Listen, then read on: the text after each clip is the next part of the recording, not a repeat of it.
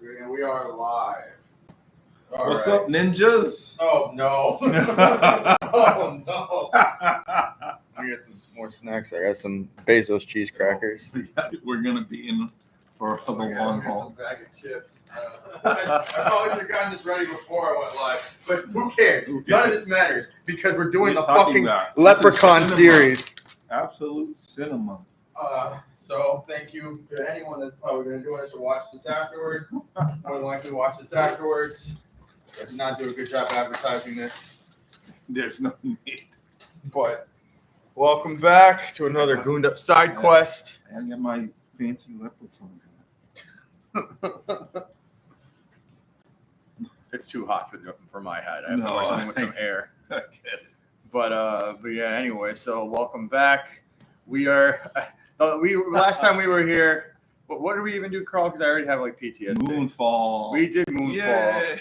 And then Carl magically picked the Leprechaun. The one series I put on the wheel. I put it on the wheel to be fair. So we had one series, and then the rest were possible good movies or single one-off good movies. There's some good ones there. And then Carl happened to pick the Leprechaun series. The next highest series count. Starring Warwick Davis as the Leprechaun through most of it. This is kind of like a general 90s staple. For every Halloween, they always played it on Sci-Fi and every other place. And Daisy's starting to whine. Oh, Daisy. It's all right. Dad's probably home. Yeah, Daisy's whining has actually been kind of a staple in our cast these days. She hasn't been the same since the July 4th. Yeah. So fireworks. Yeah. So she's having some PTSD shit happening right now. Relax, Daisy. Jeebus in the dark, man. All right. And I'm trying to get Leprechaun 1 on the screen right now. But we are going through the entire series as much as we can because I also went to the beach and I'm pretty sure I got sun poisoning. Great. So I might be delirious by the end of this. He's going to be delirious because of this. Okay, yeah. So I got my beers because I'm not going to do this sober. That's just not going to happen. And by the way, Carl got me this. So this is also on Carl if I'm incoherent by the end of this. And I'm trying to keep it so that I'm only going to take a swig every time something ridiculous happens. So, good luck with that.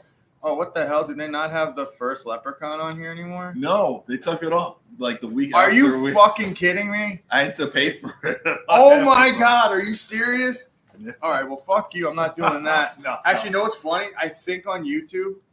It's on YouTube? I think it's on YouTube, but it's under a different name. It's like under like Revenge of the Goblin or something. That might be. Let's see. Oh my gosh.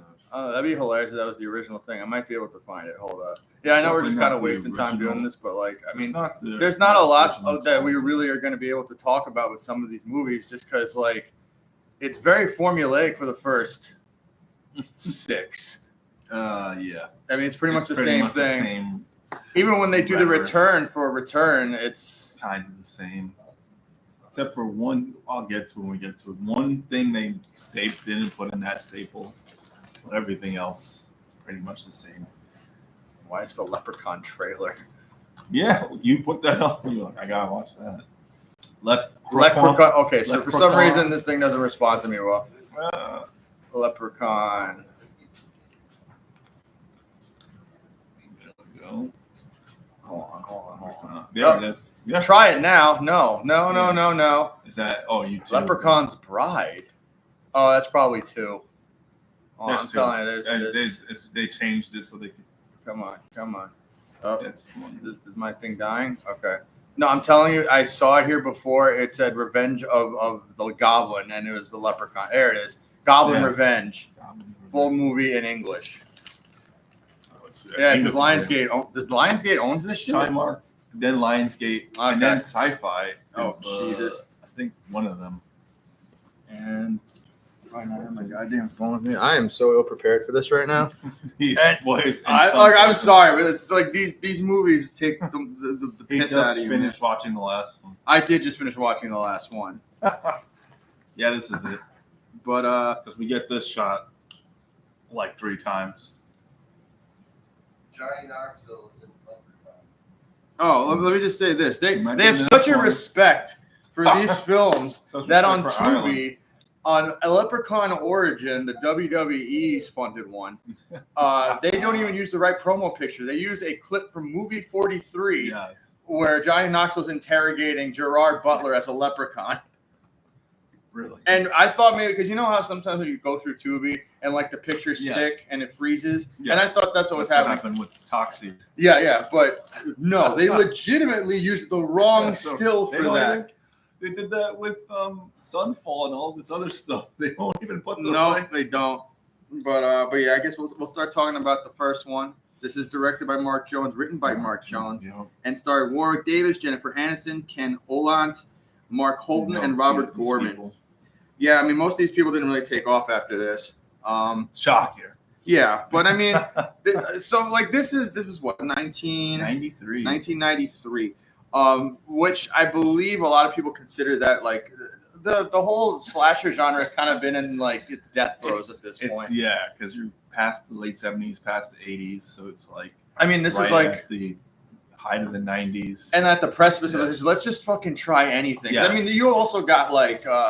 What was it? Child's Play still cooking like too? Because I know '88 was the first Child's Play. So, but then after that, it just kind of like because it's like Oscar's alluding to is we get now. It's horror / comedy. Yes. So we dilute it a little. It's not just straight horror, not just straight serious. We're gonna put in some one-liners, some jokes, but people still die. There's still horror situations, but we're gonna dilute it a little. That's where I think this is starting, like in the mid 90s. Because I mean, you also have Freddy still doing his thing, where he's just super goofy and stuff. And everyone rips off everyone. I mean, not for nothing. If you really want to take like the way this character works, like the Leprechaun itself is very much a Freddy Krueger style character, or like the Chucky-ish style character. He's Freddy and Chucky combined. Yeah, kind of. If they were an Irish leprechaun. If they were a horrible Irish stereotype. Horrible, completely offensive. A very ugly, offensive Irish stereotype. And even like in the opening of this movie, you are introduced to this old Irishman that has come back from abroad, and I guess it's insinuated he managed to swindle the gold away from the leprechaun. Yes. And by the way, this guy is clearly drunk the whole time too, because he's Irish.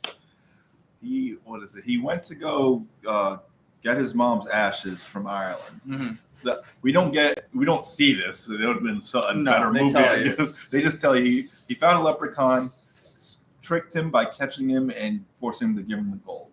He comes back to the States. I think this is like one of the Dakotas, North Dakota, South Dakota. I think it's North Dakota. North Dakota.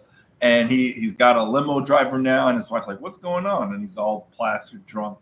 And he's like, "Oh, we're good. We're fine. We're set for life. Set for life." And he's like, "Give me the ashes. Like your mom's ashes. I thought you were supposed to throw them in the sea in Ireland." It's like, "No, it's not really our ashes." And he smashes it, and there's a bunch of gold. I mean, good on the homie for getting past TSA and all that shit with unclaimed gold. Unclaimed gold in your mom's ashes, which is a great way to. Oh yeah, you're just like, fuck mom, dude. Yeah, like, I got gold. Dude. I got gold, and I'm hammered right now. So he's getting the bags, and his wife goes inside, and she hears a child's voice coming out of one of the bags. And as we'll see throughout the season, a staple of Lep, Oscar didn't believe, but Leprechaun actually has a name. It's Lubdun. Stupid name. No one ever calls him that in any of the series. It's just what Mark put like on a script, but no one ever actually calls him that. So we just call him Lep. It's too annoying to say Leprechaun every single time. It is too annoying to say that. So Lep hops out of the suitcase. He just hitched a ride. I was like, I guess he's just a sore loser, of course he is. He's always a sore loser, as we'll see. And he's just like, I want my gold back, even though he lost it fair and square. He did lose it fair and square. He scares because she sees this. Because the description is a traditional leprechaun outfit, the boot and buckle, striped socks, mini like burgundy. If you just Google leprechaun, this is probably the first thing you're gonna get. If it's like, think of Lucky from Lucky Charms. It's literally that, like warped Freddy Krueger face and long nails and bad teeth. Which they actually give a little bit of an explanation in one of the later movies. Yes. And one of the dumbest movies in the series, but they actually give you an explanation. To why he looks to why he is the way that he is. But like in this one, hold on, just the fact that she this is Oscar's first swing. Is she jump cut teleports to the banister to the basement and then falls down the stairs and snaps her neck. She was in the living room, mind you, and to get to the basement, you have to go through the living room and the kitchen, and then there's the stairs to the basement. That confused me so much. We watched the first one together, and we were like, "What the?" She jump cuts to the stairs and falls down the stairs. This is terrible editing, man. And Lep didn't technically kill her. It was an accident. He's like, "Huh? Oh well, where's my gold?" Like that. That's pretty much his attitude the entire film. Yeah. Like, oh well, they're dead. Where's my gold? So then O'Grady sees his wife's dead. He sees Lep, but he's come prepared because he's Irish. He knows the deal. So he has a Colt and a staple, as we see. This is going to be everywhere. A 4-leaf clover, and Lep's like, "No, 4-leaf clover, one of my random weaknesses." So he shoots him a bunch of times, which Lep kind of just keels over. He takes Lep's dead body and boards it up into a thing. I don't know why he wastes his time doing that. Like, wouldn't his plan to burn it? Yeah, his plan is to burn it because he starts putting kerosene all over the house and everything.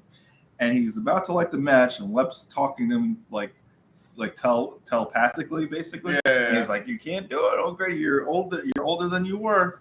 And he's about to light, and then he has like a heart attack, and he's like, that was stupid. And then he just, I'm like, are you fucking kidding me, dude? All he had to do was just drop it. Yeah, no. Again, I'm like, you could have just ended all of this. We wouldn't have a fucking series if you had just done their job, O'Grady, you drunk fuck.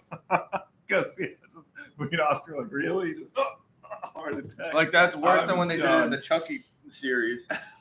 when the fucking drill sergeant never gets a heart attack. Even Chucky was like, really? It's just right when he has it lit. He has the match lit, and then he dies. Well, no, he doesn't die. He just has a heart attack. He has a heart attack. Because then it cuts to 10 years later, and these time jumps, by the way, are crazy. But a father and super fine, young, 20-something Jennifer Aniston. Jennifer Aniston. Come pre-nose job. Jennifer Aniston still can get it. They come to this house because they bought it after O'Grady's lost the house. It's been 10 years. And I don't know why, because they're like city slickers. They're from like, I don't know, New York or somewhere. I want to say maybe like LA or something. LA, it feels like, because the way that her affectation is very. Dresses, it's LA. Yeah, it's very LA. So they come from the city, and I don't know why the father moved out here. We put our own headcanon probably because of some terrible divorce or something. That's what I think, but also like they don't explain it. Like, why would you buy this house in the middle of nowhere? Because the idea is it's almost like it's some other movie that I've watched. I forgot what it was. Where Autumn Burnings or something like that. Something. That sounds familiar. Where it's like a haunted house movie, but they're renting this place, or he bought this place for the summer. Which I'm like, so wait, you rented this place for the summer for you guys to get away from it all? Okay, I get that. But literally, there's nothing around you at all. Nothing, anywhere. And not only that, this house is a piece of shit. Like, they literally have to hire people. And half the time, they're going to be cleaning out the house and shit. Yeah, that's what's like, half of this is them cleaning out the house. He wants to put a fresh coat of paint, which is why he hires these painters. Oh, painters. Yeah, painters. That's what we're going to call them. Painters and, like, child labor laws don't matter here. 3 guys that paint company. Great name. Because literally just 3 dudes, and dude, it's North Dakota. The creativity is not their forte out there. Did he even look at the house before he got here? There's cobwebs everywhere. There's literally a tarantula climbing up the side of the house, and Jennifer is like, because she wants nothing to do with it at all. Yeah, she kind of plays like the typical, like, I guess, like late teen valley girl that just like. Well, I need a hotel. I'm going to call a cab and get out of here. Yep. And she's like trying to pay everything off with money, which, by the way, they apparently they're fucking rich because she's trying to solve her. Out her thing. She has a cell phone, 93. Yeah, that's expensive as shit. And it's not even like the brick cell phone. Like, it looks like an actual small cell phone. So they're well to do. But she decides to stay because one of the three guys, Nathan, is a hunky guy that she's like, the himbo. Yes, the himbo. Yeah, she's like, you know what? Maybe it's not so bad out here in the sticks because there's this hot guy I can. This is hot guy out here that I could just bang it out with. Because the father's like, you know what? You're right, and she's like, no, Dad, we'll stay. They could have been out of the movie, but this could have been no more movie after that. But no, it's very kind of tropish in that way. She's like, oh, there's this hot person here that's convincing me to stay here, and also she's like getting not negged by him, but he's like kind of really looking at her like she's the city girl, doesn't know what the fuck doesn't know what's going on. Yeah, and like, I can do stuff, and like myself. Out of touch with everything, but she's trying to impress him. But yeah, I mean that's not even like the good part of this because they try to wedge in the love interest thing, and but it falls to the backside by the anyways because like once the Leprechaun stuff starts, and then everything goes to the wayside. And then I love also like once again this is like the three guys painting thing where it's the hunky guy, this smart ass kid, it's his little brother, and the main character Ozzy, who is the special needs painter that is. Kind of fucks everything up for everyone because I think he finds the gold, right? Fix his brain. Well, what happens first? Fix his brain. Jesus Christ, I forgot about that part. Because Ozzy is, special needs, mentally challenged. That's the best way to put it. Best way to put it. It's not like Traumaville where they just go. Oh yeah, no, but he is special needs. Yes, and the kid sees that, and everyone sees it. So they're painting. But of course, hijinks happen, and he gets the bucket of paint on his head, and everyone's laughing. And I was like, I just need some place to clean up. So he goes back inside. He cleans off the paint, but then he hears a voice. He's like, "Hello, hello." So it leads him to the basement, and he's like, "Is anyone here?" And Lep's, because they already jostled Lep's crate by knocking stuff around when they were cleaning up, but now Lep's kind of sort of awake. So he goes in and knocks over the 4-leaf clover. I guess that's all you need to do. I mean, that's literally the only reason that he got trapped in that crate in the beginning. And I guess it's too old now, that clover, because he's now completely good. So he busts out and attacks him, and he's like, I want my gold. But then he sees his shoes, because, another staple of Lover, he sees his shoes. Which, by the way, does not get addressed again for the rest of the series until the last one. Like seriously, like they don't bring that back up ever again. No, they do bring it up one more time. Okay, I'm just about to.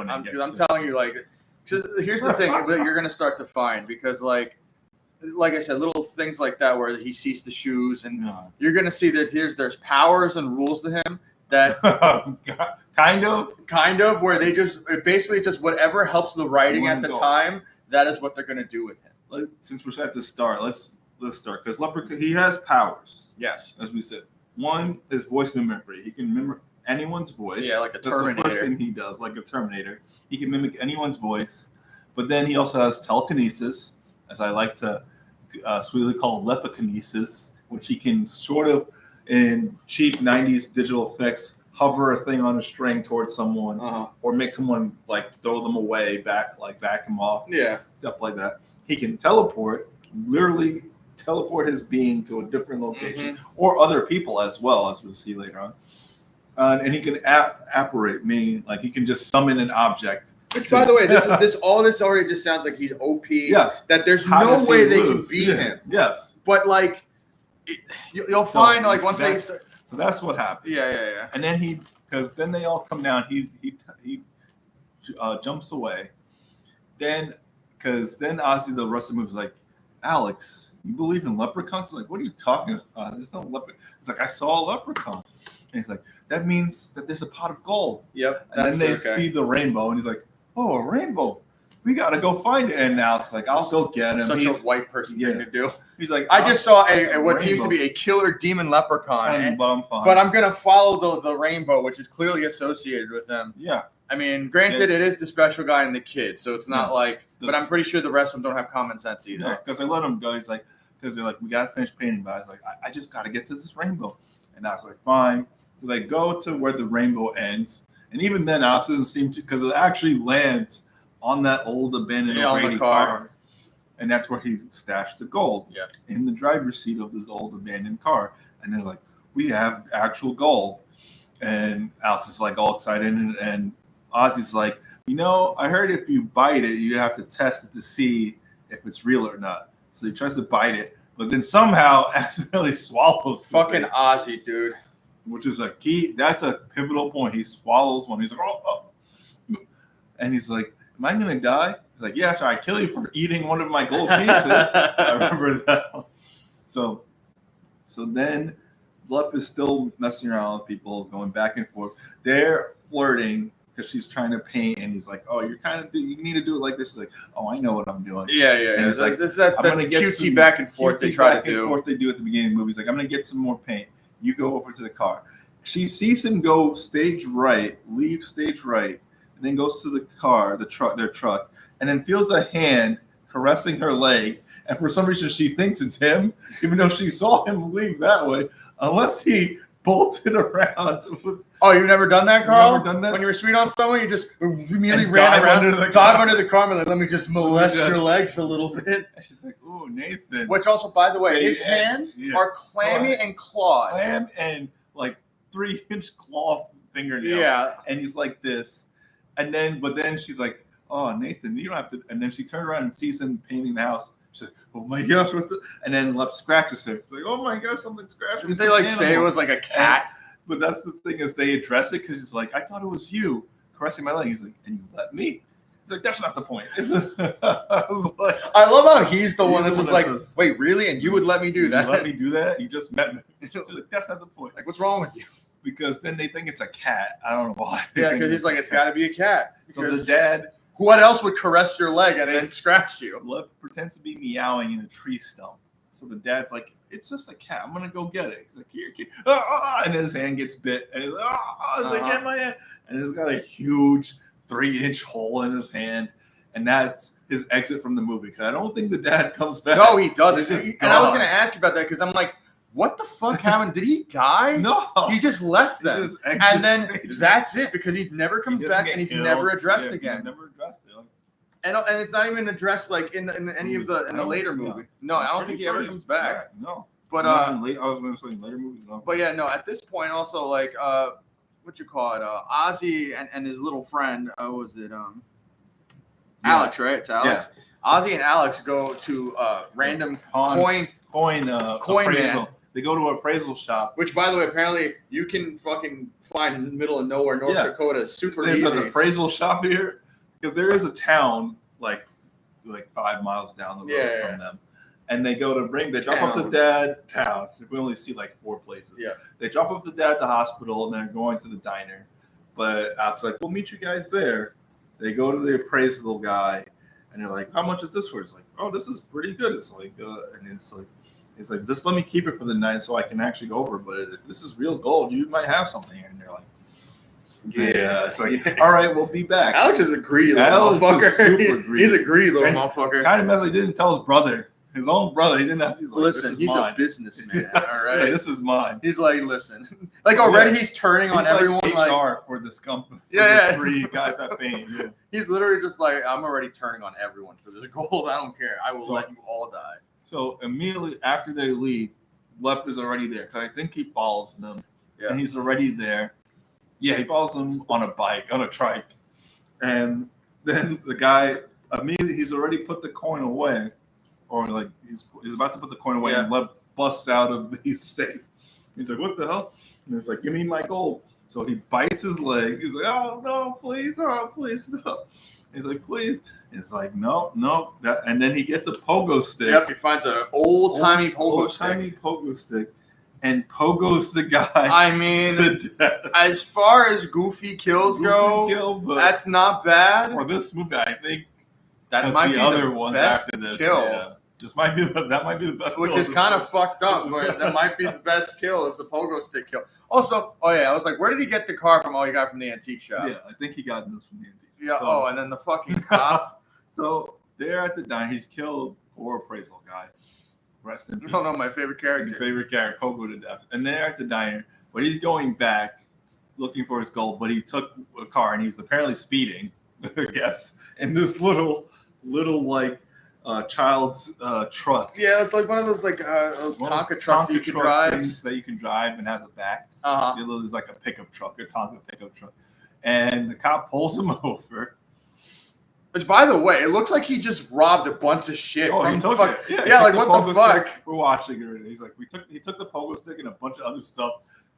Stand-up character, but he's a clear evil leprechaun murderer. So a cop comes over. Yeah, I gotta see how this he's ends. like, you little person, what are you doing out here speeding at night? And then Lep just like grabs his face and he grabs his face and claws the hell out of his face. And he was like, oh God, no. But because he has his face and he's being grabbed, Lep's able to grab his sidearm, his pistol, throw it away so the cop doesn't have anything to shoot him with. Oh, at least he's smart about it. Then he just does like Jason or Michael Myers and harasses him through the woods for like a good 3-4 minutes. Yeah. It's a way long thing for how he actually takes him out. Yeah. It's like a weird cat and mouse thing. And he's hiding, and he's like, you can't find me, and because he's still teleporting around him. I don't know why he's laughing there, like he escaped, but it's like he goes on for another like minute and a half, and then he just sits down and says, I lost him, even though I've seen him literally 2 seconds ago. And then Lep jumps down from the tree onto his head. He's like, no, please. And he just snaps his neck. neck. Just snaps his neck. That is so cheap. And it's like, after all that, that's all we get. Yeah, I mean, there's a lot of stuff like that throughout the series. The cop's body's not done because Lep puts his body back in the car and mimics his voice. Yeah, because the car only works with the exact weight of the driver's in there. Because when they go back to the house, because the dad's hospitalized, they're gonna like sleep it off. Oh, because yes, he's hospitalized from a bite wound. I don't know. That's what it's like. I was asking. Unless maybe they were maybe he was infected or something. Probably. Maybe sepsis they're worried about. But that's what Irish they couldn't sepsis. just wrap his hand. Irish sepsis. They couldn't just wrap his hand and be like, you just come back. We'll take out the stitches. No, he's there the whole night. He's gone. He's that actor clearly is just like, I don't want to be in this movie anymore. Like, you got to find a way to get me out of here. So they go back. I don't know what this company is because the guys are going to stay there with right. I don't know. Maybe they offered that because she's going to be by herself. But even though that's still weird. You just met these dudes. Yeah, you just met you don't know if it's a Hills Have Eyes situation. This all takes place in one day. Yes, it does. Well, a day and a night. For like this couple of days, like first of grade. Maybe 12 hours. It's a 12-hour period that this happens. Yeah, for the main. Yeah. So it's nighttime. They're chilling. They're like, we're gonna get some stuff. We're gonna get some sleep. Like he's like, I'll find my room to sleep in. And I'm like, you just got you guys don't have a house. You guys should live in town. No, dude, they just sleep in the houses. They paint. 3 guys painting, and they sleep in your house. And they sleep. Listen, half of our pay will go if you just let us sleep in your house. She's like, I'll leave and go find a hotel. And she's like, it's too dark. I can't leave.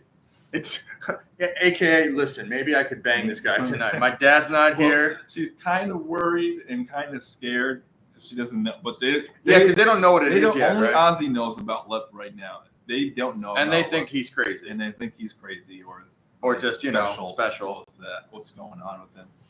And they hear noises. They hear all this stuff. They're trying to clean up the house still. I don't know why. But then eventually, they get lured outside. Commercial. They get lured outside, and there's a bear trap. Yeah, because there's just bear traps out there in an area where there's no bears. I was like, did they have that out, or did Lep put that out? I have a feeling that it was just left out there. I don't think either one of them is just an unrelated bear trap. Because we don't see who put it out there. Yeah. He gets his leg caught. Yeah, the himbo gets caught. He gets because they need to take him out because he's the most capable.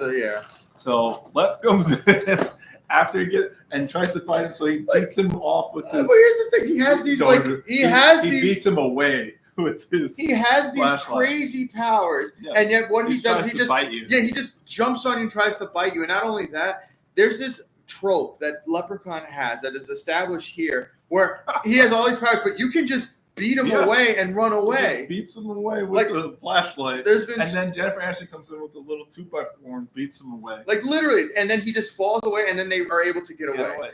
Because every time he keeps biting, going for the leg, because he's already got ripped open by the bear trap. So he's like, get the hell fight. Yeah, they're just trying to fight, and not for like literally, he acts like just a rabid little animal, little like raccoon, basically. Yeah, and then they run into the house, and like I don't know why she said Ozzy called the cops.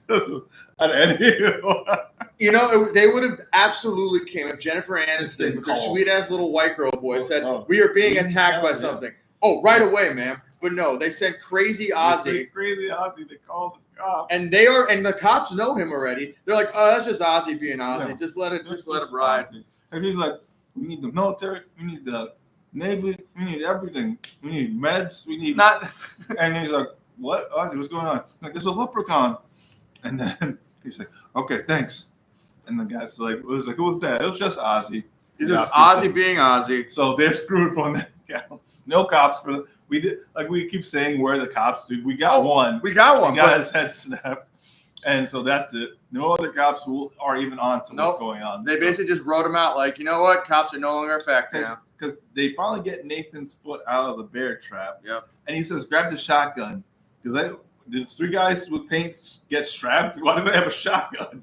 Listen, it's North Dakota, man. Like they just have guns for the sake of having guns. All right. And I'm actually surprised there wasn't more guns in that fucking car of theirs. I was gonna wait for the cast to ask you this one. What? But does this shotgun have infinite ammo? Oh, dude. Because he never reloads. No, he never reloads. And they shoot off a lot. Like, a lot. Like, literally, because Lip sees a shotgun and runs into the bushes. And he fires off at least 7 shots into the bushes. He's like, "I got it." Even though you don't see Nope, never reloaded. And never reloads. It's like, blam. And he's like, "I got it." And then they try to get out. They get into the truck, but the truck's dead. Of course it's dead. Because it's fucking... Look, this would not be a successful horror movie if they were able to just leave, Carl. Of course. Okay, because here's the thing. I'm not going to lie. They haven't really been that stupid about anything. No, they're trying to fight him up. They don't even know what to do. And they literally just said, "All right, we got to get out of here now." They're not even saying split up, but this is probably the first dumb thing they did. The truck won't start, so they send Alex out of the truck. All right, let's send the little kid out and see. The little kid out to see. Oh, so and then Lep's literally in the engine, and the thing eating the carburetor. And they're like, "Oh, roll it up, close the windows." So they lock everything. Once again, he has all these powers, but he can't get through a glass window. No, he's just like stalking them. Oh, there we go. There we go. Because he just one punches through the windshield. And yet he still can't grab anyone. He can't grab him. They're trying to fight him off, and he's clawing at them. Like, it makes no sense. He should have been able to tear these guys apart. And they rip off a thing from Chucky where she gets the cigarette lighter and burns his face straight from Chucky. I was like, as soon as I saw it, I was like, Chucky. So then that wards him off. The cigarette lighter is too much for him. Yes, because that is one of his weaknesses is cigarette lighters. So then he runs into the barn, and because I said, "Oh my gosh, he bit my ear. Am I going to die?" And like, wake up, snap out of it. Oh, you just wait till the next one. But then, oh, sorry, I'm incepting us. Inception. And then he makes or operates this mini go-kart out of scraps and everything. But it's not any regular mini go-kart. It's a super go-kart with a pitchfork on the top. And he rams it into their truck so hard that it turns the entire truck over. It even looked like it was going that fast. By the way, apparently these little go-karts are like made of steel. Oh, yeah. He just made that in the barn in 2 seconds or operated it. And once again, he can do this. But he just, I mean, I guess maybe the only motivation you can really say. The car over a complete 360 down the hill. Because, in all honesty, he could kill them instantly, but I guess the only reason is because he doesn't know where his gold is. Yes, that's the only reason. So he's like torturing them to try and get them to get the gold back. Yes. But it's like. But then just kill a couple of them and then the last one torture them. Exactly. Like, yeah, but no, whatever. No, because then he's still stalking them. He tries to open the car door. They're not there. They're hiding behind the bush. And he's chasing them. He's chasing them, but he can't catch up to them. He can teleport. He can teleport. And one of them is injured. One of their legs is injured. He literally trips and stumbles over his like hobbled leg. And he still doesn't get to them. No, he does not with his little ass legs, just trying to run and kick it there with his way over there. So then it kind of becomes like a siege movie at this point. Because she's like, Ozzy, you called for help, right? It's like, yeah. Did you? Then she kind of puts two into why did I give him the phone? It's like, did you say Leprechaun? Oh, yeah, of course I said Leprechaun. And she's like, oh, because now the phone's dead. Conveniently, I don't even think Lep pulled the cord or anything. It's just dead. This is a shitty house in North Dakota. So they're bandaging everyone up. Don't know. Lep, like we said, like Oscar said, Lep can teleport. He could just pounce into the house, but he lets them cover their wounds, recuperate. He's sportsman-like. He's a very sporting man. Very sporting Irish leprechaun. Piece of shit. So their next plan is they have to figure something out. But Lep keeps messing with them, and their shotgun with infinite rounds can only do so much. Because I love how Jennifer Aniston's like denying the whole time. It's not a leprechaun. Not a leprechaun. What the fuck else do you think it is? Yeah, because I was like, oh my gosh, we shouldn't have messed with that leprechaun. We shouldn't have. And then Ozzy slips out. What about the gold coins? And I was like, no. I love how Alex is so focused on the money. Even though he's being stalked and being attacked, he still don't care. And he's just like, listen, we can fucking figure this out. Keep the money. Exactly. Alex is that motherfucker, like when you go on like a treasure expedition and just turns you in just so we can get the gold. He'll turn. He's like Benny from The Mummy. Yeah. He's the Benny of this fucking movie. Oh my gosh. Because she basically forced him to tell, and it's like, yeah. It's like, okay, where'd you hide the gold? Because she's like, that's the only thing he wants. Oh yeah, she goes full Ripley. So she's like, we hid it in the well, and then she's like, all right, I'll go get it and give it to him, and he'll leave us alone, hopefully, or something. Yep. So she gets it. She gives him the gold. He's acting all creepy with her because Lep has eyes. Okay, let's listen to me. Lep, other than being hungry for gold, he is a total prevert. He is a horny ass midget. It gets so much worse later down the street. It does actually. Actually, and here's another great staple. She gives him the gold. He goes off and starts counting it. Like 1, 2, skip a few. 98, 99, 99. And then they're missing Where's my final piece of gold? Like he's like, even though I have all this, it's like I'm consumed by greed, so I need all of it. He needs all of it. Which is leave it. So they're like, where's the last one? And I was like, which I swallowed doesn't kind of make sense by the second one. And we're almost going to get to the second one. But then once again, the rules all change and shit. Because he's coming back to them because they're like, why are you coming back? And then you realize that Ozzy swallowed his gold. Dumbass. They don't have a few hours for Ozzy to pass that through. So he's not going to wait. By the way, remember, we'll get to that. Yeah, he should have to pass things through. We'll get to that. But yeah, so they're stalking him. Nathan's the himbo. Yeah, the himbo. He's got infinite rounds, so they're just going from room to room, door to door, cabinet to cabinet, just blasting left. Never reload. No, never. He just clocks out the other cartridge, but he never has to reload. Yeah, this deserves a swing. Because Lep is literally skating. Oscar's saying that. Because Lep is literally skating through the hallway, and Nathan's just like, blam. Miss. Because here's the thing, this movie for a horror movie is not scary. Like you were saying before, this is the time where they were just like, let's throw some humor in there to kind of offset this. And this is straight up Looney Tunes shit. In the research, they wanted to just be straight horror, like the company. Yeah, the director and the writer wanted to be horror. Mark added in. Oh, he added that. Yeah. Oh, okay. There was straight horror, but Mark added in these comedic beats. I mean, not for nothing. It was smart enough where I'm just like, maybe because it's like, it's memorable, but it's not. We can't. Yeah. Also, but it's like we can't have a straight-faced, serious movie with this literal leprechaun stereotype, like rhyming and doing all this fucked up one-liners.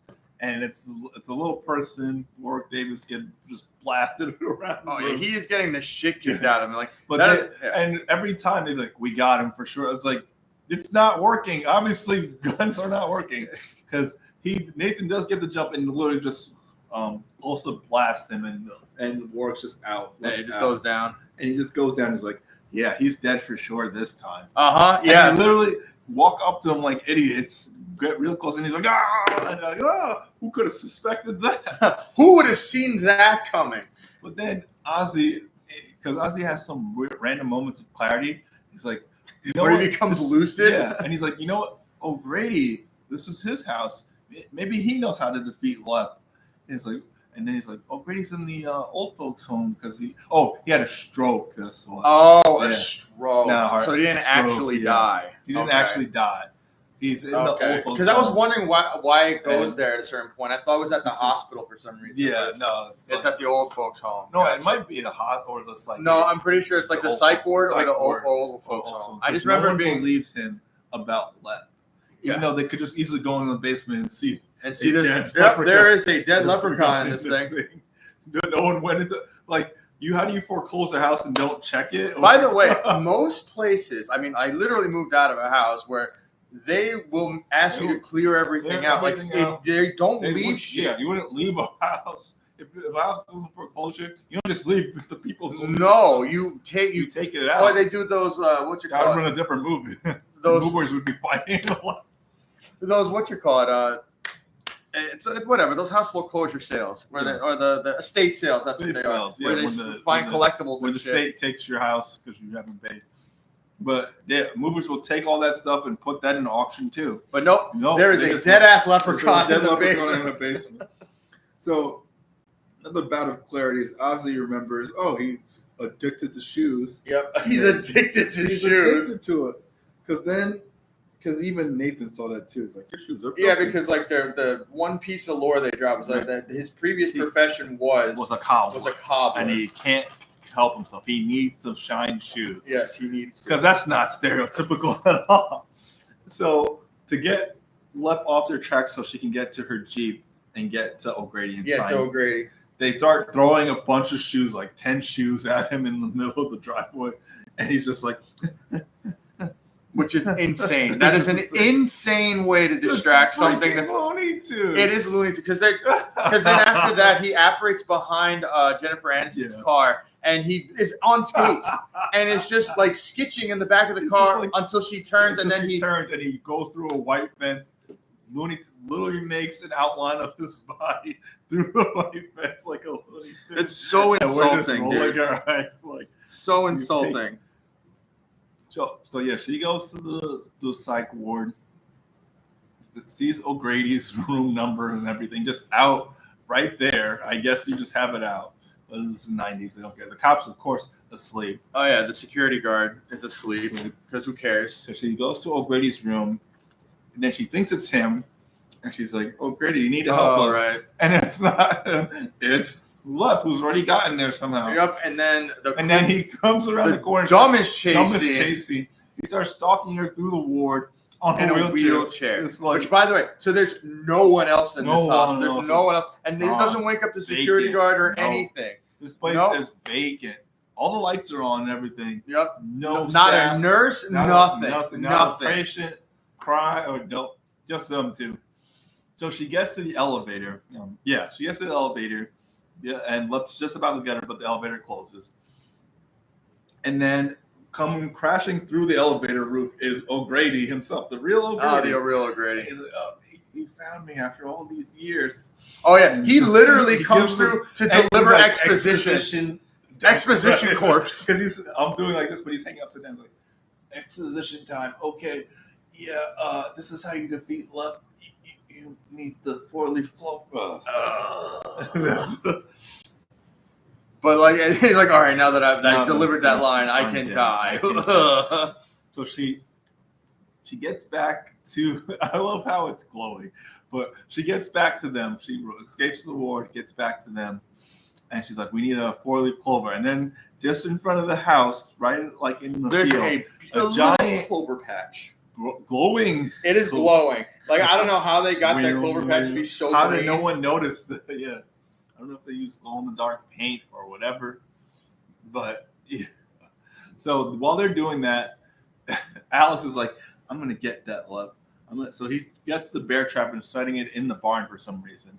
I don't know why they leave anyone alone. I don't know why they split up like this. Or leave people alone. He's about to put Lep jumps him in the barn. He's about to put his head in the bear trap, and that's when Ozzy reveals, because he's trying to save his friend, like, "I got the last piece of my belly. You got to come get me." Why can't he sense it? That's the thing. Why is that not a thing? That he can sort of sense it, but then also can't pinpoint it. And that's so weird. Because he had no idea that Ozzy had swallowed. Yeah. Like I said, they make him like OP, but to the point where, and then it's only like OP enough so that everyone's insta dead. Yes. Yeah, like he can't insta kill someone, and he has to fucking still not be able to find the goal. Otherwise, the movie would be over. And he plays with his food a lot. Yep. So Jennifer Aniston, they're looking for the clover, and he's like, I can't find it. It's impossible. We're never gonna find a fourth clover. I was like, you just don't believe. I was like, give me a break. Okay, I believe. I freaking believe. And as soon as she says that, she picks up a. And I love how like there's a spotlight, like a literal spotlight. It's a little 90s effect, sparkle, 4-leaf clover. And then what we said before, he tried to jump Alex. Ozzy gets him off, but then he chases Ozzy into the middle of the field, takes off one of his buckles, and starts slashing Ozzy's face. I thought he was going to slash his stomach. Yeah, which I'm like, no. His face. Yeah, because I don't know why in my head when I first saw this when I was a kid, I thought he actually killed Ozzy by trying to rip him open. I thought he was ripping him open, and Ozzy was. No, he was just being stupid because he wasn't even being smart about how he was killing Ozzy. He's slashing the crap out of Ozzy's face. But then I'll let Oscar put this one because Alex is one-liner, and Alex grabs the fourth clover from Jennifer Aniston and puts it in some bubble gum that he had, which by the way, he was chewing gum this whole fucking time. I don't even remember. Yeah, he was talking normally, but he was just chewing gum this whole time. And then he's like, and he said, "What?" He said, "Fuck off!" Like, no, yeah, he's like, "Hey, you, what?" He's like, "F you, Lucky Charms." Oh, there you go. That's because that's the line. And he shoots it literally right into his mouth. Yep. Which, by the way, why are you staring at the guy with your mouth gaping open enough for him to just shoot it into your mouth? And then he basically kind of pulls like a Gremlins. Yes. Where he's like melting like Stripe. It's literally like Stripe melting in the sun. Yep. And he's just like, and then he falls back into the well. Mm-hmm.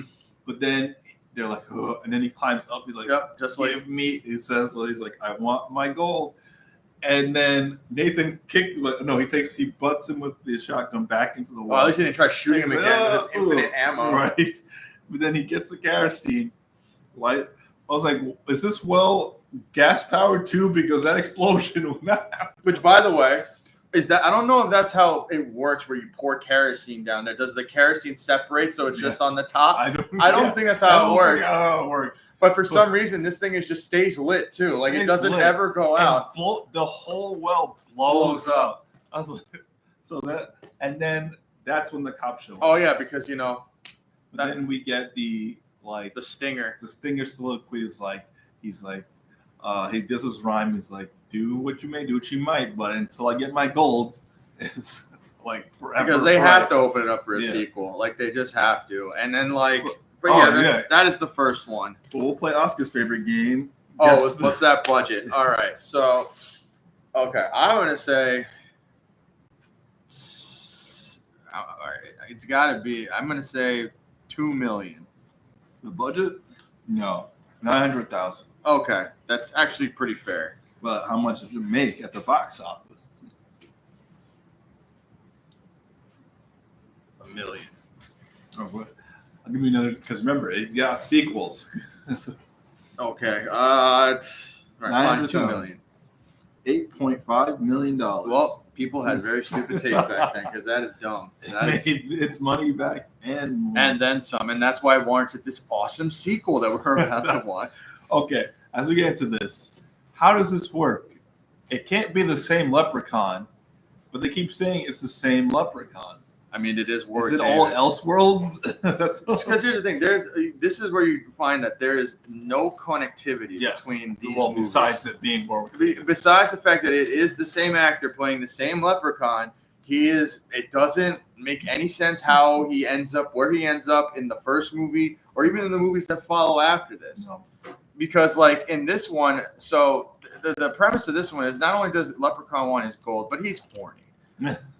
And and apparently he has a white slaves. Yeah, we get I guess more of a background, but again, don't know if this is the same Leprechaun or not. I think it is, but it can't be. But also, they say it is. They say it is. He's dead. This is now 1994. It's literally the next year, even less than a year after they made that. It's also very apparent by when you see this movie where they made this like right after. because I think one was in June and the next one comes out in April. That's insane. Yeah, that's an insane. They're like quick timeline for them because it absolutely shows in this. Like other than like it's loading the movie right now, but other than like some pretty okay kills in this. One thing that you will find with this is also it leans more into like the Freddy Krueger thing where he is OP as fuck and he can do all these things and yet because this movie starts in ancient Ireland 1,000 years ago. Ancient Ireland, I guess. You know how it goes. 1,000 years ago. Because I was telling Oscar, I give like these movies like pet names. Like because they have the title Leprechaun 1, 2. Leprechaun 1 is just screw you, Lucky Charms. Leprechaun 2 is they actually have a second title for it, which is One Wedding and Many Funerals. This was my god, England and everything. That's what it's called. But that's what they. Oh wow, they actually called this Essay Leprechaun in LA. That's what I call it. Essay Leprechaun in LA. What this movie is. So like the basic thing is that the leprechaun, the leprechaun instead of finding gold, he is pretty much he has this for some reason this white slave that he has. I guess maybe this is a guy that wasn't able to make my Irish slave. I guess this is maybe a guy that tried to take the gold and couldn't and lost the deal or something. And then the leprechaun says, "Okay, I'll let you go, but you're gonna help me find a wife." And by the way, this is how it happens. So if this woman sneezes 3 times in a row, she will officially be mine. Which, by the way, crazy fucking rule. Yeah, I don't know if that's an actually Irish folklore or whatever, but that is the rule. 3 times, and if no one blesses her, I don't know. If no one blesses her, then she is officially the leprechaun's bride. And then the twist that they have here is that it's the slave's daughter. And then the slave is just like, no, you're not taking my daughter. And then he pretty much finds a way to just kind of thwart this. Leprechaun is shocked that he was like, you wouldn't let me take your own daughter after I cursed you into slavery. Because he's like, just to say that out loud. Though. He's like, you'll be free as soon as I get my bride. You can just do whatever. You can just fuck off. At first he's like, okay, cool. But then he's like, oh no, anyone else? I'll get you. That's my daughter. He's like, even better. And he's like, and then he knew what he was doing. He does love magic. He blows weeds into her face. Yeah, he blows danger into her face to make her sneeze. She sneezes once, she sneezes twice, she sneezes a third time. But then the father he's like, "Bless you, my child." Yeah, and then he's just like, and then Leonard's like, "You fucking asshole! Like I could have nailed your young ass daughter. I could have been getting my lep juices." Oh no, not the lep juices. So he runs away, but then hovers him and just snaps his neck. Again, that's like if his powers are that powerful. Yeah, he could do some more fucked up shit. But then because the father dies, and then the daughter sees it, runs to him and screams, and that's how we start the movie. But then here's the thing that I don't get. So the leprechaun is not incapacitated in any way. No, he just leaves. He leaves and hibernates in a tree because for he's like, 1,000 years. I guess he lost the deal, and he's like, but I can get back within that bloodline in 1,000 years. I don't know why he's just focused on this one bloodline. This is the most beautiful girl in Ireland. It's almost like, I don't know, I feel like he did that because he had to, I don't know, stick it to this little Irish slave that he had. Where he's just like, listen, screwed me over. I'm going to screw over your whole bloodline. Get to that bloodline. I don't care. It'll take me 1,000 years. I don't care. I don't give a fuck. But it's like... but it's one of the worst motivations for this fucking leprechaun. The other one, the first movie, it made more sense. Yeah. It was just, you have my gold, I want my gold, give me back, and I'll kill whoever gets in the way. Some crazy old Irishman stole my gold. I chased him to the States. I want my gold back. He tried to kill me, failed. Just give me my gold, and maybe I'll let you guys live, but I want my gold. Oh, one of you swallowed it, so now I have to kill one of you. All of it goes wrong. Which, by the way, not to go back too much to the last movie, but they didn't even add that whole trope when he swallowed it till the very end, where I'm like, I thought that was gonna be half the movie of them protecting Ozzy, but they didn't even know until the very fucking end. Even Lep didn't know. He didn't sense. He didn't go. Also very dumb. He's like, you have my gold, but there's one more. It's in him. No, they don't do that. Ozzy has to tell him. Yeah, but now we jump to in part 2. But we jump to 1,000 years later, and this good is old LA. LA, which by the way, let me say this. So we were in Ireland, correct? Before, right? and he hibernated in Ireland. Correct? Yeah. Why the fuck is the tree in L.A. Hollywood Park? And because here's the thing, they tell you like, okay, eventually that this girl's ancestors migrated from Ireland to America. Makes sense. Did follow him and bring his tree with him? Lep was just following. No, but for some reason, because it does come up, he comes out of the tree, but it's in L.A. They were an ancient. Did somehow is there like a whole Pangea thing where we're like.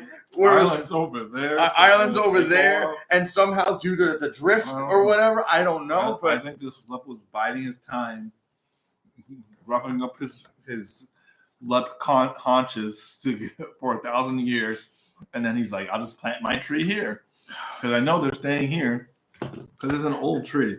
He predicted in the future. Oh, they're gonna be in America. I usually get over there now, and I'll just start hibernating for 1,000 years. And then we meet. He's not Milquetoast MC because he has some personality, but Scott and is that his name, Scott, or is it Cody? Is it Cody or Scott? It might be Cody. No, you're right. It's Cody. I think it's Cody. Scott's different. There's other Milquetoast. But yeah, no, here's the thing. It's Cody and Morty. Cody and Morty and Morty. Yeah, that's what. And the what's her name? Bridget. Yeah, that's Bridget. That's so these are the main guys anyway. The main guys. Yeah. But yeah, so like you see where they are in LA. The descendant Bridget is dating this guy Cody, this grifter. Essentially, yes, but not for nothing. He is being groomed by another grifter to be a grifter. His crappy. His terrible. Is it his uncle? Is that what it is? Okay, I was about to say because he puts up with a lot of this guy's bullshit. Oh, yeah. All right, you guys think I drink a lot? Like this motherfucker, Morty is a fucking mess, dude. And he's one of those drunks that is like that the bartender's fucking sick of you and wants you to fucking leave. He's that kind of drunk where he's like, "What the hell is this? What drink is this? It's called water and ice. Get out of my bar." He's that drunk that they they have to force him to get the fuck out and sober up. And once again, like the Cody is like apprenticing for this guy for I don't know what fucking reason. And I know it's his uncle, but still, I would have been like, fuck this. So they run this shitty tour, the Hollywood horror tour, where it's like these really shitty, like they have like a hearse, and then they take tourists around to like either haunted places or places where fucked up things happen, serial killers and shit like that. And obviously they oversell the fuck out of it. He's like, you're gonna be wanting to puke in a bag because of this. It's like get a cameo. Clint Howard.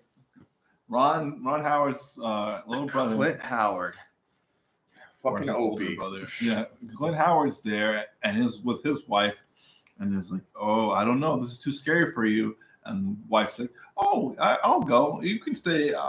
Might be." He's like, "No, I'm not scared." So he swindles them in. Yeah. And then he swindles a different couple and is like, "You better go now. We have a backtrack all the way to February." So but 2 tickets just opened up. Because that makes sense. People actually believe this? Yeah, because like we're booked up till February, so that's why you're hawking tickets out on the side of the street right now in front of them. Instead of like getting someone else to just move up their appointment. Okay, yeah, that makes a lot of sense. And they fall for it. They get it. They all get in. But Cody's just the front man. He doesn't actually drive the hearse. No, he's just a salesperson. So Morty's supposed to drive the hearse, but he's at the bar across the street, hammered. And he's like grifting some other guy next to him into getting him a drink. Yes. And then explaining to him, "Hey, you should invest in my tour business. Yes. You know, you'll definitely get your money back." And he does not. No one will get their money back because also, like, by the way, it's kind of established that he's been doing this for years, but his drinking is getting so much worse. And he's like, because Cody's like, we got because Bridget and him agreed to go on a date that night, and so he's like, just let me get my uncle. He'll do the tour, and I'll go see you on the date. But his uncle's too hammered to even walk, let alone drive. Yeah, no. He's like, I can't drive. He's like, you're gonna have to do it because they have rules about grifting. It's like you never turn down a sale. Yeah. So he's like, crap, I can't turn down the sale. And Bridget's like, are you ready? He's like, kind of, but we just got to do something first. And then they have to go on the tour. That's like a very tropish thing in a lot of these horror movies too, especially with couples where like the boyfriend is preoccupied with something, a job. Or having to deal with some responsibilities at home, and then the girlfriend is kind of like impetuous and just like, listen, you have to focus more on me. She's like, come on, we've been. Even though they're just going go-karting, they act like she's going to like a 4-star restaurant. Yeah, like something fancy where they have to make reservations, or like she's going away or something. No. And then also she's one of these girls where like she has time, I think, because her parents are away. Yeah. And and then not only that, but she's one of these girls that I hate in these movies where she has to have her side guy friend who's the threat. Mr. Steal Your Girl. Yeah, and yes, that guy. And basically he is exactly what you would assume a guy like that is. He's just putting his time into that he can steal the girlfriend away. And he does not even hide it. No, he's not at all. He's basically like, get out of here, Cody. Hey, how you doing? And like when they're at the go-kart place, I would have been like, dude, you should have fucking smacked this dude. I would have fuck this guy, man. Because he's literally like, oh, Cody, see you up to your job. You're no good job. And he's like, yeah, no, let's get in these go-karts and like start having fun. Cody, are you still? Why are you still here? Why are you still here? Why are you still here? This is me and her. Your job to do? Yeah. It'll be fine. I'll get her home. I'll get her home. Peace. I'll get her home. Okay, Cody. You enjoy your job. And Cody's like, what the hell? So Cody's upset. So now he's speeding and driving too recklessly. Yeah. And they're not, because he's barely paying attention to the tour because he's upset he doesn't have his girl.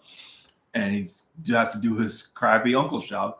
So they're like, you know what, this tour sucks. Just let us go, bring us back to where you got us. He's like, fine, but he cuts through a red light, and then the cops pull him over. Mm-hmm. And he doesn't have a license. He doesn't, and he's underage too, I believe. I think so. I believe he doesn't have his license. He doesn't have a license, but I'm also pretty sure he's supposed to be like 16 or 17 here. I'm pretty sure. So they're supposed to be high schoolers, but of course it's the 90s, so they got like 20-year-olds playing high schoolers. But like, well, there are cops in this movie. There are doing something, I guess, but there are cops. So Morty has to bail him out, and he's like, "What the hell?" And he's like, how did you fuck this up? And then he also makes it seem like, oh, he did this on his own. You know, I will punish him, officer. Don't you worry. Don't you worry. So then that's when Lep finally emerges from his slumber in Hollywood.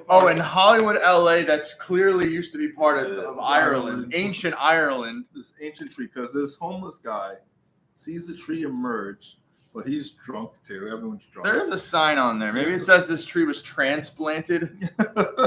maybe it'll give me some insight. Also, Tubi just decided to freeze. No, I think this is a monument for like something, Harold Houdini or something. That's. Still no connection. Ireland. Still doesn't make any fucking sense. So whatever, man. So, but I can remember most of it. So the tree opens up, and the little man's like, huh. But he has a gold cap on his right, like. Okay. Yeah.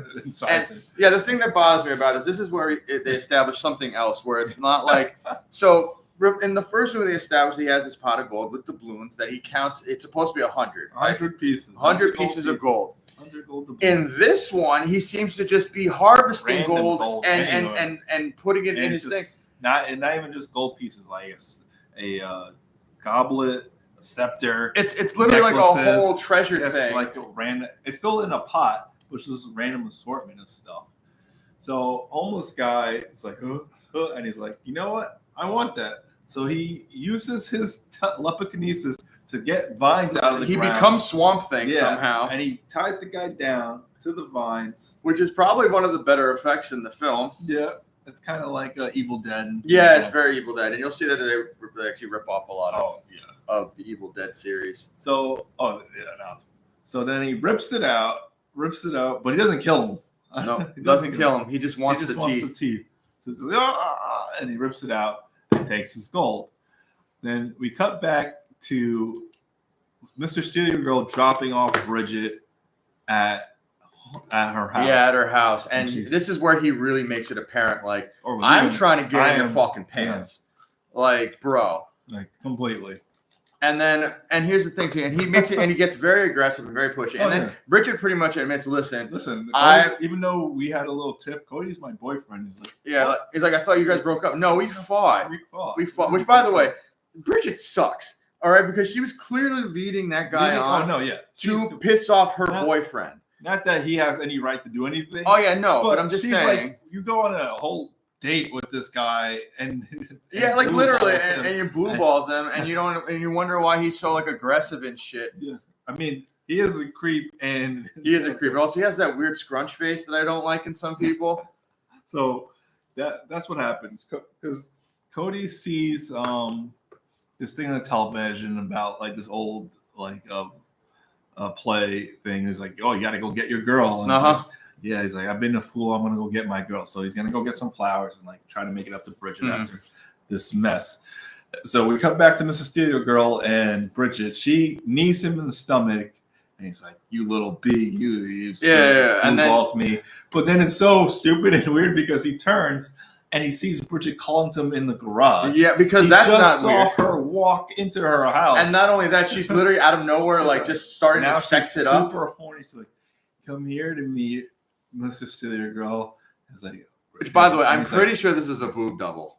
Because there's obviously, I mean, look, if you're gonna get anything out of these movies at this point, is you're gonna get some boobage. As you guys would know from us, half of this stuff is secret porn. Oh yeah, and it gets even worse later. It's even worse, but this one, yeah, they don't. We were like 20 minutes in and they're already flashing. Yeah, and once again, I'm pretty sure that's a double too, because they don't ever show her and the he's like, together. He's like, Bridget, are you okay? She's like, hurry up before I change my mind again, she says, which should be like also what? Red flag. Like, what are you doing, man? What are you doing? But he gets up to her.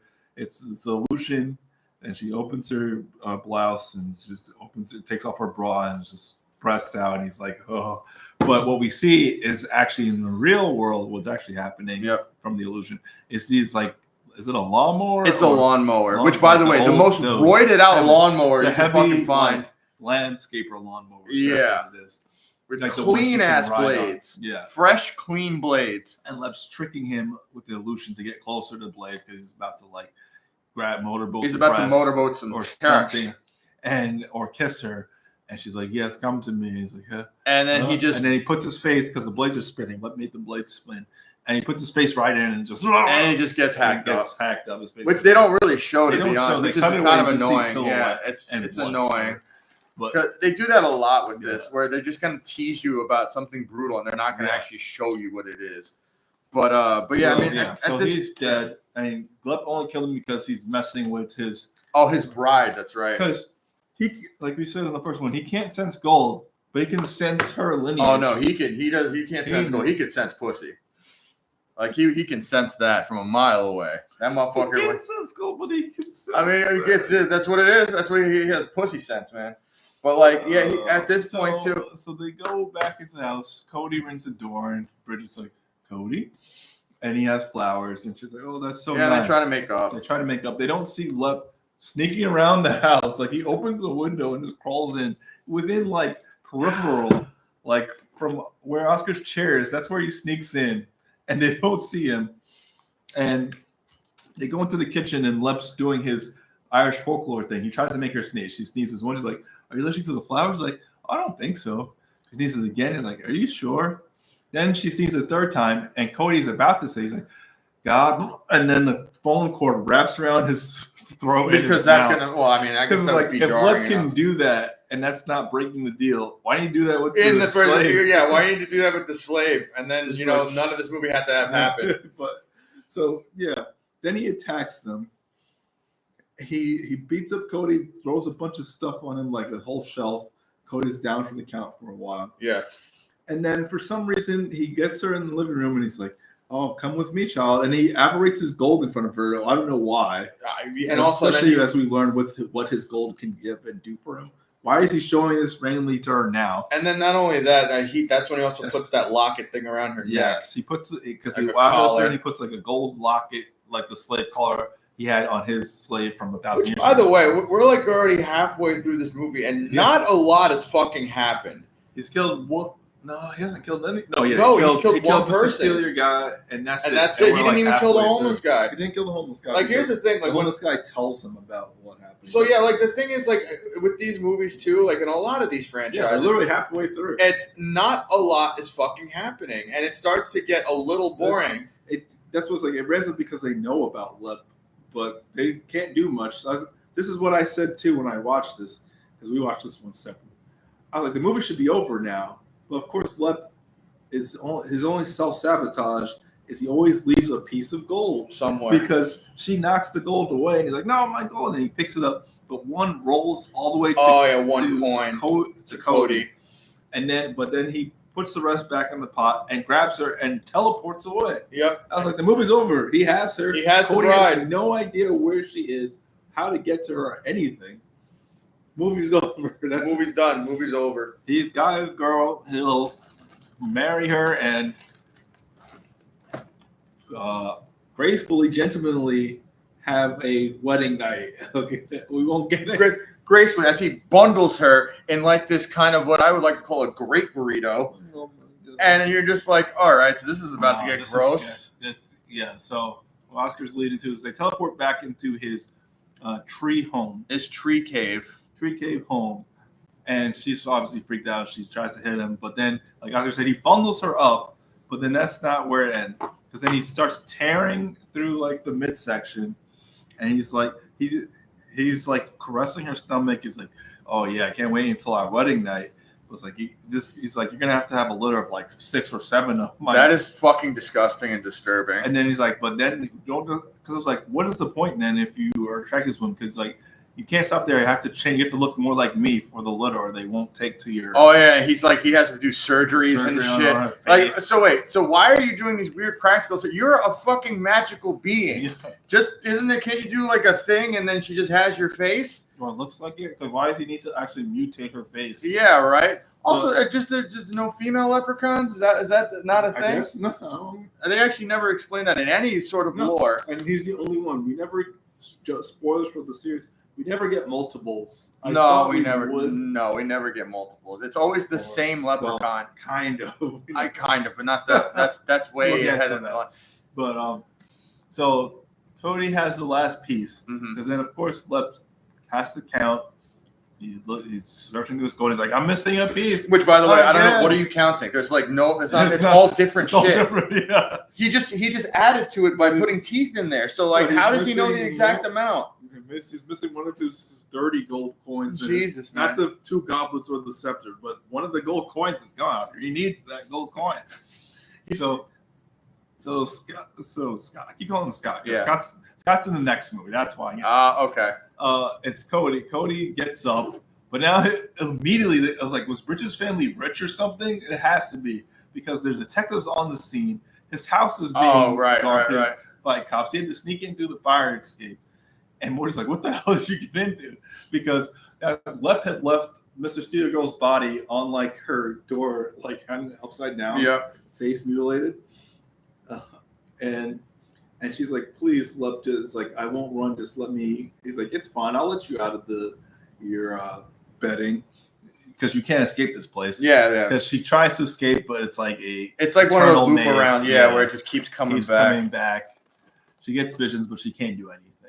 So Morty, he goes to his uncle. He's like, "What are you into? The cops are just listening. I got them away, but did you kill somebody?" Yeah. Well, because the cops think that he's the prime suspect for this girl missing or whatever. The girl's missing, and the girl's dead. Yeah, the other girl's dead. But like, so now he tells them about the leprechaun, and then Morty doesn't believe him for it. No, but he does have knowledge about this, about the leprechaun and stuff like that. Oh, you mean the folktale about I get your gold, I get a wish? Yeah, and then he basically also says, like, Morty being the fucking grifter that he is, he sees the gold coin, and when he realizes this is an actual thing. Like, oh, yeah, this is a 1400s. Yeah, and he's just like, number one, this is money I can have. And 2, if this leprechaun thing is real, I can get a wish out of this. Which is, by the way, this is the first time they kind of established the whole wish thing. Which they just put that in this. Which comes into play the next movie.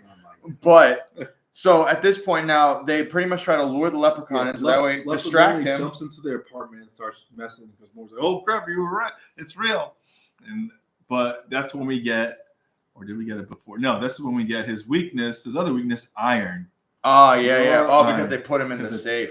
Because he puts the fire escape cage down, like in the projects where you have cages around your windows so people can't bust in. Yeah. He puts that down, and Lep tries to grab it. He's like, my hands up. He's like, iron, pure, because that is his main weakness in this movie is pure iron. Yeah. Anything he touches with pure iron burns him.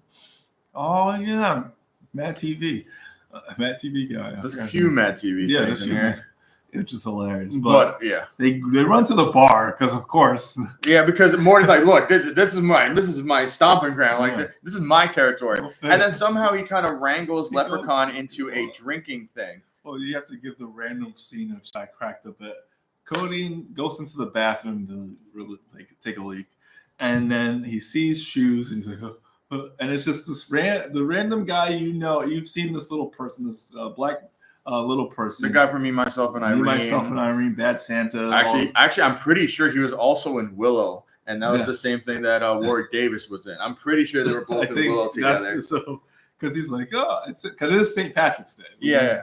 I didn't even know that because I was wondering. I didn't know that until he showed up. Okay, no, because here's the thing. So when they go to this bar, you realize there's a ton of little people that are in Leprechaun outfits. And you're just like, why is there suddenly a contingency of Leprechaun cosplayers here? St. Patrick's Night. Okay, so that makes some more sense to me. But yeah, so like after all that, Morty wrangles the Leprechaun into a drinking competition where obviously Morty, I think, is drinking water or something. Yeah, he's not drinking full alcohol. Yeah. But Lep is just guzzling down. And also you just get this random moment where all the little people come through and they're like, go, go, go, go. And he's so drunk, his lepokinesis doesn't even work anymore. He tries to lep an ashtray over to himself. He's like, and then he just passes out. They leave. And he breaks a bottle on Morty's head. Yeah, he's like, I thought it would work. It didn't work. It didn't work. He's still okay. So they try to bounce, but they're trying to figure out how to stop him. It's like, iron. What about that iron safe? Yeah. But meanwhile, Lep's trying to come to. And he goes to the coffee shop. He goes to the coffee shop. And Matt TV, I forgot the guy's name, but he's in a ton of stuff, man. A ton of stuff. He's what's his like? Look what I can do, guy. Yes, that guy. That guy, you would know him. I forgot. Like I said, I can name the movies he's in, but like they're really esoteric too. Like he's in Happy Time Murders. He's in Spy. He's in he's in a bunch of stuff, man. But, Michael McDonald. Thank you. Okay, Michael McDonald. Yeah, he's in a ton of stuff. And he always kind of plays like a pretentious asshole. Yeah, and that's exactly what he plays here. And he's all pretentious and snooty. He's like, oh, you little person. It's like, I don't know if you could do all this. It's like, and what are you going to pay me with? Yeah, because he also said, like, I need to fucking leave. Yeah. Because, like, I think he's closing. The Leprechaun's literally downing, like, 12 cappuccinos to try and wake up again. And so Lep nails his hands together in front of the espresso maker, which I didn't know espresso steamers could do this. And then he puts his espresso steam full blast into his face, and it's just like, and it's burning his face off. Like his face is bubbling. Like literally, his face melts. Which I'm like, okay, I have worked as a barista. There's no fucking steamer that's gonna fucking kill you. He kills Matt TV, Michael McDonald. I love how he was just in there too for like 5 minutes. 5 minutes just to get killed. They didn't even establish him earlier as anybody. He's just there. That's there that left kills because he's like, we need more kills. Michael McDonald, you want to be on it? Yeah, sure. Yeah, whatever. I'll do it. Give me money. I guess he remembered that Mr. Steer go because that is not he doesn't own it. He just works there, the go-kart place. So they go back to the go-kart place, and then out of nowhere, a guard or a cop gets on the scene. I guess he was tracking them or just Oh no, he's a security guy. Security, but he has handcuffs and a gun. Listen, it's also security in LA or whatever the fuck they are, right? In LA. So they probably have open carry. Even though why do you need an open carry for fucking a go-kart place? Where's your murderous nephew that's been? Oh, that's right. I love how everyone just assumes he's a murderer too. There's no trial or nothing. No, they don't even know. They just put an APB out on murderer. So he's looking for him, but Cody's jumped into the rafters of the place because he looks in the broom closet. He's not there. He goes there. He's like, oh. But then Lep's right next to him in the rafters. He's like, oh, I thought he would have. Oh, that's only the start of the Scooby-Doo bullshit. He falls literally out of the ceiling of the rafters onto his back. Yeah, and he's fine. No, totally fine. Totally fine. Yeah, I probably would have been incapacitated. The security guard didn't find him, so he goes back to question Morty. Which, by the way, I'm pretty sure this is illegal for him to do. You can't just accost You can't just detain people, especially like when this. you have no evidence or anything. Yeah, and he's not in a full cop. I mean, yeah, that's true. And once again, like, I don't know why you need an open carry for fucking go-karts. Right? That's what's going on at this place. I know you. There's a safe and money, but true, but Which, by the way, how much is this place really raking in where you need like a fucking $300 safe? Or by the way, as a business, wouldn't you just take it to the bank and like you're supposed to? No, yeah, it's 94. You need a safe. So and it's a pure iron safe. So and they're pretty much just trying to rob the safe, right? Yeah. Well, they want to put him in the safe, but because Morty starts trying to pocket the money, and Cody's like, "We may be grifters, but we're honest grifters. Put it back." Morty's like, "Fine." So Morty's such a piece of shit. Yeah, Morty is really. So he fucks it up. The security guard, knocks him out, and goes back in. He does mess up because Lep attacks Morty with the cane. He keeps hitting him, and he's like, "You want me? I have your coin." And Lep's like, "I'm coming for you." And he just goes through because there's a fake out. He goes through the doggy door and there's a fake out and into the safe, and then they close the safe, and Lep can't get out. He's like, "Oh, iron, no!" He's like, "You're staying in there." But then out of nowhere, Morty turns idiot heel. Yes, I was about to say he turns straight heel, and like he locks his nephew in the closet. In the closet, and then he's like, "Can you hear me in there, Lep? I got a deal for you. You're gonna give me those wishes, 3 wishes." For some reason it's 3 for one piece because it's supposed to be a wish per coin. You find out later. Yes, but now he's like, "I got 3 wishes." He's like, "I want you." And Cody's like, "What the hell are you doing, Morty? Let me out of here." He's like, no, I'm gonna get that because he wants his pot of gold. Yes. Don't know why. He could have asked for anything. He even says that he's like, I could wish for $1 million, $1 billion, but no, I want your pot of gold. Because he's so stupid. Yeah, he's a vindictive piece of crap. That's why. Yeah. So he's like, is that what you wish for? It's like, yes, your pot of gold. I want it here. Okay. And he wishes it, and the weirdest operates into his stomach. And so he's like, oh no. Yeah, which by the way, I'm pretty sure once the whole thing appears, which they show, he would just die. He would die from shock. But it literally stretches out the line of his stomach and is literally like a 4x4. Yeah, it's literally you can see the outline of the pot in his stomach, in his synthetic stomach. Yes. Which, by the way, like, so obviously you know that they're gonna tear the gold out of him, right? And then Morty, even then, Cody could have said something like, "Morty, careful with your wishes" or something. But at that, it wouldn't have mattered. It wouldn't have mattered. That, obviously, before the pot came, it wouldn't have mattered. I'm saying the next one, because he's like, "What else do you wish?" He's like, "Get this out of me." It's like, well, you have to wish me out. I can't do it. Even though he just already granted one of your wishes, so you can. But he's like, you have to open the thing because I can't do it while I'm in here. It's like, okay, I wish for you to be out of there. And he's like, no, you got to open it. So he opens it. And he opens it. And he's like, get this out of me. Is that your wish? Yes, I wish and this of course. out of me. He's like, okay. And then he just rips his stomach open. No blood, by the way. Barely any blood. Oh, yeah, barely. They show it afterwards. Blood just coating the coins. But yeah. There should be guts. It should be gushing. Pouring out. Yeah, but so he pulls it out, and then Morty dies from this shock and blood loss. And then the next scene over, the coins are clean. Oh, yeah, no. The coins are just clean. I was like, okay, whatever. And Morty dies, and Lep goes out. Because then the security guard comes to, and is like, you sick or you ripped your uncle apart now? You're coming with me. Which, by the way, how do you manage to do that? Like, there's no questioning of like, how did you extend your stomach? Why would you kill your own uncle? Yeah, in a very public place. Public place. Even though I was just with your uncle, and then you murder him. And then you murder him, and now so he takes him. He doesn't handcuff him, but he takes him by the back, gunpoint, and then Lep has, because they walk past the go-kart track.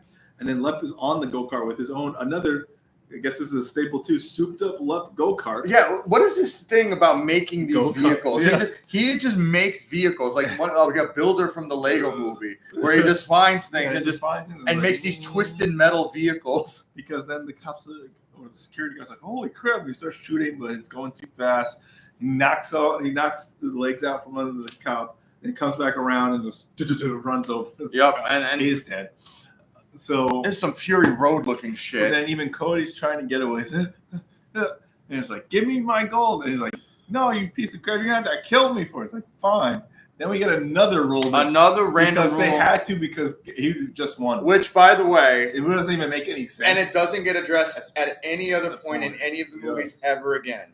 But then it's like, did you notice this too? If he can't hurt Cody with the coin, How is he able to hit him at the beginning when he had the coin in his pocket, in his pocket at the apartment? He bit him and hit him in the leg. That is true. But they're like, because he tries to run over Cody because Cody's just on the ground. He runs him over, but it goes through him. Vorpal warps through him because he can't kill him. He can't kill him, apparently. Like, and Cody's like, what the hell? And he's like, you can't kill me if I have this. And he's like, crap. He's like, just tell me where Bridges is. He's like, fine, give me the gold. And I'll tell you, like, no, because Cody's more wise than his uncle. No, his uncle's a fucking idiot. He deserved what he got. All right, I'm sorry. He deserved what he got. Who gives a fuck? He literally turned heel and betrayed him immediately as soon as he got what he wanted to get. Stupid. And he wasted all of his wishes. And he even knows, he told Cody, he's like, you can't trust the Leprechaun, Cody. You can't make deals with him. Stupid And he still does it anyway. Stupid. So Cody's going to confront Lep. He surmises because they heard from the drunk homeless guy that he was accosted in the park with I think the Harold Houdini monument thing is, which is part of the tree. So it's like, he's in the park. Okay, I know where he is. It's like, I know where you are, Lep. I'm going to find you. So then he breaks a raw piece of iron bar off, and he says the dumbest lines like, did you get your dose of iron today? I'm sorry. You're never going to top fuck you, Lucky Charms. And you don't need one-liners. And you're like, your uncle's dead, other people are dead, and your girl could be getting could be getting essayed as we speak. Or mutilated and then essayed. Yeah. So you need to hightail over. There's no time for one-liners. So he goes into the park, but Bridget had the bright idea to change outfits. She puts on one of the dresses she found. Yeah. She found a little poker. I don't know what it was. Oh yeah, she found something in a chest. And I forgot if it was a fork or something. It was more like pointed, but I don't know what it was. Like a skewer of some kind. Skewer like that. So she was gonna use that to take out Lep because she's gonna seduce him and then try to stab him. Yeah, she's at least. That's a terrible idea. It's not a terrible idea. Like I said, I liked how she does it because she doesn't completely freak out and is complete unconsolable and just unreasonable. I will give him this. Look, I do not like her fucking character because of how she acted in the first half. Being a tease. Yeah, and all that other shit. I don't like that. But a lot of these female characters are not drawn up to be fucking stupid. No, at least they'll fight back. They'll fight back. And he does kind of calm down and meditate and think about the situation. That's when she finds the chest and finds a weapon. It's like, oh, my plan. At least she has a plan. It's like, my plan is to seduce him. She's not just sitting there crying, begging. No, she's like, my plan is to seduce him and then stab him. I'm gonna stab the shit out of him. And also, by the way, she's doing what she's supposed to do. The Leprechaun's actually just like, look, I gotta figure out how to kill your boyfriend. Yeah. So please leave me alone. Because I have this new rule. If gold is that precious and makes people invulnerable, why would you just show it? Yeah, right. Now she's rubbing up on him and stuff. Yeah, and it's getting a little uncomfortable. It's an ice pick. It's an ice pick, yeah. And she tries to stab him, doesn't work. He said, "My dad gave that to me." Also, and you've gone and broke it. So now he's pissed, and then he ties her up. But he ties her up in this way so she can get the necklace, thing off. I remember, yeah. Which, by the way, so she was able to kind of break it already, because she stabs him and it breaks he's invulnerable. I think it's because it made him a material that doesn't hurt him, or maybe it's because it's his own thing. It doesn't hurt him. So I mean, I'm guessing because they're not fucking telling him. They don't tell us. They're not fucking telling him. We're into the last 20 minutes. Which, by the way, I'm so far in this movie, minutes. I know stuff has happened, but nothing is really happening. It's kind of really quick beat for beat. It's her house. It's the tour. Tour doesn't go right. She flirts with the other guy to make Cody upset. He dies. Her house. Back to their apartment. Back to the bar. Go kart. Back to the woods. That's it. Back to the and it's literally like that. They don't have time to sit. This all happens literally in one night. There's no real character development. Literally one night. Maybe 8 hours. Tops. Oh yeah, tops. This. Not even 8 hours. They solved this very quickly. 6 hours. Which, by the way, probably ended at 10 p.m. It started at 4 and and ended at like 10. Once again, here's another fucking Evil Dead moment. Is this the skeleton of his slave? That's what I was trying to that's actually a good question. I think it actually might be. I think it might be. The skeleton of his old slave, yeah. So what happens is Cody goes in, doesn't arm himself with anything else, just the iron bar. Just an iron bar. Doesn't call the cops. Of course not. Well, I mean, he can't. Well, he can't because he's wanted. Wanted. Okay, I get it. I just answered my own. I mean, he could. No, he can't risk it because if he called the cops, because he could have also said like, "Hey, I'm gonna be here. Come find me." I would have said something. But like at the same time, also then it's like they might stop him or get there before. Yeah, and then like whatever. And so he gets in there and summons a skeleton, which we surmise might be his is a former slave skeleton. Definitely a former slave. I don't know if it was the one we saw. No, and also, by the way, this is another Evil Dead kind of rip-offish kind of thing. It's very much an Army of Darkness. That's what I was going to say, Army of Darkness, and he's fighting off the skeleton. Shitty fucking skeleton. Even though Cody weak or something, he should be able to hack this to pieces. Okay, listen, you don't know how OP this skeleton is either. All right, maybe it's super strength. But then Cody just punches it once and that's it. I mean, granted, he put it down the first time by just clunking it on the head. So but Cody's smart enough to run him back and grab the bar because Lep can't hurt him. That is also the thing. Lep can't hurt. But he can summon skeletons. But the skeleton that he summoned can't hurt. Can't hurt him, but my skeleton can kill you. That's the thing about his powers. They're all written in the sake of convenience for what has to happen in the movie to make the movie happen. I can't hurt you, but I can summon illusions to make you feel like you're being hurt. Yeah, I don't know. I guess at some point it's just listen, eventually I'll torture you to the point where you have to. He thinks he's fallen into a bramble bush and he's getting ripped up by thorns. Yeah. But it's all an illusion. So he's not actually technically hurting him, but no, he's technically not hurting him. Why didn't Lep in that chance rip the coin out of his pocket while he's freaking out? Right. Well, can he not actually touch him? Will he go through him? Yeah, I don't know how it works. They don't really.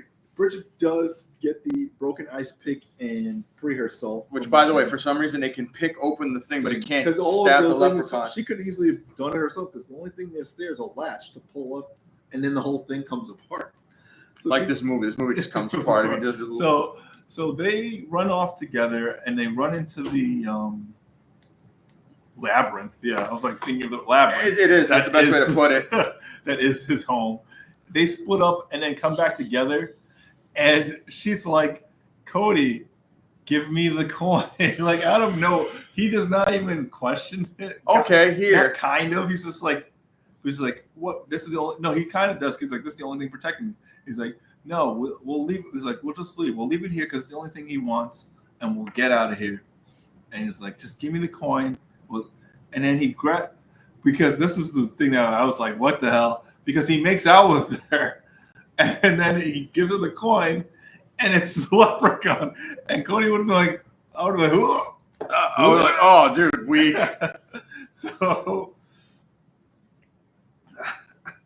So stupid. Because here's the thing: when they finally that's why. No, because Cody is smart. I remember earlier in the movie, Bad Santa guy gave him. He's like, here you go, coin, real milk chocolate. And Cody's like, they're kind of for a second. He's like, milk chocolate. Okay, and he stuffs that. So that's what he gave to her. Yeah. Because it was so obvious that it wasn't his girlfriend. Yeah. But then he also still made out with her. Knowing it's not. Cody was like, you know what? Let me give this a shot. But then he gives him and he's like, real milk chocolate, mother. And then he stabs him in the heart with the iron bar, which, by the way, ends up being one of the top weapons. That kills him. Which is so fucking stupid because, they stab him in the heart. What is he, a vampire now? He stabs him in the heart with the iron thing. Yeah, and literally he from dusk till dawns himself. Where he and he just bursts into flames and he's dead. And then he's dead, and then that's it. He explodes. Yeah. And then they get away. They walk off into the sunset not a bunch of people are dead and your uncle. Oh yeah, by the way, you're still wanted for murder. Because she's like, how did you not know? How did you know it wasn't me? And he's like, he's not as good a kisser as you. Oh, and then they walk up. That's not right. I was like, that's not right. Imagine he said something like, "Yo, he laid it down." You know what? Maybe we could go back in there and you think we could find a mask or something of his just to make this work for me now? Because now I feel like I can't do without it. But that's and it just kind of fucking ends. It just ends. They just walk up into something and just ends. Because what are they going to explain? What are they going to explain to the cops? Because we didn't mention this earlier, but there are cops. There's a detective. He doesn't notice teleport the Cody's name off of the card from him because he's holding it. He's like, my card, but he doesn't see Leb in the tree. He's like, because that's how he finds out Cody's name and address. Okay.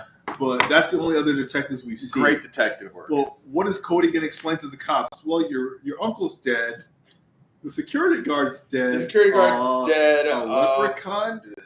You're going to jail. Come on. Nope, straight to jail. Let's go. Let's go. Come on. I hope you have a good lawyer. Right. And I hope you have some better defense than this leprechaun shit. Because you are going to jail. Yeah. Even though there's literally no evidence. Because I'm pretty sure they're not going to find fingerprints of her. No.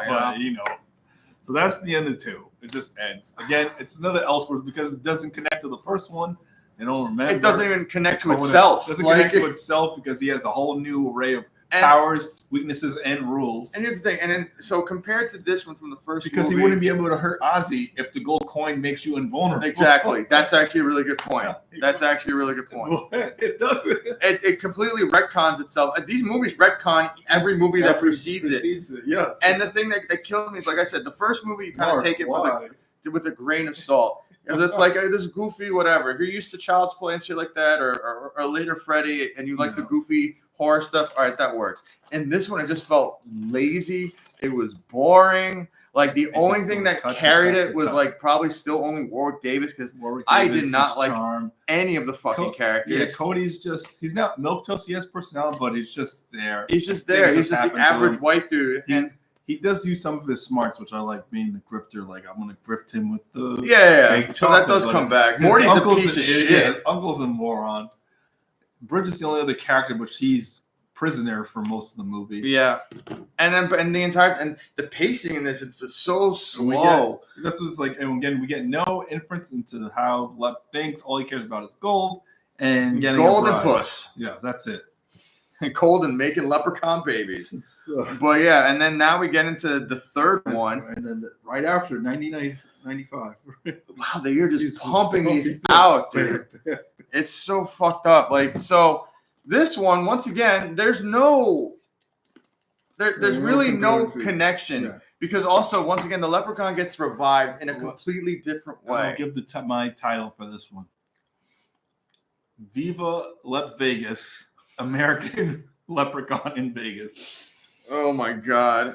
That's the American Leprechaun in Vegas or Viva Lep Vegas. You choose. Oh, dude, it's so stupid, man. So like the leprechaun gets introduced in such a dumb way. So like this is the pawn shop one, right? Yeah. So like a man there's no connection to any of the movies. We have no idea. You see him, he comes in, he's all fucked up, and he's like, listen, I'll give me whatever money, or he's just trying to get rid of this thing. Yeah. For $20. For $20. He didn't give a shit. He just wanted to get rid of it. And what he gives them is a statue of the leprechaun. Because for some reason now Lep is a statue, and the thing that activates him is that he has the heart of Damballa. Yeah, thank you. It was literally the heart of Damballa. That's what it looks like. Where it once you take it off of him, then he defrosts. 2 years before the he defrosts himself like he's in carbonite, and what you call it? But yeah, because the pawn shop owner's like, yeah, I'm gonna like what you call it? Well. Because the one thing that the guy said before he sold, like, do not take the medallion off. And what does the guy do? Immediately is take the medallion off and see if he can sell that shit. This is the weird thing is the guy, because immediately just cold open breaks. He breaks into the pawn, not breaks, but he busts into the pawn shop. He's like, how much will you give me for this? It's like, because he takes it down. It's Leprechaun, Oscar said. But the guy has one eye, one arm, and one leg. He is fucked up. And it all looks fresh, too. We surmise that the leprechaun did this to him? Yes. Why is he pawning this? Just bury it somewhere. Like Jumanji, that shit. Yeah. Just bury it, throw it in the ocean. Throw it in the ocean. No, he needs $20, Carl. He needs $20, Carl. He's like anything. He's like, oh, well, this is not authentic. It's like $10, $20. Okay, deal. I love how he still had time to haggle. Haggle with him. He's like, okay, deal. And then he gives it. He's like, don't touch the amulet. Whatever you do. don't touch that amulet. And what does he do? Immediately he touches the amulet. Just like, And is there a pot of gold in this? Yeah, yes. Right? There is a pot of gold. What he does I know is it revolves around one coin. coin. To like appraise it, but he's like, oh, this is not worth too much. And then Lep defrosts and disappears. He doesn't take any alarm to Lep disappearing from a statue you just left on the counter and no one's come in. Is gone. It's just gone. But then what's left is the pot of gold. There it is. Okay. So then he's like, oh, gold. And then Lep jumps on him. Yeah, and then it's like, and by the way, for like pretty much this first quarter of the movie, it's just this battle between Lep and the pawn shop owner. Pawn guy. Yeah.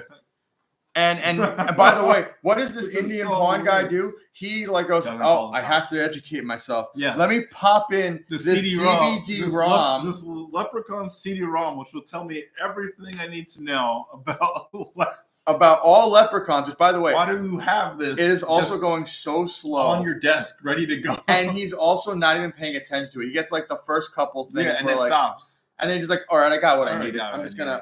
Oh, he hears about the wishes. I think wishes. He hears about the wishes. He hears about how much the gold is worth and what leprechauns do. But he doesn't hear about weaknesses or anything.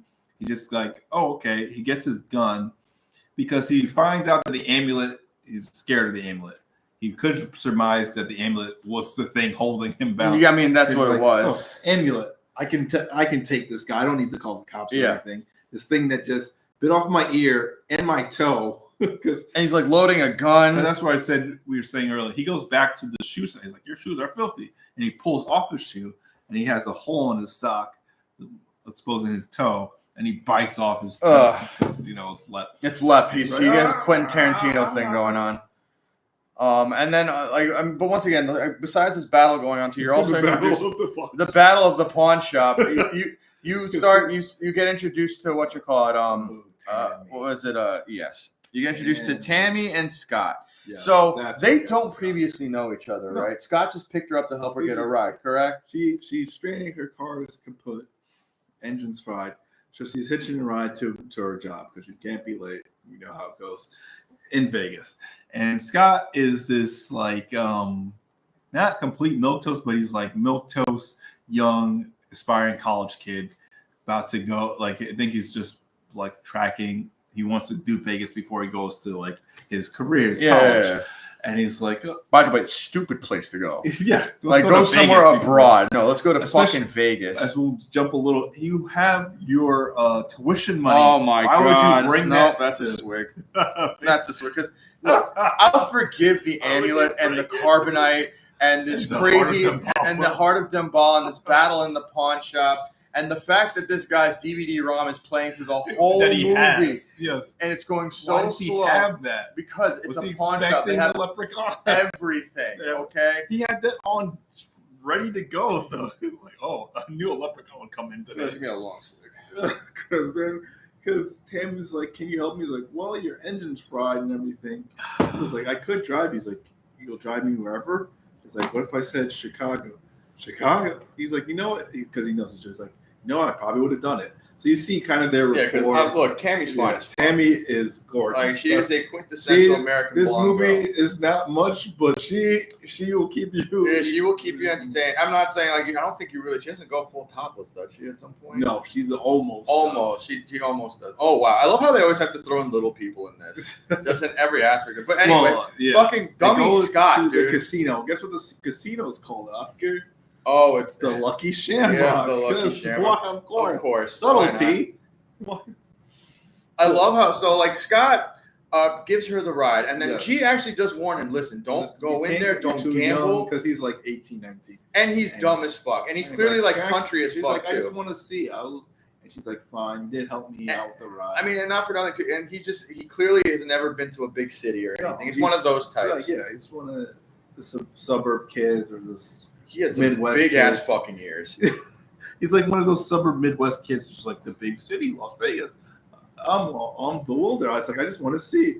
So Tammy goes to her because she's like, what do you want to do? She's like, I want to premiere my own act, do like her magic show. Mm-hmm. But she's an assistant to this goof. Just fucking Fazio. This fucking piece of shit. The great Fazio. Like this movie somehow also turns into Showgirls.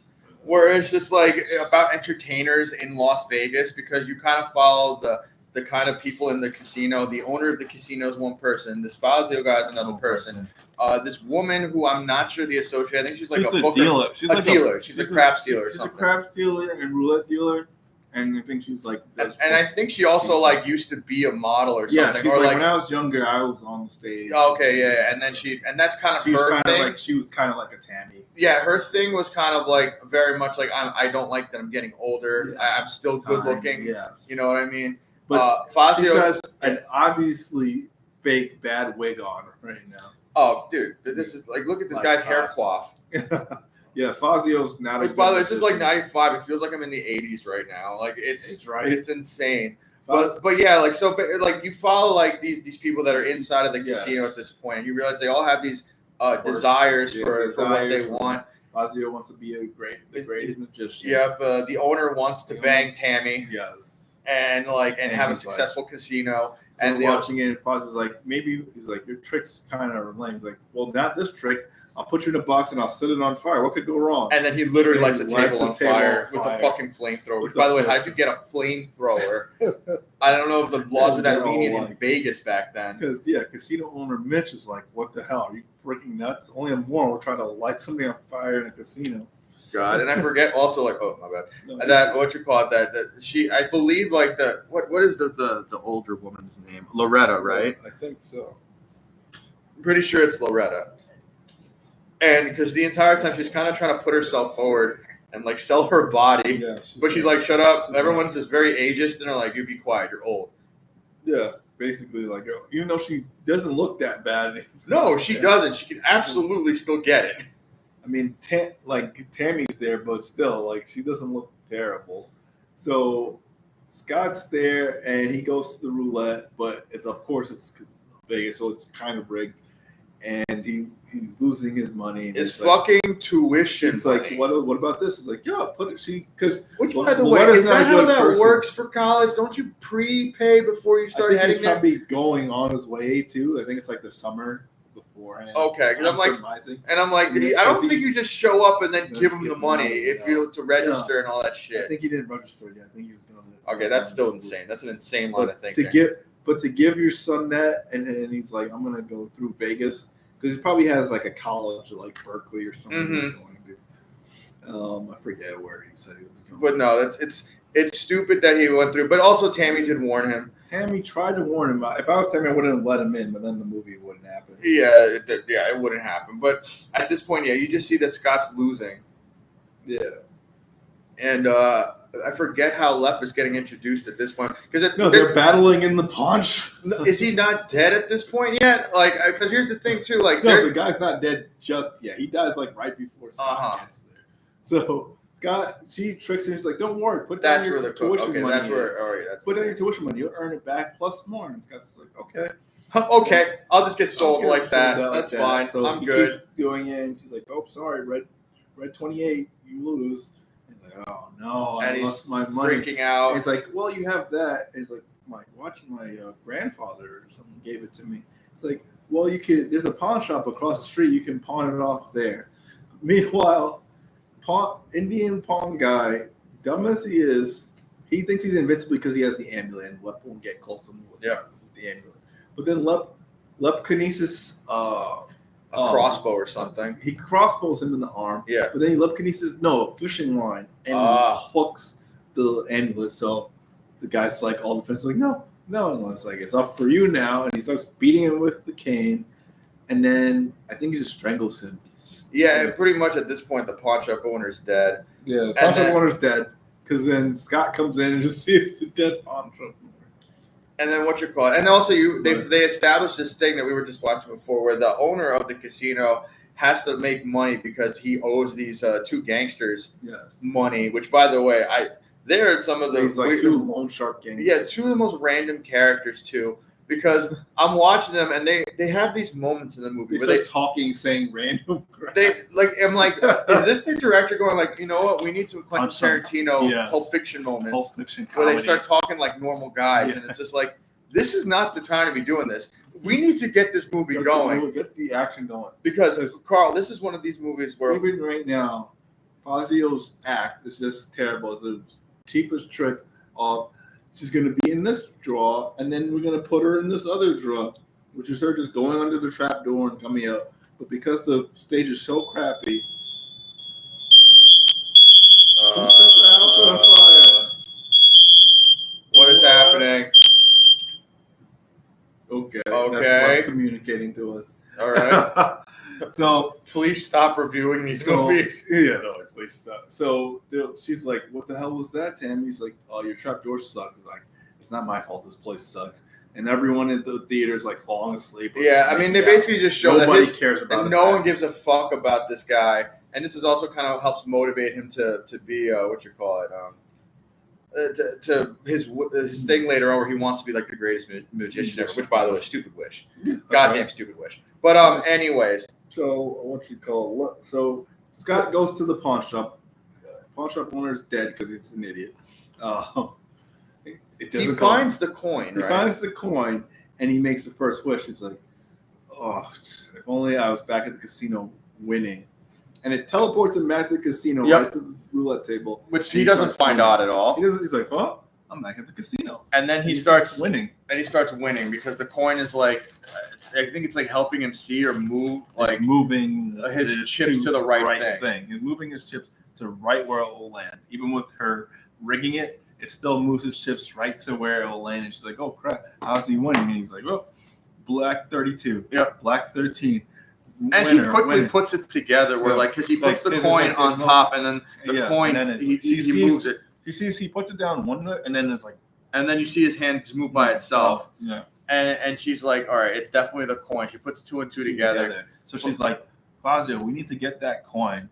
Now, because Scott being, the milquetoast innocent kid he is. The last guy was milquetoast. Scott is fucking beige khakis. Like, this motherfucker is so plain. Because he goes into his hotel room, doesn't keep it secure at all. Because also, because I'm pretty sure they tell him that they're going to comp him because he's winning so much. Because Mitch is like, you know what? Free complimentary room. Because they want him to stop playing. Yeah, number one, they want him to stop playing. They want him to come back down so they could try to attempt to win some of that money back. Yeah. Because that's how most of these casinos actually work.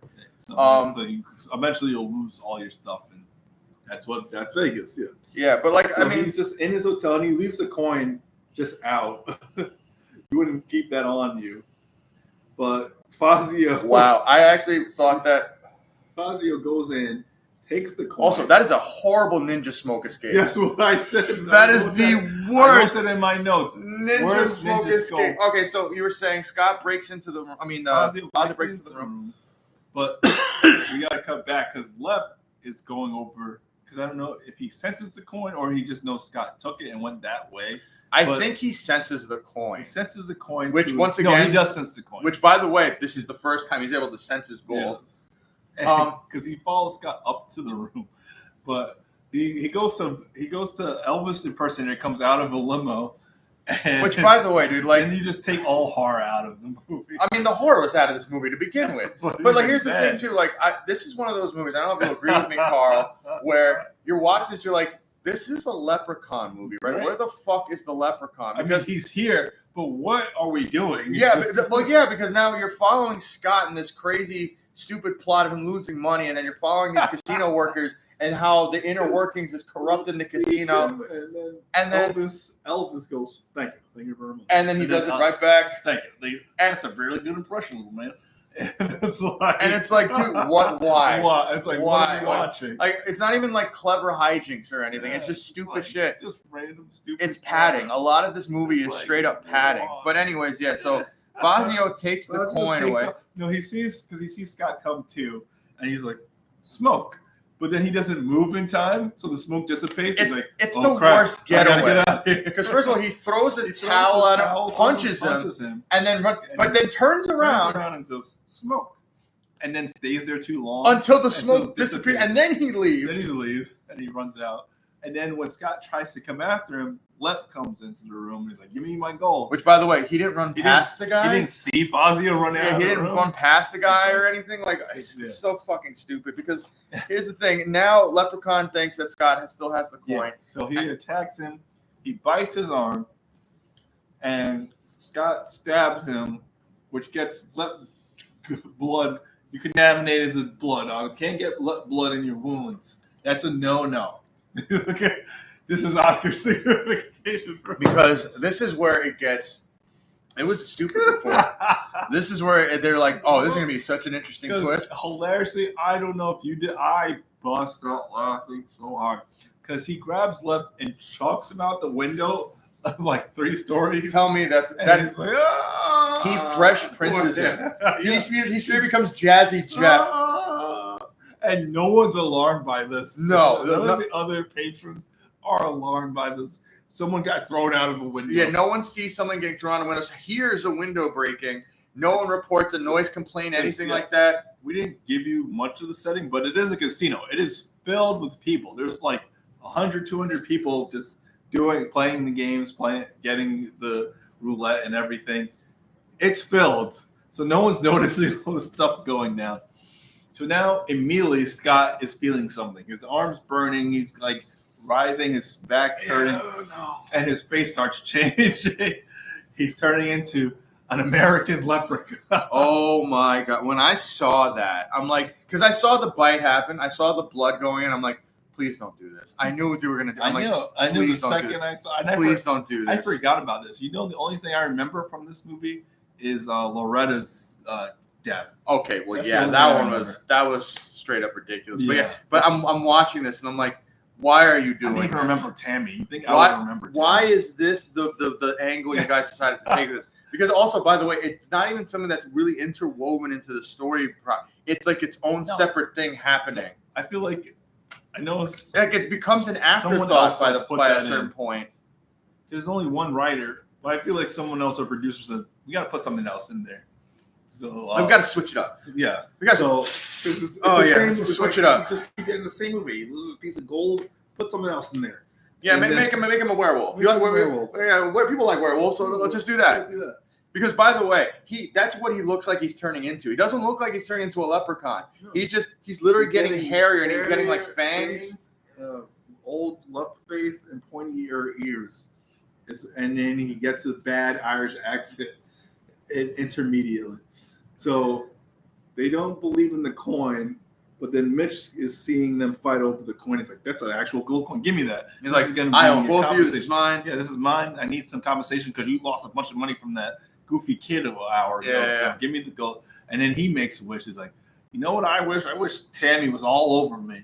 And she's on the other side of the casino. And then immediately she's just. Yeah, immediately this just turns into the date rape the coin, because now she's just all over this guy. And they're like, all right, I guess we're going to go have sex now. 50-year-old man and like a 20-year-old girl, and they're going to go off. And I'll say this too. Loretta is smart because she's the first one to put everything together. Where she's like, she sees it. She's like, all right, the coin There's no way. She's like, it has to be magic. There's no way this girl's going for this. Exactly. It's like, and she's like, the coin, you make a wish with the coin and you get what you want. Yeah, because they didn't know you had to say, I wish. Fozzie was like, oh, this coin doesn't work. It's like, you have to say, I wish. You have to say, I wish. And then you get it. And here's the thing too. I don't know if this is actually what happens, but like when they lose the coin, does the wish stops? The wish stops, right? Mm-hmm. I feel like that kind of happens on and off, but the wish stops. A bad weakness to your wishes. If someone can, if they can just swipe your wish, right? I don't even think you have to. Someone else has to take ownership of the coin. Yeah, it's like this literally like a Harry Potter wand. Is Tammy's all over him in the elevator after watching? She has some weird kinks. She wants to slap him. She's a sadist. Oh my God. Yeah, she's like, let me slap you around. Yeah, I'm wondering if it's because it's bringing it out of her, or maybe the coin's twisting the wish to make it weird. But it's not doing it because I thought she'd start getting like extra violent and accidentally kill him. I thought that's where it was going to, honestly. But no, it's just a kink because she's down to go right before the wish gets. Yeah, but she's beating the shit out of this guy in the elevator before they even get into the room. Because now he's hurting himself, and she's liking. That's why I think it's sadism. Yeah, but this guy is such a simp. He's just going with it. It's like, oh, I injured myself. And she's like, ooh, yeah. So they get to the presidential suite, or like the royal his royal suite, and she's getting halfway through this one. Yeah. And still not a lot has really happened. Really, we're watching just like you said, essay. So it's literally just shitty showgirls. She's literally about to take off her top, but Loretta had grabbed the coin, and as soon as she does, the wish is broken. So she's like, oh, what the hell? Oh yeah, she snaps at her. And Mitch is like, come on. And she's like, oh my gosh, what'd you do to me? What's going on? And she runs out and he's like, you know what? You're fired. How dare you? How dare you cock tease me for 15 minutes? Yeah, how dare you almost have sex with me? You're fired. How dare you almost have sex with me? If you had sex with me, maybe not, but now you're fired. So she's sad. Scott comes to from his transformation. Which, by the way, at this point, also I forgot about Scott already. That's what's like. It comes back to him. I was like, oh yes. That's why it's its own separate thing. It doesn't interweave with the story at all. Room service. Whatever story there is. Guess what's in his room service? Oh, fucking potato. Potatoes. Which, by the way, apparently now it is established that leprechauns only eat potato things. They love potatoes. Because he has a steak, he's got broccoli. And he's just going right for the potato. And he is eating it like it's crack. Like it's heroin chunk ice cream. Poor, gorgeous Tammy is just distraught. She's distraught. By the way, this is a very traumatic thing that they kind of make light of in this. She almost got essayed, and she just lost her job, and she wanted to hit it big. She's like a 20-something-year-old girl. Which, by the way, trying to make it big. I'm wondering. I hope you 20-year-olds out there are a lot smarter than this. Don't go to Vegas. Don't go to Vegas to try to make it big, especially if they make you take half your clothes off. Again, Lep's always a step behind because he can sense the gold to an extent. Yeah, he's just slow and careless. Yeah. So what he does, he pulls a full-on Freddy Krueger. Freddy Krueger, complete ripoff. That's me and Oscar said the same thing. It was Freddy Krueger because he activates the TV to an illusion for Mitch, and the girl's like, come on, Mitch. He's like, did she just say my name? Yes, Mitch. And she comes out of the TV. This is so stupid. And this is, again, like we said, the secret porn or this might be actual porn. No, but you get some pretty good boobies. This is Oscar's like, listen, at least in this, I'm not upset because when you watch Tromaville movies and the other movies that we've seen where it's just like, I want to see boobs, but not like this. This is not uncomfortable. It just flows with the shittiness of this movie. Yeah. Because she comes out. He doesn't question any of this. Like, hot girl just came out of my TV. Oh, yeah. So she's topless, wearing just panties and and she's like the typical, like once again, this is supposed to be the 90s. Yeah. It feels like the 80s. It feels like because she has the hair like a hair metal teased up and shit. Metal poofed out here. So he's getting it on. Meanwhile, Scott's at the restaurant at the bar. Ordered every potato you can get. Anything else is like no. And then this is also when he starts talking in rhymes and then he starts being Irish, this offensive Irish accent, and she's like, yeah, whatever. Like, yeah, like, you know what, I thought you were cute, but you know what, now that you're talking Irish and eating potatoes, I'm a little turned off. While he's munching down, he sees Tammy distraught, and she's like, no, just forget it. It's like, I lost my job. He's like, no, we're not going to forget it. I'm going to white knight this for you. Scott has a good soul combating his werewolf leprechaunness, because he's like, I'm not going to forget it. He could do this to someone else. We have to confront him. I love, like, what are you supposed to do? Like, are you guys going to kill him? And like, what are you supposed evidence to do? Do you have? He didn't actually get. And also, Tammy, why are you going back?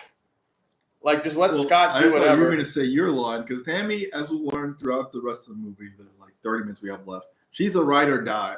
For some reason, she is a ride or die. By the way, these guys. This guy she just met an hour ago. I was about to say they literally just met. Like, and I feel like that's going to be a common thing throughout these movies, where hey, these people just met each other, whatever. Yeah, whatever. And also, this guy doesn't seem to wonder why this leprechaun character is in every commercial, and ripping off Miss Cleo Miller. I just rolled my eyes at this. I mean, what are you going to do, man? Like, it's the appropriation only gets worse from here. So he's getting into it, but then she starts transforming. This actually kind of scared me for a second. That was creepy. Also, I love how they just left the tits. Yes, but that makes it creepier, actually. Yes, because he kind of comes to the realization that it's a scary animatronic with just a hollowed out face. Probably the best scare for the movie. Yeah, because he's trying to get out and he can't because the animatronic's holding him down. And it's genuinely creepy. Genuinely creepy, and it just has the fake breasts. As Oscar said, and he can't. He's trying to get out, and Lep's like, "It's time for a shock." And then he electrocutes him until death. Which, by the way, it's like this is such a fucking crazy death. And also, this kind of gets him out of this whole thing with these Pulp Fiction assholes that are trying to get money out of him. Yeah, because they turned back to him a couple times. We skipped one where they're like, "Okay, Miss Leprechaun, you've had enough. He's like, I'm still trying to win. And then he pulls the guy's arm and makes him shoot out coins like a slot machine. Yeah. And they don't question it. He's like, he's not dead from that. No. Which is weird. And then they just walk away. And then they just have random conversations like, he's like, maybe I should go with a boxer briefs because, these are kind of riding up on me. And he's like, yeah, I stick with the regular whitey tidies myself. Oh my God. I was like, what are we doing?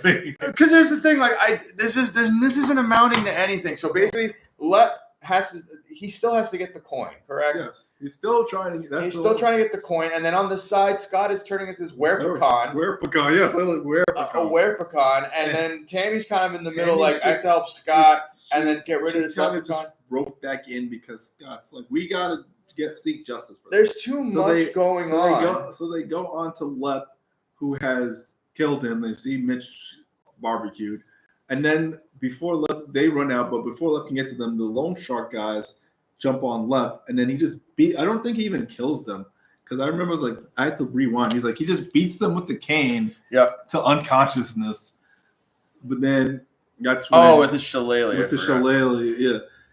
But then Loretta has it, and then she finally makes her wish. Yep, where she wants to be hot again. She wants to be hot because then she is, which is just the actress taking off her wig and wearing better clothing. That's it.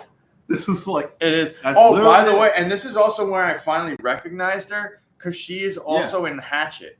She's in one of the Hatchets, except she had a ton of plastic surgery by that point. Oh. But yeah, because I'm like, I can recognize her, but she doesn't look like a balloon animal right now. So well, actually, it's funny I said that, but because that's all she did. Like she wished to be younger and more beautiful again, like how she used to be. But in the breaking the fourth wall, all the actors did was take off her wig and put on a better clothing. Better clothing because I'm pretty sure they actually padded the other thing to make her look more frumpy. Yeah. So Fazio sees like, holy crap, you're hot. Even though you were before, but you're hot. So it's like, it actually works. So he steals the coin. Takes the coin and locks her in. I don't know how he locks her in from the outside. Yep. It's a dressing room. Yeah, that doesn't make sense. But then again, it is Las Vegas, the land of SA. Then immediately Fuzzy runs down the hall and he's like, I wish to be the greatest magician. And the coin lights up. And he becomes the greatest magician somehow. Because it is established he is for at least 15 minutes. Yeah. And then also Leprechaun, once again, one step behind everything. Because he shows up to Loretta this time. And he's like, oh, you wanted all this? I'll fill you out even more. So he pumps up her breasts, pumps up her butt, and fills her lips. And she's like, oh my gosh. Literally turning into a duck-billed animal. Yes, that's exactly what. She's like Howard the Duck in this. Because it's getting too much, and it's pain because it's actually stretching out her skin. Yeah, and I'm pretty. But it's so goofy looking. It is really goofy. It doesn't look painful. She can't get out because her ass is too big. She's trying to get out of the door, which is insane. And she explodes, right? That's pretty much what happens. Literally, he gets the umbrella because he knows what's saying. He's like, "It's time. Watch out for the splash!" And he puts his umbrella out, and then she just explodes. In like a Devon Sawa type of explosion. Yeah, which by the way, there wasn't a lot of blood. I saw a lot of white. Just white chunks of is that also be silicone or fat? What is that? And it's like but that's sorry, it would have loved you last, but I had to blow up your Yeah, but literally Carl said before, this was one of the most memorable deaths because of how fucking goofy it was. That's what I remember. The last death was creepy. This one was just goofy. I don't know, man. And then they surmise they have to go back to the pawn shop again because he's werelep now, so he senses where the gold is. Oh, that's right. Once again, gold sense finally happens, but I don't think they happen for the rest of the movies that come up. No, just for this one because they have to explain. They have to find his pot of gold. So he's like, I can sense it. Like he's doing his bad Irish accent. And because Left had put it in the safe. I guess this wasn't an iron safe. No, it was a regular safe. Metal safe. Actually, no, I think it was meant to be an iron safe, wasn't it? And so he couldn't get to it. No, he put it in there. Yeah, okay, I forgot. But now, he's a magical lock picker. Because he has telekinesis too now because he's turning more and more to left. And then he finds it, but then they have a lep off. Lep versus lep. That's what, like we were saying before. Lep off is the only time there's technically two, I guess, leprechaun power. I guess, people. Yeah. But he kind of still comes to his senses because he loves Tammy. Yeah, So he likes he Tammy. fights off the Leprechauness to protect her. Like it's very much a Black Widow Hulk situation. So they start a fire, and then they get out of there. But not before they get the weakness to Leprechaun, where it's like if you destroy his gold, you kill the Leprechaun. Another new random rule. random Also, the thing. Heart of Damballa keeps him away. Yes, But she can't really use it because Scott's has an aversion to it now. too, so she pockets it, but she can't use it. Yeah. It hurts him too. So, but they get out of there, but he's like, the weird leprechaunness is getting to me. And she lifts up his shirt and he sees his all leprechaun skin. And she's like, we got to get you to the hospital. Oh, yeah, because that's going to help. That's going to fucking help. And as you guys know, I work in a hospital, so it's more hilarious when they get there. And they have just like, what's wrong with you? And he's like, oh, and he listens like, oh my gosh, get him into. Okay, see, I don't want to think I just isolation. thought of but when they show the heart monitor or they show something, were there clovers as the thing? Okay. What did you expect? So they get. I knew because here's the thing. I watched it and I thought that was a fever dream, and I didn't think that. I'm like, there's no way that it got that stupid. And lo and behold, it is. It does get that stupid. Oh, this is green tea for me. Yeah, no, he's the sober one. I'm sober. He's the sober one. He's the one that can deal with reality. I can't raw dog this shit. They get to the hospital. I can't believe there's only 15 minutes at this point. Like left. It's There's a slot machine in the hospital. because it's Vegas, bro. Of course. Imagine winning big in the hospital waiting I room. didn't even realize that it's called the Bueno Suerte Hospital. The Good Luck Hospital. And they tried to class it up by making it Spanish. Take your switch, Of course, no one notices. No, so they're at the hospital, right? And Lep is obviously following them to where they are. Yes. They go to the hospital. Of course, Leprechaun has a mini set of scrubs with pink scrubs with a lab coat and a hairnet, and he just walks on through, and no one says jack shit to him.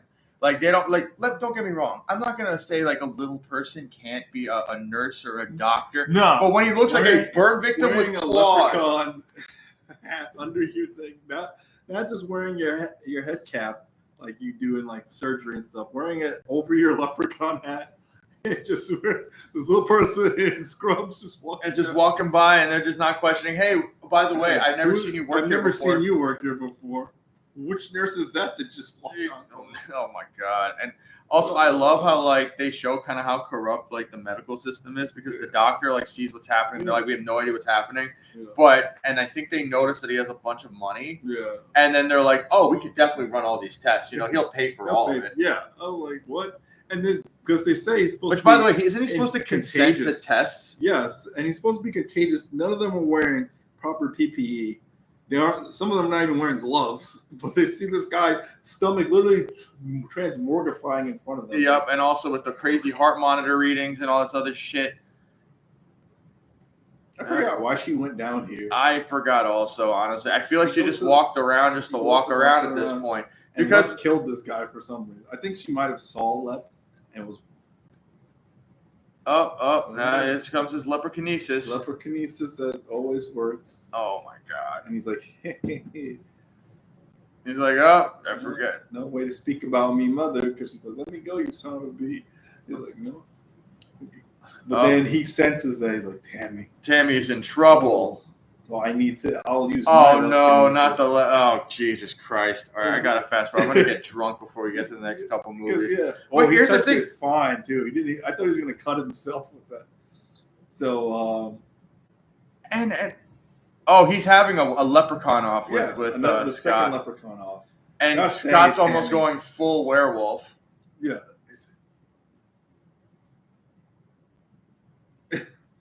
But then she brings out the amulet again. Yep. Brings out the amulet. Oh, okay. Wait, this is where they go to a furnace, right? In the basement? No, that's not it. I know what you're saying. It's not this one. Oh, okay. He leaves because they blocked it off. But remember, Fazio still has. Oh my god, he's not dead yet. Yeah. There's literally only 10 minutes left. I forgot how they even ended this. All of this felt like it was in the middle of the movie. Because Fazio's still alive. Fazio's still alive at the last 10 minutes. What what they do is he knocks out the nurse and the doctors. He kisses the nurse, which knocks her out. Scott kisses the nurse, so I guess that knocks her. Because Leprechaun and then he disease kinesis the anesthesia hose onto the doctor, who then takes the anesthesia needle onto the other nurse and knocks them both out. Then they battle in the morgue. He leaves because she has the ambulance. It's like, and he's looking for his coin anyways because they don't have it. Fazio's doing his act, but then he apportates Fazio into the saw yourself in half thing. He's like, you want to see me saw him in half? And he's actually sawing him in half. Shocker. So he saws him in half, and Fazio's screaming. The people but then they kind of get scared when they see blood squirting. Oh yeah, and then which also is actually an interesting effect when he actually opens it up. Yeah, because he takes a nice cross sections him and cuts him in half. And Fazio's like, help, please. No one's coming to the stage to help him. They're like, But then he's screaming and blood is splurting. Oh, I know. Now that's when they finally see it. He's like, help! And he dies. But he throws the coin, and Lep does not go for it. No, he's too busy with this, right? He's writhing. He's a completist, Carl. But then some people still think it's an act. Some people were clapping. Other people were shocked. I don't think they get really shocked until he actually opens it up. Yeah, until he actually opens it up, and then bam. Bam. Yeah. Then they get shocked. Also, I love how no one's leaving. They're just sitting there. They're literally just still sitting there.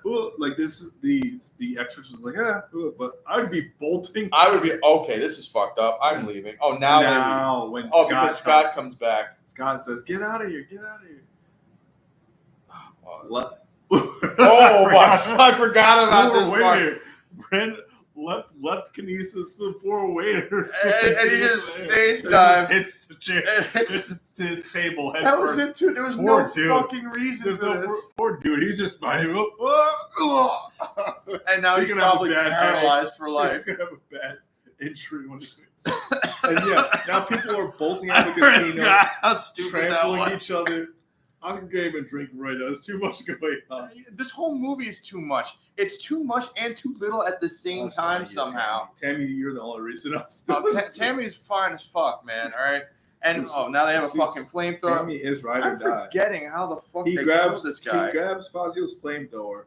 No, what he does is because he can't catch Lep and they have the same powers. But remember, Lep's one weakness they got from the CD-ROM. If you hurt the gold, you hurt Lep. Yeah. So he points the gold because why does he keep doing this if this is your weakness? Yeah. He's like, don't worry, Scott, we can work together. I'll even share me gold. And he puts it out there. He apportates it right in front of him. And then she's like, Scott, no. He probably also doesn't assume that they know that. Well, no, because then Tammy says, like, remember what it said on the CD-ROM? You hurt the gold, you hurt him. And then Scott's like, yeah, but I want the fucking gold. No. At first he's like that, but then it's like he's not like you, Scott. Don't listen to him. And he's like, you're right. And he torches the gold, which torches Lep. Yeah, and dead. And dead. But then because you have to, since he's killed Lep, even though he should die too as a sacrifice or something. No, he's just cured. Yep. Just cured. I mean, look, you got to have a happy ending. Oh my god, I love how Lep is just like flying on a string. So did they get some you can see the hooks or a puppet? It had to be. I think it had to be a puppet. There's no way they would endanger someone like that. Because then he burns him and kills him. Lep dies Gremlin style again. And then Scott's like, I'm cured. Hey guys, the problem's over. Problem solved. And she's all happy. They make out. And then they just like the end in the second movie. They walk out. Everything's fine. And she still has the coin. He still has the coin, but he's like, you want to make a wish? We can have anything I want. And he's like, wouldn't that only work if Leprechaun was still alive? I have no idea. Or why is it still there? And then he's like, it's your call. And then she says she has everything she wants. Oh, bullshit. By the way, guys, you guys are going to be over in a month. I was waiting for Oscars. He's going to be over in a month. That's Are mean. you fucking kidding me? They can live happily ever after. No, bullshit. He's too simple. He's simple as fuck. He probably blows all the money again. No, she's no. No, she's also traumatized and all this other shit. Once she shakes all this trauma off, that's it. At Scott. She's gonna turn over one day and look at Scott like, wow, you're a goofy motherfucker. and you gambled our money away again. You know what? I'm gonna go find that Leprechaun again. No, he still has his earnings if he goes up into his room. I guess they literally just left everything behind. Who's gonna cash? They did, but it's like who would cash it out? Mitch is dead, and everyone bolted out of that place. But Oscar's mean. I want to think they lived happily ever after. No, fuck that. 1 month, done. 1 month and done. And she's probably going to rob his ass. Because she's a Vegas girl. Like Oscar said, they have the coin, and she's like, what do you He's like, what do you wish for? And then he's like, no, it's your call. And she's like, I have everything I want. Oscar's like, you're on bullshit. And she throws the coin away to give someone else the cruel fate if they find that coin. Oh, yeah, if they find the coin. Because they didn't really kill the Leprechaun. Walk off to the sunset, not like several people are dead. Oh, yeah, and there's not going to be an investigation. Neither of you have a job. I mean, I guess. And Scott doesn't have money, and he's supposed to be going to college anyway. Oh, does he just give up on college? Or they're going to start a magic show? Yeah. But, yeah, no, that was stupid. That's Leprechaun 3. Now we go... It's Oscar. Now we get into absolute cinema. Absolute. This is what we call peak top tier shit. You guys like Aliens? You guys like Game of Thrones? You guys like Game of Thrones? 3 different genres: Space Marines, Game of Thrones, Predator. Oh, and what's that other one? I mean, I'll say this: not Species. The one with the bugs. Oh, Starship Troopers.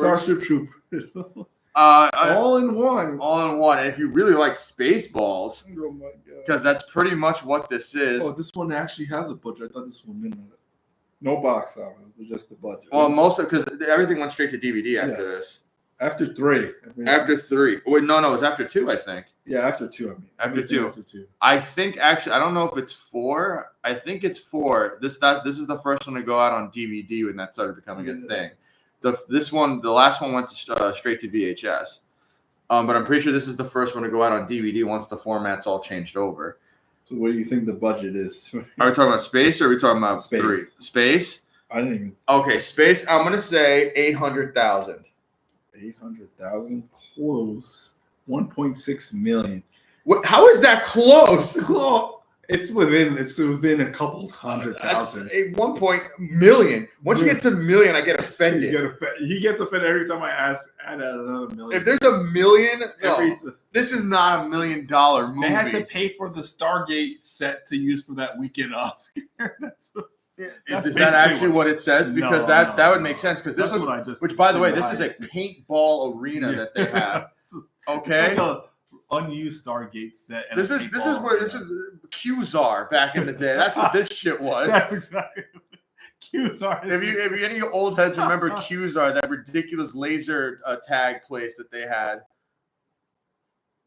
Oh yeah, and Tammy. I'm just calling this one Tammy. Where Leprechaun was 1.2 million.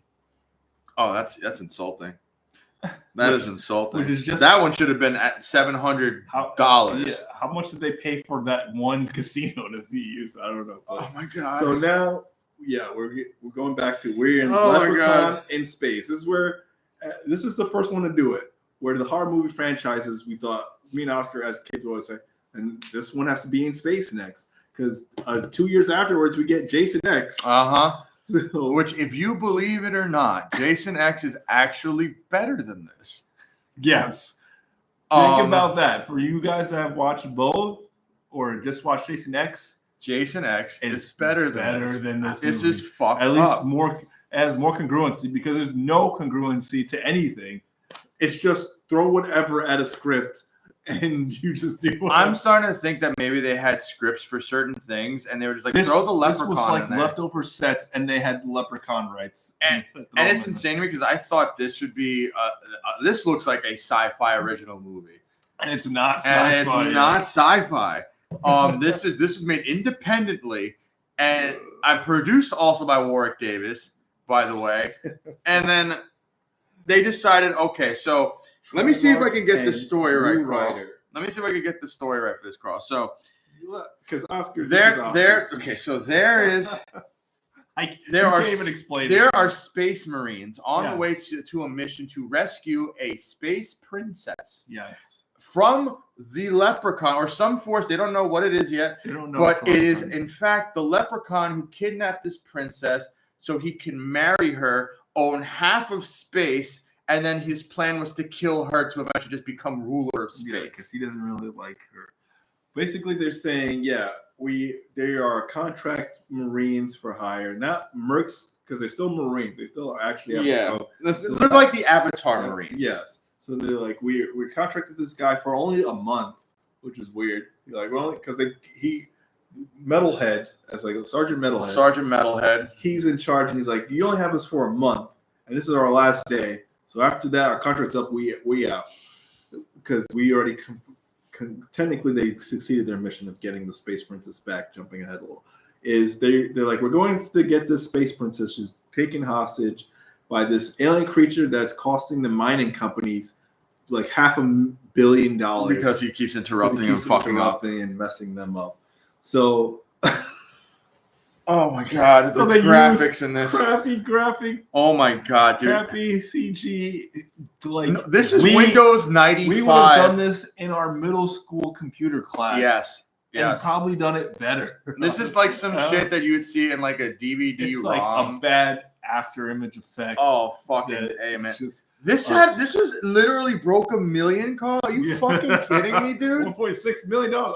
Clearly the budget was it because they had Joanna Man join the cast? Was he the big star? Because he's the only actor. He's the only actor I recognize other than the main girl here is actually Jackie DiNardo from fucking It's Always Sunny. She is the newscaster from It's Always Sunny. I was like that Dennis is always lusting over. That just with the giant cans. That is her. That explains. This is her big debut, you guys. Oh my gosh! And here's the thing that bothers me about this. Here's the thing that bothers me. Listen. So they established the Marines like basically how you would do in Aliens and Starship Troopers, where they're all like literally cliches, cliche space Marines. Yeah, they're goofing around, but they're like, I like killing things and I like getting pussy and all this other shit. And of course, it's the future, so it's an integrated core with women, and then one woman, and then. But here's the thing: so you're expecting something a little bit.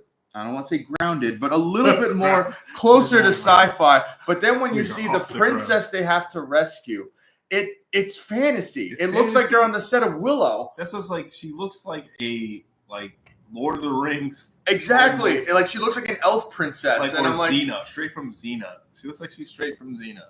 And which I'm like, so wait, is this like space mysticism happening here, or are we in like a modern future setting?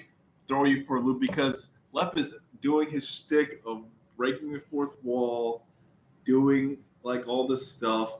He literally seducing her with a candlelit dining room table, wine. And he's wearing a suit, tuxedo, but they're supposed to be in space. They're in a random space cave, and he's trying to seduce her with in a tuxedo while she's wearing a fucking cosplay shit for a Ren fair. Just a bra, a spiked bra. Just a silk. Think Slave Leia. Yeah. Slave Leia with a silk loincloth see-through dress or skirt thing at the bottom. That's it. But she's blonde. And she has these like alien dot things on her forehead. That's it. Because they're like, she has to be technically alien. I'll put some dot things on her forehead. I mean, it's the clash of just these clash of three different things. Just. It throws you off. Like, and so not saying that the bad quality already doesn't throw you off, but that bothered me so much in this. Because the Space Marines are heading to the planet like they're fighting an actual like xenomorph or literally, it's literally aliens. It's what they're fighting a leprechaun. Yeah, they're not aware of what it is yet, but they know it's something. He's a space leprechaun. Because they know of his existence. Because obviously they're Space Ireland or something else.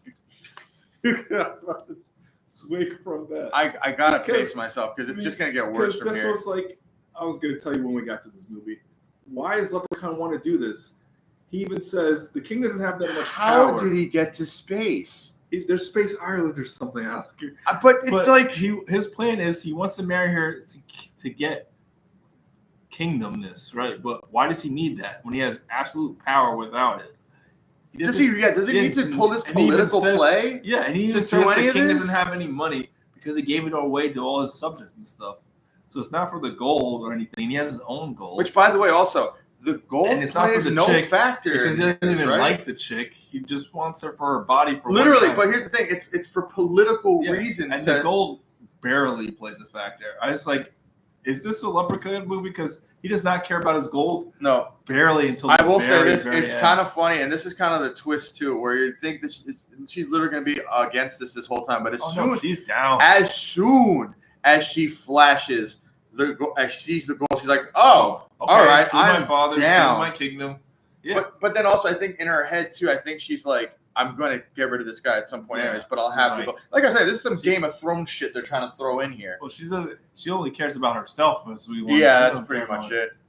So they land, they get into the catacombs, the caves. The guy sees an alien. It's not Leprechaun.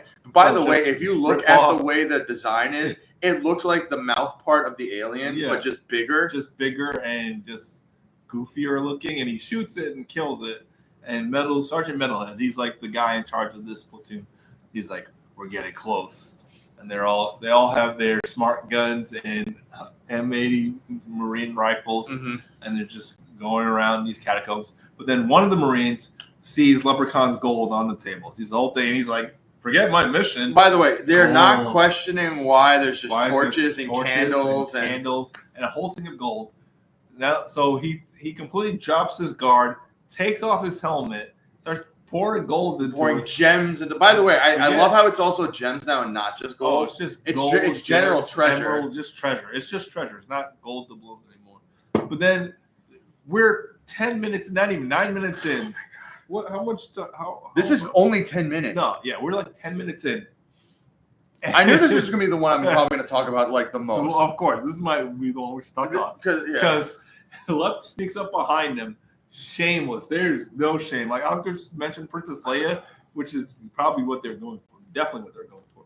But Lep takes his shillelagh, turns it over, and ignites it like a lightsaber, and then cuts down this Marine who's just completely aloof because he's enthralled by treasure. No mistake, it's a lightsaber. It's a lightsaber. It makes a sound. It's green lightsaber, and he cuts the guy in half. The guy drops. He's dead. But then the rest of the Marines see, and then they start firing at Lep. Opening fire. By the way, Lep had taken his gun, so now they're not checking to see if the princess is anywhere close. No, they just start opening fire, which is hilarious because what they do is they corner Lep to the other side of the room and they gun him down. They're still firing, even though the princess is in shot. And then Lep, out of everyone, cares about her safety more than anything else. So he dives on the smart grenade they throw, and it blows him to chunks. Blows him to pieces. But knocks out the princess and injures her, but she's still alive. Yeah, she looks very dead though. She looks very dead, but she's still alive. So then the rest of the Marines go on.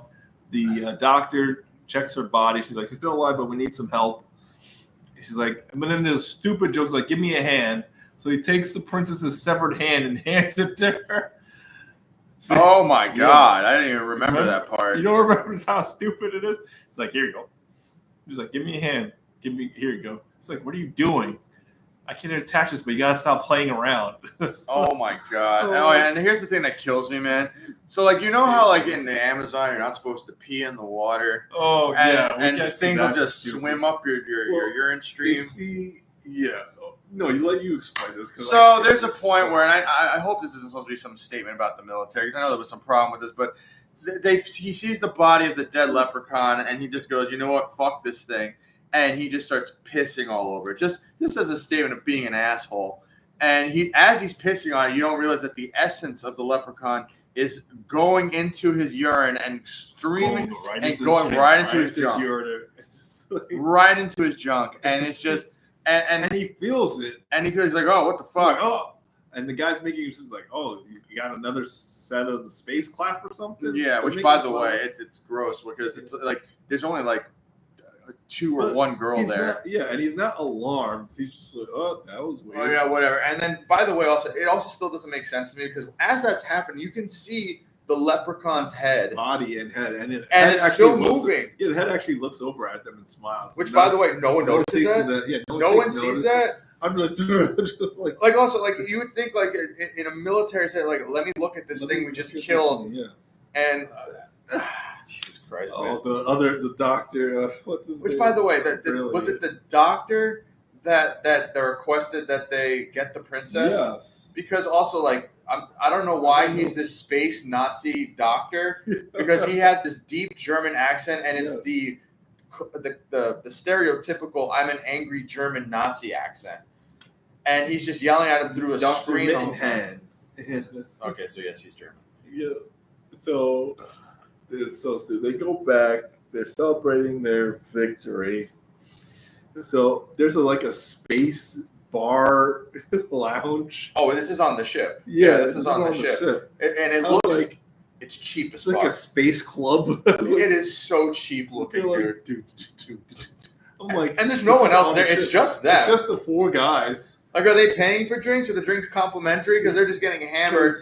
And there are two girls, because there's the Jackie DiNardo and the other girl that they're with. The actual because there's one guy that's like hitting on this girl, and they're like getting together. Which, by the way, it's a little weird because I'm like, it's making it seem like she's definitely had sex with everybody already on this ship. Because there's only one girl. There's only one girl, which is fucked up, man. But they're dancing, and then this is where we get the Leprechaun to come back, because now quick before the only mention of his gold is meanwhile. They have a shrink growth ray, and they're like shrinking down his gold for some reason. I don't know. Like, look what we can do, Doctor. Small. I'd be like, wow, how is this helping us right now? Yeah. What does this do for us right now? Yes, brilliant. And because you only see the Doctor on cameras for a while. It's just, and I'm like, even when because I forgot what he looked like in this full thing. Man. Why is he naked behind the camera? Because you just see his chest open, no shirt. No, you couldn't even put a lab coat on. I was about to say, you don't even see a lab coat or anything. Just shirtless. But then when you see what he is, though, I'm just like, what the fuck is this? So she's like, oh, we have to examine the Princess Xena or no? Princess Xena? Is that her name? Princess Xena? She is dressed like a Xena character. Zarina. Okay, so it's just bad. Because Princess Zarina, and she's on the med lab table, but they realize she can regenerate, or she's slowly regenerating. Yeah, I mean, they are establishing she is alien. She is alien. They're going over her vials. She's still unconscious, but then. Since they've kind of technically succeeded, they're all celebrating, and even though she's a doctor and like she thinks they're all just meatheads, she's trying to create some rapport. Yeah. But before that, Oscar's saying she's also doing like a flirty thing with one of the soldiers Of the soldiers. So before that, Oscar's saying one of the guys is trying to get his rocks off. Yeah, with the one chick on the ship. Chick on the ship that he knows. So and she's like, "Are you sure we should do this now?" He's like, "Don't worry, they're all drunk." They're barely drunk because they're all like, "Ooh, get it, guy!" Yeah, I'm surprised they didn't go sneak off and try and watch them. Yeah, that's the kind of people that they seem like, because they just go like 2 rooms over to start getting it on in like this random corridor, not even like a bedroom. Nope, it's just a random corridor. I mean, also they're on a fucking ship. I love how they have a disco ball. It's so funny. Yeah, it's literally a club. It's so stupid. I'm wondering if they rented out like some like dive bar in Queens or some shit for this. Because this looks like a shitty bar that they would have like in the 90s in Queens. Which, by the way, this is not even the 90s anymore, is it? Is it 2000 yet? No, this one is 96. Oh, okay, so we're getting closer. Next one is 2000. Okay. So, But anyway, so she's they're trying to get it on in the corridor. The first 4 are back to back to back to back.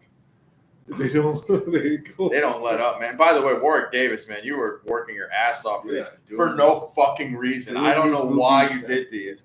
But the old market favor or something. Yeah, but anyway, so they're getting it on, and I think you know what's going to happen. You know what happens. She starts unzipping his pants, but he's like, "Oh, what is going?" She's like, "I barely touched you."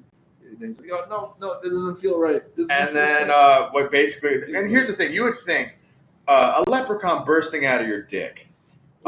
Some blood. There would be some blood, some viscera. No, it's so clean. He just pops out of the dude's fly. Yeah, and he's like, "Hello," and clean. By the way, the guy's dead because of course you're going to be dead. At least they know that. Yeah, he would kill you. But there was zero blood. There's zero. No blood. Like, so once again, I don't know how this broke $1 million because there's no effects. There's no effects in this. Barely any effects. Explored some ketchup and corn syrup for that. Like everything else, like in the beginning, was just rubber and easy to like flashbang stuff. It's stupid. And I love how the cups in the club look like shit I get from IKEA for my first apartment.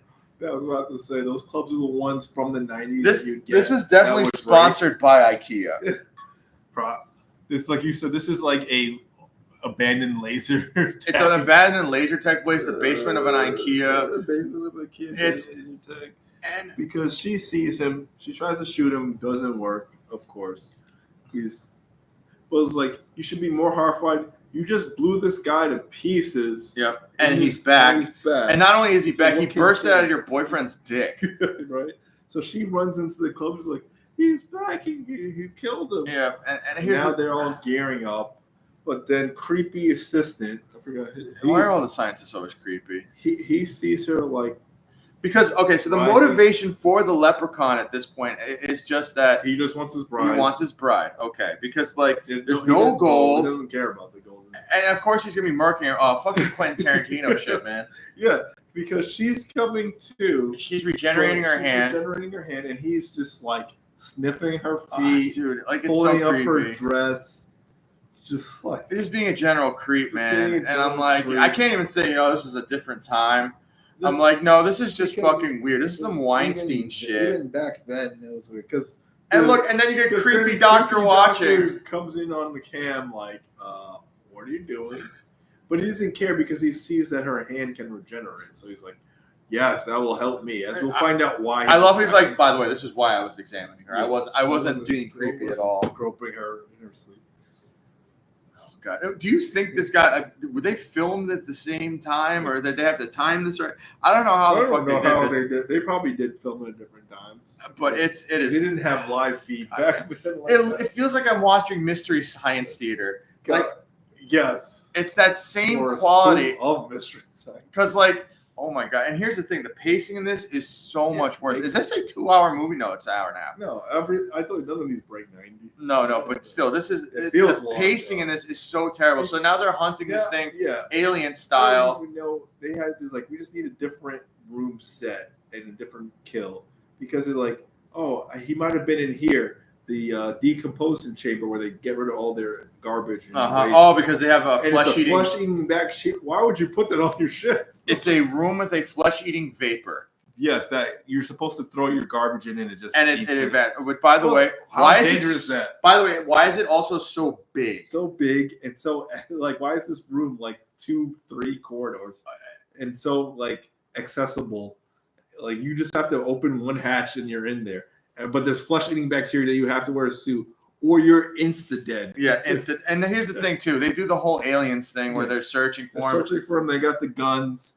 Leps has his own suit. I guess they had a little person. Listen, he made his own scrubs before. True. All right, he can make a fucking hazmat suit. In space, he's got even more powers. Yeah, somehow. Which, by the way, it doesn't make sense because they established that his powers come with the amount of gold that he has, and there's no gold here. At least that's one congruency. He's he needs his gold to sustain his powers, but he doesn't even care about his gold in this one. He's just messing with them. So he cuts one of the Marines' hazmat suits. And he's like, oh, it's in my suit. This is one of the laziest deaths. It's one of the because he doesn't die right away. He gets him out, and then he turns him over, and it's just a skeleton. You don't even get to see the face. That's what I was going to get at. It's you get nothing at this. All of these kills are they're the hand job of fucking kills, where it's not satisfying. It could have been cool, but they don't have the money. Skin melting off. Where the fuck did $1 million go? Like you said, 10 years ago, Freddy and them were doing much better effects. Oh yeah, I don't know what is with this one or who funded this or whatever. Because this is insane. This is insane. This is what I would assume a sci-fi movie is. This seems like some asylum shit.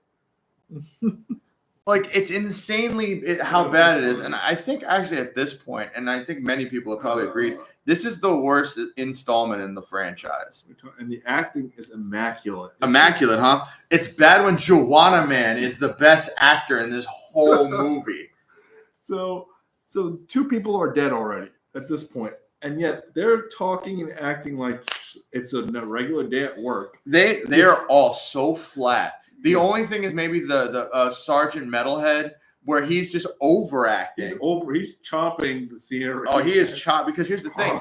Everyone else is so bland and nothing sauce that he has to punch up. He's like, listen, I feel so bad for him. He's like, I feel like he's trying to compensate. Yes. He's like, come on, guys, we all just because everyone else is just like deadpan almost. Even Juana Man, to an extent. Yeah, no, I mean, well, this is clearly just a fucking check for him. Where he was just like, listen, I'm about to do Juana Man. I just did Life before this, probably. So Dr. Mittenhand comes out and reveals himself because he's piloting the ship, I guess, because he's at the bridge, and he comes out and he's just not even quarter man. Rest is just robot, but not even good robot. No, he's like a walking refrigerator. Are in canisters, and he has like back machinery for his spine and one arm, not two arms. He didn't have a robot arm. No, he just one arm. This is the most ineffective thing because he said he wanted to fuse man and computer, and it went horribly wrong. It was like, what did you even try to do? Yeah, you didn't do shit, dude. Like whoever said they were gonna fix you up really fucked you, man. Because that's why he's excited about the princess, because she can regenerate. I can regenerate my body back. Is basically what he's trying to allude to. So the Marines gear up and are going through their it's aliens laser tag facility with just smoke screens and bad corridors. So, which, by the way, I guarantee you, these are the same corridors every time, and they just angle it and light it differently to make different lighting, different smoke machine. Because it's main character guy, main Marine, and main chick Trish. Yeah, because they're the love interest couple. The shipped couple. Yes. So Lep apparates a handcuff onto him. They couldn't even make like special like sci-fi handcuffs glowing or something. No, they're regular ass handcuffs because you know what? Those designs don't go out of style, Carl. And here's the thing too. Once again, how powerful is this guy? And if he could do that, why didn't he? Yeah, why can't he just apparate a knife in the guy's face? Like you know what I mean? Like just because that's not fun and it's too easy for him. I don't know. He loves playing with his food, as we've seen through 3-4 movies. At least in the other one, though, it makes more sense because he can't kill the person because he doesn't know where the gold is. Yes, even though in the third one it made no sense. He doesn't need sense at all. He just needs Zarina, which he knows where she is. He could just kill every single one. He's literally just fucking with these people for the sake of fucking with them. Yeah. And it's just like, dude, you could have ended this movie a long time ago. Okay, Jackie DiNardo, we get it. You like fucking, hunky Marine. He looks like Sylvester Stallone's normal brother that no one cares about. He fights off Lep with the gun, but obviously it's not really effective. He shoots her up onto the scaffolding on the top, like the top catwalk grate, and then the other guy's like, "Oh, I forgot this guy's death sucked." Yeah, that was so late. Because he's like, Juana Man, we can leave. He's like, I'm scared of this leprechaun thing. He's like, we don't have the equipment for this. We could just bounce. He's like, what are you talking about? Just get to your job. Like, he's completely scared now. Yeah. Even though he didn't see either kill, I don't think. No, actually, the woman is probably terrified because she's the one that really found everybody. But also, so one of them is going through the hallway, and this was the death I kind of skipped over here, but one of them is just going through, and then the leprechaun literally drops. Yeah, he tries to bargain. He's like, Danny boy, because his name's Danny. I remember it. He kept saying Danny boy. It's like, he's like, you want to work with me? I'll help you. He's like, yeah, Lep, I'll work with you. And then he just drops the crate. Which, by the way, so I don't. This movie does not like blood. Yeah, because you smash, you'd expect something to splatter underneath. Nothing. Even though it's still a lame death. Something. I thought he'd actually turn heel, and then Lep would slowly turn him into something. No, you do get someone slowly turning into something, but it's not. It's not that. That's when the movie decides we're going to be the Fly. Yeah, the Fly and what you call it, and Starship Troopers. So another lame death is the chick. They're trying to get through a corridor onto a open bridge. Mm-hmm. And they can't get through the door, but then she gets through the door first, and she flips her over the side, so she's hanging on from a high up place on the bridge. And they're like, you gotta open the door, you gotta get to her. And then he's like, this little piggy. Oh, yeah. This little piggy. And then she just falls. And that's pretty much it. But she doesn't die right away because they get to her body. And she's like, and the guys are all pissed. Like, damn it, that was the one chick we had. Because we don't have a chance with Dr. Chick. Dr. DiNardo. So, Dr. DiNardo. So, she's like, you have to kill him. Like they weren't doing that. Yeah, like they weren't trying to do that already. already. Trying to give that lady, but it didn't make any sense. Because she dies and they're like, all right, we got to gear up now. And now, he's got her juice from her blood. Her blood is he blue. has, by the way, apparently her blood is blue. It looks like blue milk from Star Wars. Yeah, it's blue Star Wars milk. And he's like, yes, I'll be able to use this. And then, because again, this is, secret porn. So he has to knock at the door. This is definitely one of those movies where I'm like, this was meant to be a porn. Yeah, we said that.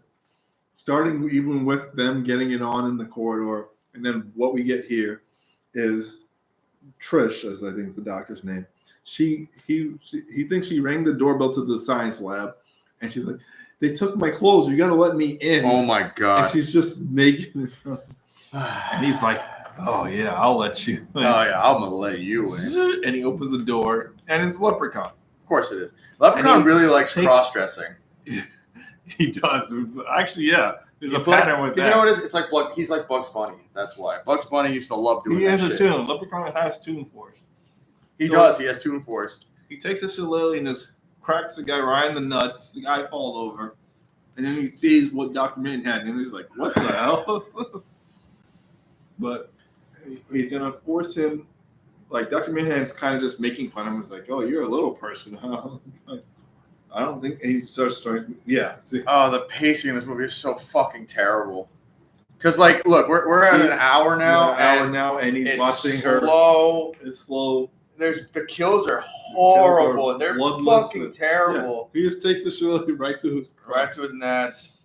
So yeah, the kills are terrible. Like none of them are even sort of interesting. The most interesting one was probably the guy's junk exploding. We don't get blood. You don't even get that shit. And like. Then we get a crate that falls. Don't see that bloodless. Guy getting eaten by flesh-eating bacteria. Don't see it. You just see a skeleton. Clean skeleton.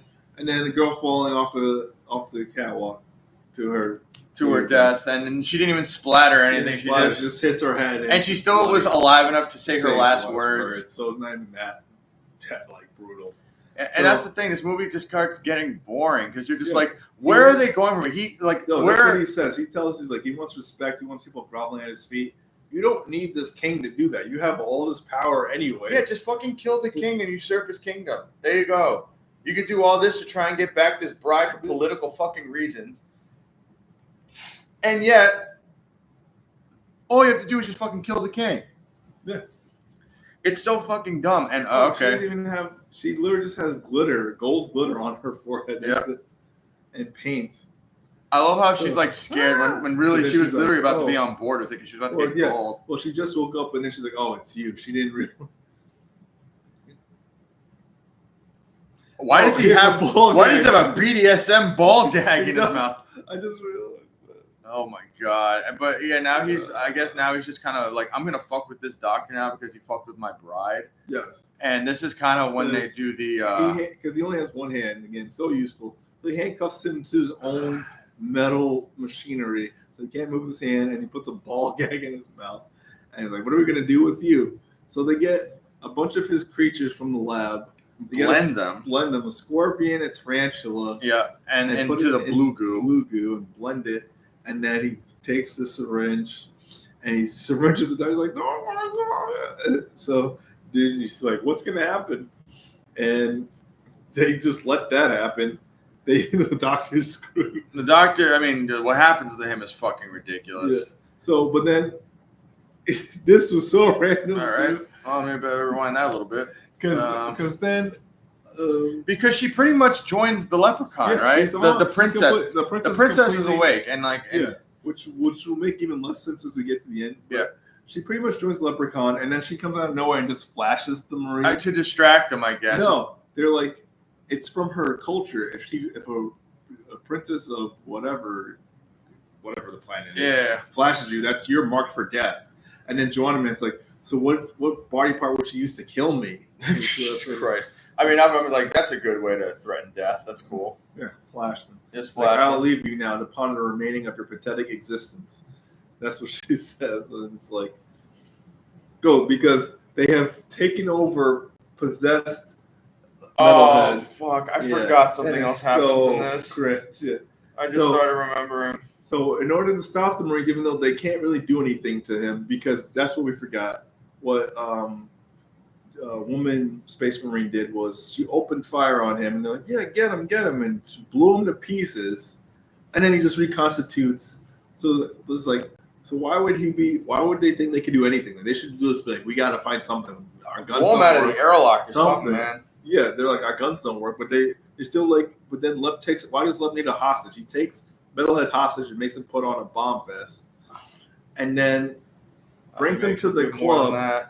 And then he brings them to the club where they're like, Sarge, you got to snap out of it. I'm trying to the rest of this. I was going to show you, because now he puts him in cross-dress, bad 80s wig, women's lingerie, stockings, everything. This is the sergeant. They cross-dressed the fuck out of him. This is the sergeant, and he's like, whoa, come on, boys. Oh, don't worry. Trying to make the first time that people are forced to cross-dress because of Lep. Lep and Zarina are just eating peanuts watching this, like, and she's like, why do we need to do this? Like, oh, it's fun, my God, she sucks. I hate this princess, even though I saw her boobs. Literally, they're doing the tango. And it's the sergeant this is how he goes. This is how the sergeant goes. It's so unceremonious. I felt so bad. One man finally trying to snap him out of it and punches him. But then he's the magic's too powerful. Oh my God. And it's just embarrassing. This is insane. I feel so bad for this actor. He takes out nunchucks out of nowhere. It's like, what is happening? Oh, heaven forgive me. What is that? This is in the movie. You're like, what? Like, if we just put this as a still for Leprechaun in space, your sergeant cross-dressed with nunchucks. Oh, and then Dr. Manhattan. This movie had to have been fueled by nothing but cocaine. Dr. Manhattan wakes up from the transformation he was forced into. And he's like, oh, no. And he's like, Scorpius Spider-Man. He's a scorpion He's Spider-Man. It's like the thing from the Guyver that they had Mark Hamill. Yeah, yes. And it feels... And like Grendelfly. It's very much Brundlefly. Brundlefly and Mark Hamill from Guyver combined.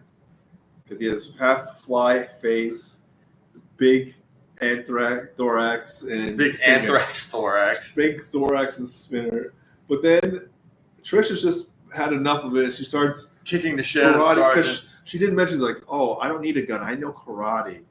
To the Space Marine. I remember she said that earlier. Oh, yeah, because they had to establish that. I knew that was going to come into play, too. Yeah, so she kicks the crap out of him. But he's not done. Because then he gets up with a bayonet and just starts gun butting them and trying to stab them with the knife at the end of the bayonet.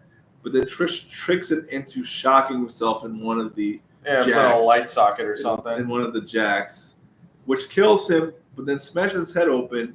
And they're like, oh, he was more cyborg than human. I think they were like, oh, he's a robot. By the way, it's aliens again. Yeah. It's like, Bishop, where they figure out that he's not even really a human. So it's like he was not, but he was a Marine. He was not a human. Yo, you real for that, Joanna, man. You right. You know what? You right, Joanna, man. So he's dead. So that's another one. And I think, besides. The only other last gag I think they have is he becomes big, right? Yeah, because I was like, is there any more deaths? And I think the last death is, we forgot the stupid death with the assistant. Remember how he dies? He pancakes his face like a cartoon. Remember? We skipped over that. We should have just left it skipped over. Because also when they do that, it's like, so they just don't want blood in this movie. Because he could have just smashed the face and his head exploded. Yeah. No, they smash it and like a Muppet. They squish his face.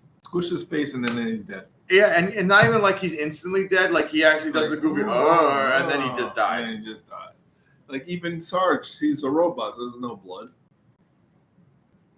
don't. Yeah, they really don't want any blood in this. Yeah, even you thought Joanna Man would get it, but he just gets webbed up, and that's it. Yep, you think that Deep Blue Sea was the first one to spare the black guy? No. It's Leprechaun in space. Leprechaun in space. So because he's already annoyed with her because she only cares about himself, and he's like, I can get anyone in the galaxy. It's like, no, you can't. Look at your horrible pimples and boils on your face.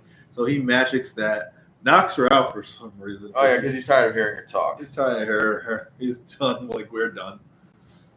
And it's like, ooh. But then her face reverts because. Which also, by the way, I guess he kind of negates the whole plug. He's not trying to make. So for some reason, the Doctor Spider guy gets a hold of Joanna Man, but just shoots goo on him and webs him up. Yeah, and he's still trying because for some reason Lep gave him a time limit of like 20 minutes, and the whole ship blows up. Don't know why he would do that. Just kill everyone, but the whole ship because they have to be aliens, Carl. They have to be aliens, and they need some sort of tension in the last. How much time is left?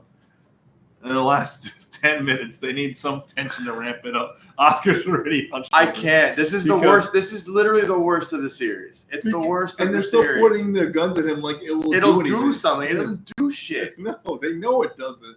It was like this. What can stop him? They don't know about his gold weakness if he still has that. Well, there's no gold to even speak of. Well, that's the thing. There is, but they don't care about it in this movie. Yeah, but he didn't bring the gold with him on the ship. And there's no clovers in space, I guess. Oh, and I love how for some reason it always reverts to a gunfight. Yeah. Where does he keep getting these guns? Because they're like, it's space. Lep's going to use a gun, I guess. Someone said. And they're not even like laser guns or anything. They're literal. It looks like a fucking automatic machine gun. Automatic machine gun. You think laser guns would be interesting or something? Oh no, they couldn't afford that. That's where the gold comes back in. They do use gold because his gold's on the platform where the Honey That Shrunk the Kids machine is, and he grabs it because he's like, "What'd you do to my gold? You shrunk it down." And then he gets hit by the beam, and he's like, "Oh!" But then he becomes giant. So he's chasing Milk Toast Marine. He's chasing Milk Toast Marine, and he's like, Trish, you got to get to the computer deck where Joanna Man is to shut down the thing. Mm-hmm. But while she's doing that, Mitten Spider guy. Yeah, I forgot I didn't even get rid of him. Remember, he's chasing her. Yeah, through the vents. But then he grabs her pants and rips off her pants. So it's just her and her like bra and underwear. Let's get to that part. Listen, I want me to get something out of this movie. I'm gonna get something. Yeah, it's like right here. Well, let's just come on.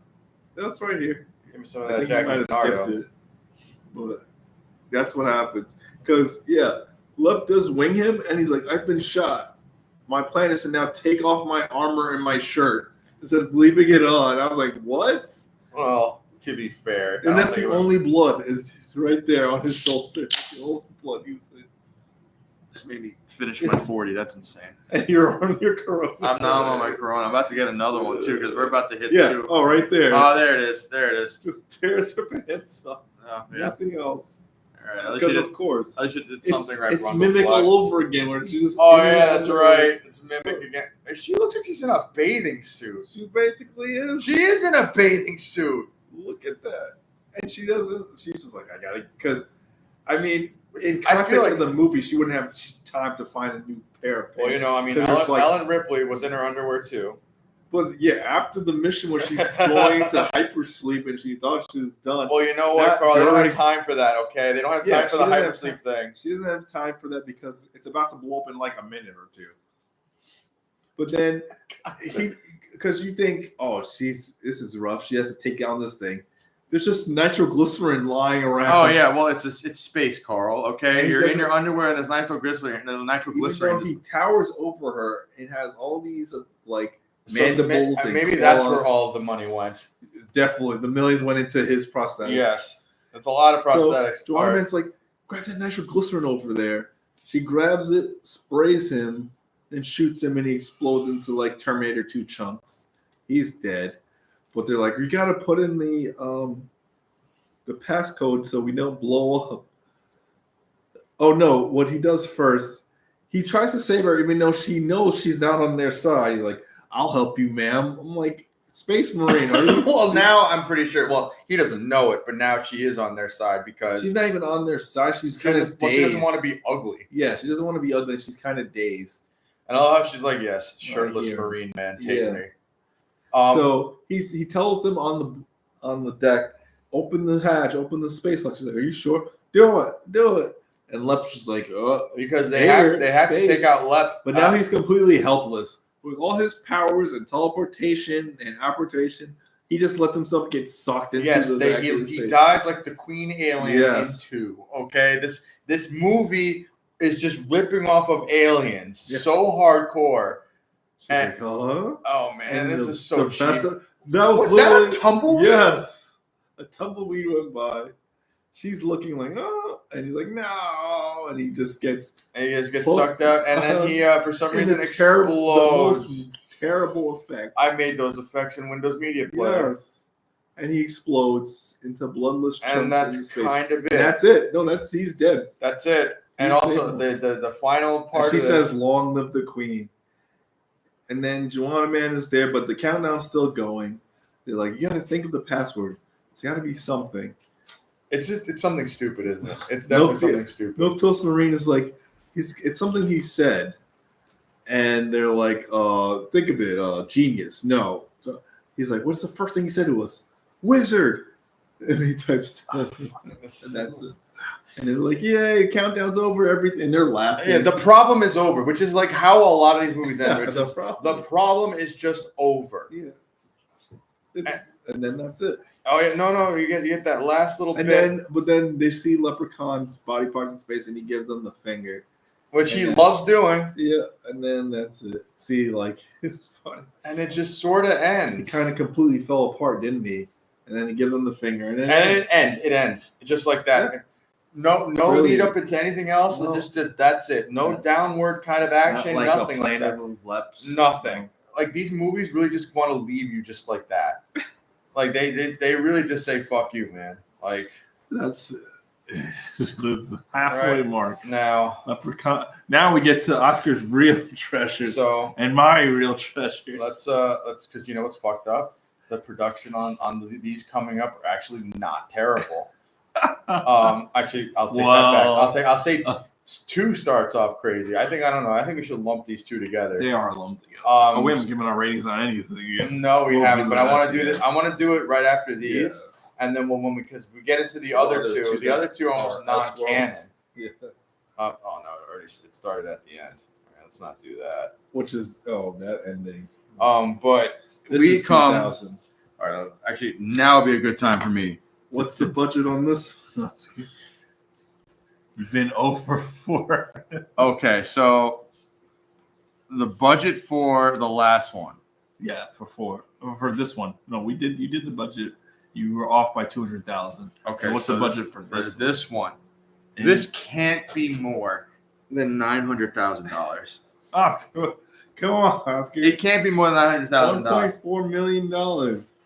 You need that million. For the hood. What was 500,000 going to Ice-T? Because that's the only fucking thing that would make sense for this. Yes, probably. The only fucking thing that would make sense for this. On board is oh no. And they use the same. It's the same one from the first. It is literally the same shot for shot. My god! They just took it. They're like, how do we start this one? Use the first movie shot. It's him crawling down into his catacomb, closing the door with Lepkinesis, and looking at his gold. And it has nothing to do with the hood. Nothing. It's just there. Is this Bill in Ireland? No. Is this? Where is this? What is taking place right now? This is in Compton. This is an ancient Compton. No, this isn't an ancient Compton. This is just the stock footage they're using. Because no, this is ancient Compton. This made sense in the first one. O'Grady went to Ireland for his mother, found Leprechaun, and brought all that mess back with him to the States. Yeah, but even though in the second one it starts off in Ireland, but this one it's just in Compton, and Leprechaun just happens to be there because he's a statue again. Oh yeah, but by the way, they never explain why he comes back as a statue or where that came. Yeah, from. that was never anything that was ever established at any point, and unless you actually know Leprechaun folklore, because Is he still wearing the medallion? No. Yes. Is he still wearing? He's still wearing the medallion. This one. Yeah. That's still Okay. the plot point. Dan Martin. What these fucking? Why am I looking at these casting things? No one gives a shit. Oh, I look how it's in like weave color. Oh yeah, because this is a hood movie, Carl. And you know that there's tons of weed in the hood. Oh god. Because I don't know why they're in the catacombs. They're looking for something. I don't know if they're looking for Lep, but they're looking for something. And they're in like the catacombs of the subway, like going through the abandoned parts of the subway. And he gets frustrated and kicks his guy through the wall to where Lep is being stored. In the subway. In the subway. Just out and about, just like one breakable wall to discover him. His treasure's there, Lep's there in the middle. And the guy doesn't take anything. The first thing he takes, of course, is is Lep's chain. I'm trying to see why they were breaking in. Oh no, listen, Carl. He got a tip about a magic flute in the subway. Yes, that's who told them, and why didn't they have it? And also, where in the fucking spirit of Halloween did they get these 70s pimp costumes? It's blaxploitation. Yeah.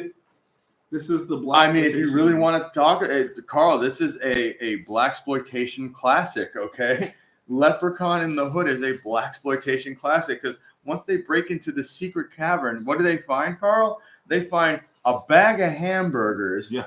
By the way, it's not rotted or anything, so it's clearly been there for just a little bit. And then Colt 54 6-pack. Yeah. Because that is how... He asked me before we started. I was like, yes, they exist. Okay, no. We said Oldie is the only one that came in 60s because I was convinced that malt liquor does not come in anything except for 40s. Except for here. And he kicks him through the thing. He's like, you midget Midas. That's terrible. Midget Midas. I mean, here's the thing. So, like, they establish, like, okay, they find the leprechaun's head and they find the treasure. Find the treasure. Instead, he could have just left that, but of course, he has to take off the amulet because they need Lep to come to life somehow. But they find the gold. He sees the flute, which is like the key to all of the success in this movie. Because here's the thing. In this one, they don't have... It's not just about gold. No. It's about this flute. It's about this flute. This flute is because... And this is the tip he got, by the way. Oh, and of course he's taking the Colt 54. Of course. He's just going to take... By the way, you don't know how long it's been there, how skunk that shit is. It's probably... He's drinking it. He don't care.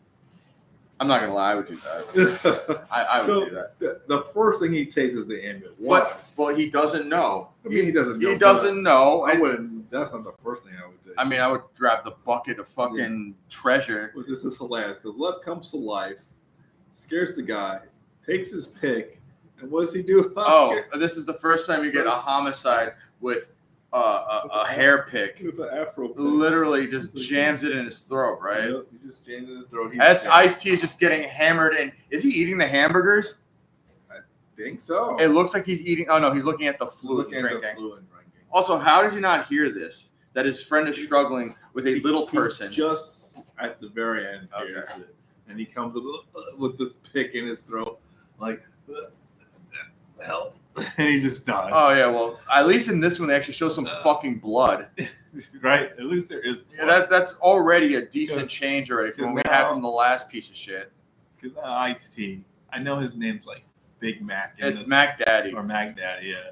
But he's just Ice-T. God, man. He's just Ice-T. I feel like they were trying to make this like a blaxploitation film. That's definitely what it's supposed to be. And, oh, no, not the God Almighty Free at Last speech. Oh, my gosh. So, yeah, Lep is hip. He's down with Martin Luther King, apparently. His pyrokinesis too, because he superheated the gun in his hand. Let's not get into what powers he has anymore. He's in the we hood have now. to. He's in the hood now. And also, by the way, now he's facing the wrath of blaxploitation magic, where you can Ice-T infinite the bag of holding that's in Ice-T's afro. He pulls out a switchblade, a mini bat. He's like, no. And he goes back into his hair. Nothing. He's lost all his tools. His bag's empty. Telekinesising him and hitting him and laughing. Yeah, how does he even get control of what's happening? I'm trying to remember. What happens is he accidentally knocks the medallion back onto Lep. Ah, that's what happens. He's like, oh, and it's in the air, and Lep's like, no, and he gets. And then we cut to our main trio. Oh no! It's Postmaster P. Stray Bullet, and Butch. And fucking Butch, dude. Butch looks like the bear animatronic at at a theme park. That's me. But I'm sorry. I know he's the Donatello of the group, technically, because they actually make him like smart. But he is goofy as fuck. Okay, smart in aspects, I would say. Okay, listen. Like I said, he's the Donatello. The first thing we see is him blow up their sound system. How do you do that? Like 20 feet. That doesn't even make sense on any sort of level. I've never been to a show where they blew out the speakers where it's actually explosive and it causes people to dive out of the way. Yeah. Which, by the way, so they're at an audition to try and get on like a bill for a show or something, right? Or try to get a record deal to go to LA to do a contest that they think they'll win and get that money. Yeah, but by the way, they're rappers, so they're terrible rappers. They're clean rappers. They're like the early Eminem rappers that do the positivity raps and shit.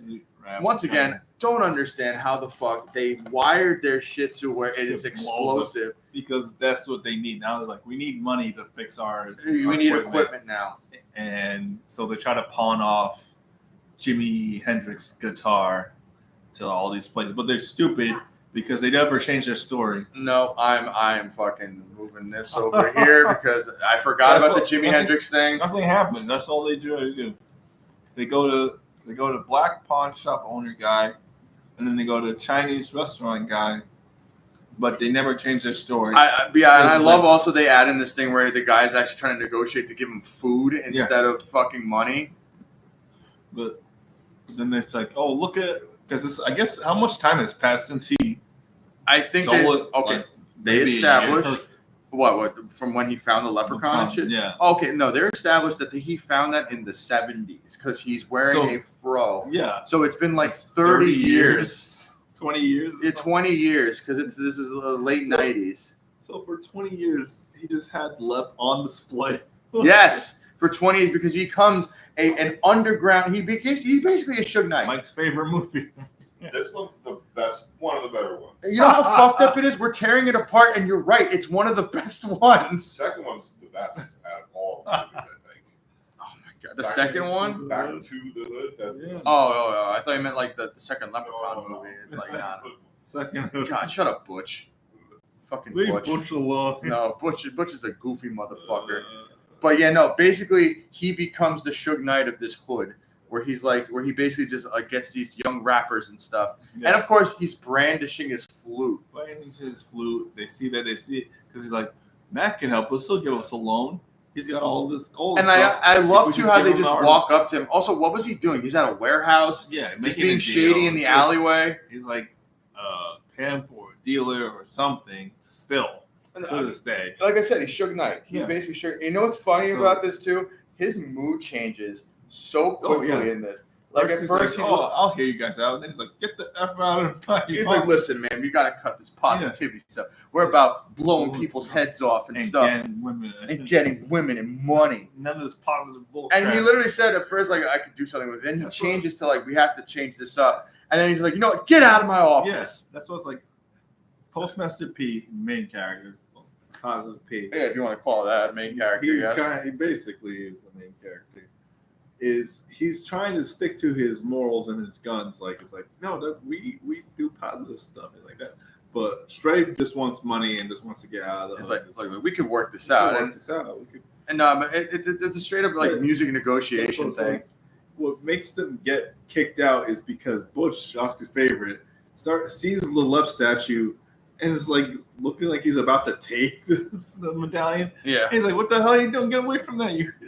Well, yeah, I mean, it was like if it's about the Leprechaun, bury that thing 50 feet deep. No one Jumanji's this like they're supposed to. And here's the thing too: you have it out in the open, and this is where they get this idea, right? It's like, oh, he's got that out in the open. We can dip that medallion. That's really what gets him out. And that's so like literally, and this becomes once again this is a hood movie. Yeah. So this is where you get the hood movie part where they're like, hey, let's go do some like, criminal shit to fund our rap career. Shut up, Butch. It's like Baby Boy. Yes, that's the kind of vibe you get from this. Because Baby Boy has also these really exaggerated hood characters, which are almost satires of hood characters. Same thing with this, because like Stray Bullet, he is overacting like a motherfucker, like trying to act hard and like irrational, like we need to do this. I'll say this, Postmaster's acting probably the best out of the three, unless, you know, Butch really is supposed to meant to be this Billy Bear looking motherfucker. Because, it's like, now you got to come all high and mighty. Look, man, it's like, you weren't complaining when we trying to sell Jimi Hendrix things. Like, that's different. That's not, like, super crime. Now it's like, let's piss off the most powerful guy in the neighborhood and try to rob him without any lookout because at first Postmaster P's like, I'm not gonna do it, and Butch is like, yeah, we're gonna do this, we're gonna get some money because Butch is, the genius of the group. He is the genius. I mean, he is the leader of the group. He's like, tell me. He's like, I'll see you all in Judge Judy. Which like, I mean, I love how at first I'm like, all right, he's actually being smart. Yeah, but then later afternoon he just shows up with them and like, I'll help you guys. Yeah, because you know what, they're homies, man. They're down, man. Keep talking for a bit. I gotta traditionally go use my shit. Right. So he goes to help them out. He's a ride or die for his boys, but they're kind of scared, but not really. But they're hyping themselves up to do this heist. Break into Mac Daddy's office and get all his gold and stuff. So they all go that night. At first, it kind of goes without a hitch, and they're only there for the amulet, but they find a bunch of other gold and a bunch of other stuff. But they're, nervous. They do have a gun, and then they find Mac Daddy's gun in his office too. So they have two guns. But then at the same time, Mac Daddy walks in, but because of all the commotion, Postmaster P accidentally shoots him. Yeah, that's what happens, right? Postmaster P accidentally shoots him and thinks he's killed him. Because they robbed him. Apparently, Butch is good at demolition because he creates like these two mini. Listen, he is literally the Donatello of the group. Like he has mini C4. He's like rigging shit and like he has literal blasting caps ready to go. I mean, look, like I said, he's actually smart but not smart. So they're rummaging through the place. I told them he finds the gun because now they have two guns. So now they have that gun, and by the way, this is like the most undiscreet way to go about things. Yeah. It's been 20 years and he still has all that gold. And not only that, dude, like he doesn't have a safe. No. Like he just has it in his drawers. Has it in a drawer. He wouldn't put that in a bank or in a depository. No. Just has he is also the type of guy that's also walking around holding the flute that makes him famous. Not the brightest one. So because of all the commotion, he shoots Mac Daddy. Yeah. But it shoots him in the medallion because he thought he killed him. But then they see the Leprechaun, they're like, oh my gosh, and like shoot him, and they shoot him a bunch. Yeah. He falls, they run out. He gets back up. Yeah. He sees Mac Daddy, but Mac Daddy runs out scared into the club. And at this point, too, the Leprechaun knows, like, hey, you're the one that put me in this position. I'm coming after you. For you. Because also, I'm pretty sure they also swiped the flute before they left. The guys. The flute. Yeah, so they have the flute, and because they take it off of Mac Daddy's conscious body. But then he's like, calm down. He's like, you got it. It's like, you can figure this out. He goes into the bathroom. But then Leprechaun shows up. Oh, he shocked this guy with forced Leprechaun lightning. Don't even drink for this. If you drink, you're not going to make it out of this tube. Jesus Christ. Because here's the thing, man. It's like this is almost like there's some parts I'm like, wow, this is actually kind of turning into a movie. Because I'm sorry, like I said, it's a hood movie where these guys are just trying to make it, and then they throw in this Leprechaun shit. Yeah. And Ice-T, I'm telling you, half of the money went to fucking getting Ice-T into this movie. Because he's like, let me calm down. He takes out a joint, starts smoking it. It's a good idea. I might do a little something myself right now. He's like, ooh, what's that? And he's like, yo, Leprechaun is G as fuck. Yeah. All right. So he gives him a hit. And he's like, yeah, that's the bomb. That's the bomb. A friend with weed is a friend indeed. Listen, that is a T-shirt right there. If they had that T-shirt instead of the Leprechaun from the Hood one that I got, a friend with weed is a friend indeed. So he thinks there's some rapport, but Lep grabs him and grabs his finger. because he has gold on his finger. Gold on his finger. So he takes that, rips off his finger with the gold ring. He's like, my finger. Which I don't think comes up again. No, it doesn't, because at this point, I think he actually kills him. Because here's the thing. He doesn't kill him. Oh, he doesn't kill him. Okay, because Ice-T keeps coming back. Ice-T keeps coming back throughout in the entire movie. I don't know why Lep doesn't just kill him. I mean, because at this point, he might realize also he doesn't have the flute. Yeah. Because that's what he's really going after is the flute. And once again, now we're getting to the almost the stereotypical archetype of these movies that has always happened. The Leprechaun wants something. It's never the same thing because it's always gold or bitches, or girl, or both. And now he wants this flute. He wants his flute, which by the way never got established in any of the other movies. He just wants this flute. And now he's just going to be killing people as he goes along. And it's just more ridiculous the way these people get killed. But now we're in the territory where it's super low budget the way they do things. Yeah, he gets force electrocuted. With terrible after effects of lightning. Listen, man. I mean, I don't even. Honestly, how did this break $1 million? This should not have broken $1 million. This should have broken $800. With bad lightning, and it's supposed to be like lighting his eyes, and you can see the effect just leave, and it's just the actor has to pretend to be dead. And it's just, dude, it's so stupid because like after this, none of the deaths are even kind of. Yeah, and at this point now so also, do they like pretty much say the Leprechaun can sense the thing, or he just knows that these guys Three have again, it? Where he shows up late all the time because he is on their trail. Yeah, and at this point too. I mean, do the guys don't know that they're being tracked down? They saw the Leprechaun, but they don't know. Yeah, they don't know they're being tracked down because of the flute. I think they also find out, or it establishes they have some of the gold too. Because do they do the audition again with the flute?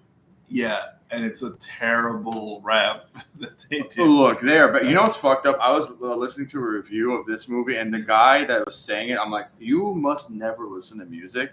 Because the guy's like, because the raps are actually pretty good. You know, it seems like early 90s, like awesome rap. And I'm like, this is terrible. And by the way, it was designed to be terrible. Yeah.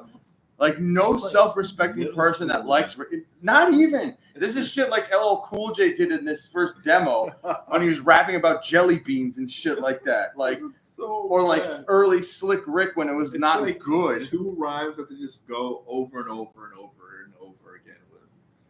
And that's it. And it's this worst beat. And then you got especially fucking the rap at the end. And you get like animatronic Blue Butch in the back just like doing his stupid dances.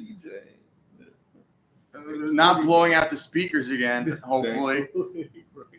Because that's what they have. When they have the power of the flute, everyone is a lord to them and everyone just do whatever. Because here's the thing about this movie, man. It's the same fucking format. It's the same tropes. And but we see with his powers, he could just kill everyone insta. Yeah, but he likes, not even like he likes to play with his food. It's almost like you realize at this point the Leprechaun's incompetent. Especially because this is why I say this now, because he's won like at the third act of this movie. He's won pretty much.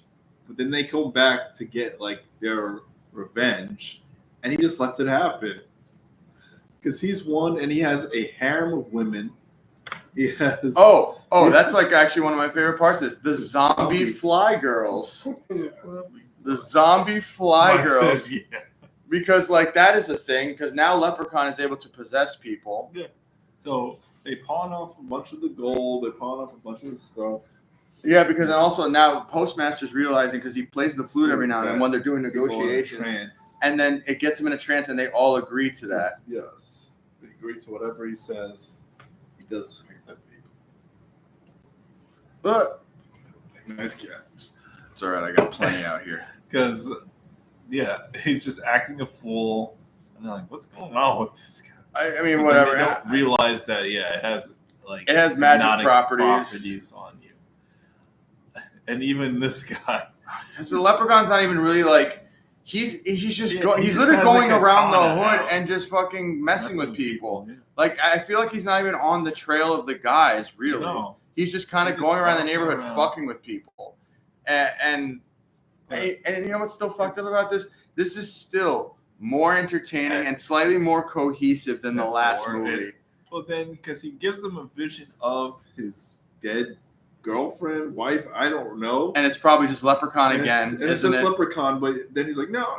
And then because she turned to Lepreface and kills him. Leprechaun likes doing this Bugs Bunny cross-dressing shit, man. I'm telling you, that's Whereas, like a staple we'll of get to Leprechaun. the cross-dressing at the Oh, end. jeez. 'Cause that's all they do in these movies. Oh my god! Like, I'm sorry, but like, Tyler Perry ruined it for everybody. Tyler Perry. Tyler Was Perry. this before Tyler Perry? Or right No, after? I'm pretty sure because I'm Right pretty. at the Wasn't, beginning. it had to have been either like because he was still doing a stage play. She turns Lepreface, turns around, and then kills him. Like, so. Yeah, I'm like, here's the thing too. These deaths are all really fucking boring, man. That's the thing. It's not even like interesting anything. All commentary on the hood, really. No, it just kind of once again, it's one of these things that like they're just making this movie happen just to Because happen. he kind of feels, because obviously Stray and Butch don't care, but he feels regret because I just killed some guy for this. And Which- it's like, Awesome, you guys actually have some kind of character development, and it's Oh. wasted in this movie. yeah, for a little while. Yeah, for a little I while. was like, well, you should spot. This ain't right, man. That's what he's Yeah, saying. because they bought all the shit. Literally, the guy is dead. Even though, really, I feel like some time has passed. This neighborhood is very small and tight knit. So Yeah. how do they not know by now that Mac Daddy's still alive? Yeah. Unless Mac Daddy's in hiding because of the leprechaun. That's the only thing that. he would have to. That's the only thing that kind of like He makes immediately sense. went to a club right after. Oh no, there he is. He's already back. No, he's back. Oh yeah, he literally is confronting them right now. He just got his hired hand and is like, "Give me my flute, or I'll bust a cap." That's his. I love how he has fresh clothes and everything now. He has a full Time to outfit. change. You know, He's got his Sean John on. and he got his hired hand who doesn't speak at all. Give me the flute right away. Oh my god, They- I don't know why they don't just give him the flute like that. Well, because number one, He's Postmaster lying. knows. Yeah. Wait, did he just jam his hand and that's the only reason he didn't shoot him? That's the only reason they didn't shoot him. And he's like, kill them, but they've already jumped. Even though they just jumped like 4 stories. Oh no, but you there's always a dumpster conveniently there to save him. That would Carl. break your leg so bad. Yeah, and also one of you would have gotten clipped. Absolutely, for sure. No, this guy's the worst shot. It is literally a fish in a barrel It's situation. literally an alley this big, and he can't hit them. He can't hit them. And then now Postmaster explaining that the flute is the reason that they're Yes. getting all these deals or are able to negotiate all this stuff. Negotiate the stuff. It's like, we got to get our groove on. But Why is he going after the Asian dude? that's what I'm saying. He's just messing around to mess around. Love doesn't have any look after his face. It has no congruency. Because it's messed up. Because you know what it is? I really think this is actually one of the better And then, movies. like you said, we get cross dresses. Oh yeah, we have Miss Fontaine, who this is when they do the goofiest shit. So like they go in and shack up with their friend Miss Fontaine, who is a crossdresser. I don't know if she's actually trans or not, but I think she might be just a crossdresser. But Paul. Yeah, and she's like, all right, I'm gonna house you guys because I know you guys are on the run from Mac Daddy or whatever. And they're outside and they're like chilling and they're trying to rehearse for their rap gig, and then Miss Fontaine is obviously like she's supporting them. Yeah. But it's late at night. Yeah. They're in a little like kind of middle alleyway where it connects all the apartments so everyone can hear them. And people are obviously yelling at them to shut the fuck up. Yeah. Like, just shut the fuck up. It's late at night. Why are you guys doing this? 12 a night. Yep. And then Postmaster plays the flute again. And obviously everyone is out and they're like, yeah, we want to hear more of the music you have going on. And then they do a whole concert. A whole concert where everyone's now awake. You said that reviewer said this is good. Yes, they said the rapping was good, and this is not good. It is not good. They're rhyming please with cheese and crack with back. Oh my God. Not the please with cheese. And fucking Butch. What are you even doing, Butch? You just think there's a hype man. I'm telling you, he is like an animatronic bear. Don't ask me. Look at him. Look at him. He looks like he should be in a Chuck E. Cheese band. Butch is trying. But Butch is trying. This broke ass Donatello. And it's like everyone's just loving. Which, by the way, how are they not getting more complaints from other people going? It's late at night. Turn this. Cops should be involved, but it is the hood, so they're not gonna show up. We gotta move along. I'm like, it's just because nothing's happening. And like you said, they do like a whole set. Leprechaun's not involved at all. Yeah, it's once again one of these movies where it's like, this is a Leprechaun movie, right? Oh, okay. Yeah, this is Oscar's one. He's down again. Okay, I'm sorry. Number one, of course, because Miss Fontaine is a transsexual or a crossdresser. She's overtly horny. And what you call it? And of course, Leprechaun comes in because he can probably sense the flute. I think that's what's happening. And then somewhat. And he comes into the apartment, and Miss Fontaine is literally just like, you know what? Which, by the way, don't understand why. Hey, you know what? This weird looking fucking monster thing I come in by. You know what I'm gonna do? I'm gonna fuck it. Because that's what it boils down. Oscar's breaking. Because I'm like, come on, man. Like, not like just you see a monster thing coming, and your first instinct is to fuck it. As everything we've been through, the sticks of North Dakota, LA, Vegas, space, and now somehow Compton or wherever the fuck they are. And all the stupidness that happened in those first 4 movies. Now we have a drag queen, cross-dresser, buff drag queen, getting on with the Leprechaun, and they actually do that whole cliche fake out where you go in and you hear like them doing sex noises and stuff, but in reality she's getting fucking murdered by this leprechaun, and it's like I love how the guys are like, oh, this is fucked up. They're like, that's what Oscar texted me while he was watching. He's like, well, after all this stuff, I didn't expect to see cross-dresser getting it on with a leprechaun. And I'm like, I could have gone my whole life without seeing that. And no, that's in our brains. Leprechaun from the hood. You guys are just hearing it from our view, but we had to watch it now twice, double time over, because that's when you're just like, whoop, I'm done. No, it's oh my god. Then just opening the door to a crossdresser going, I'm sorry. That was like not even like a breaking point, but I'm like, come on, man.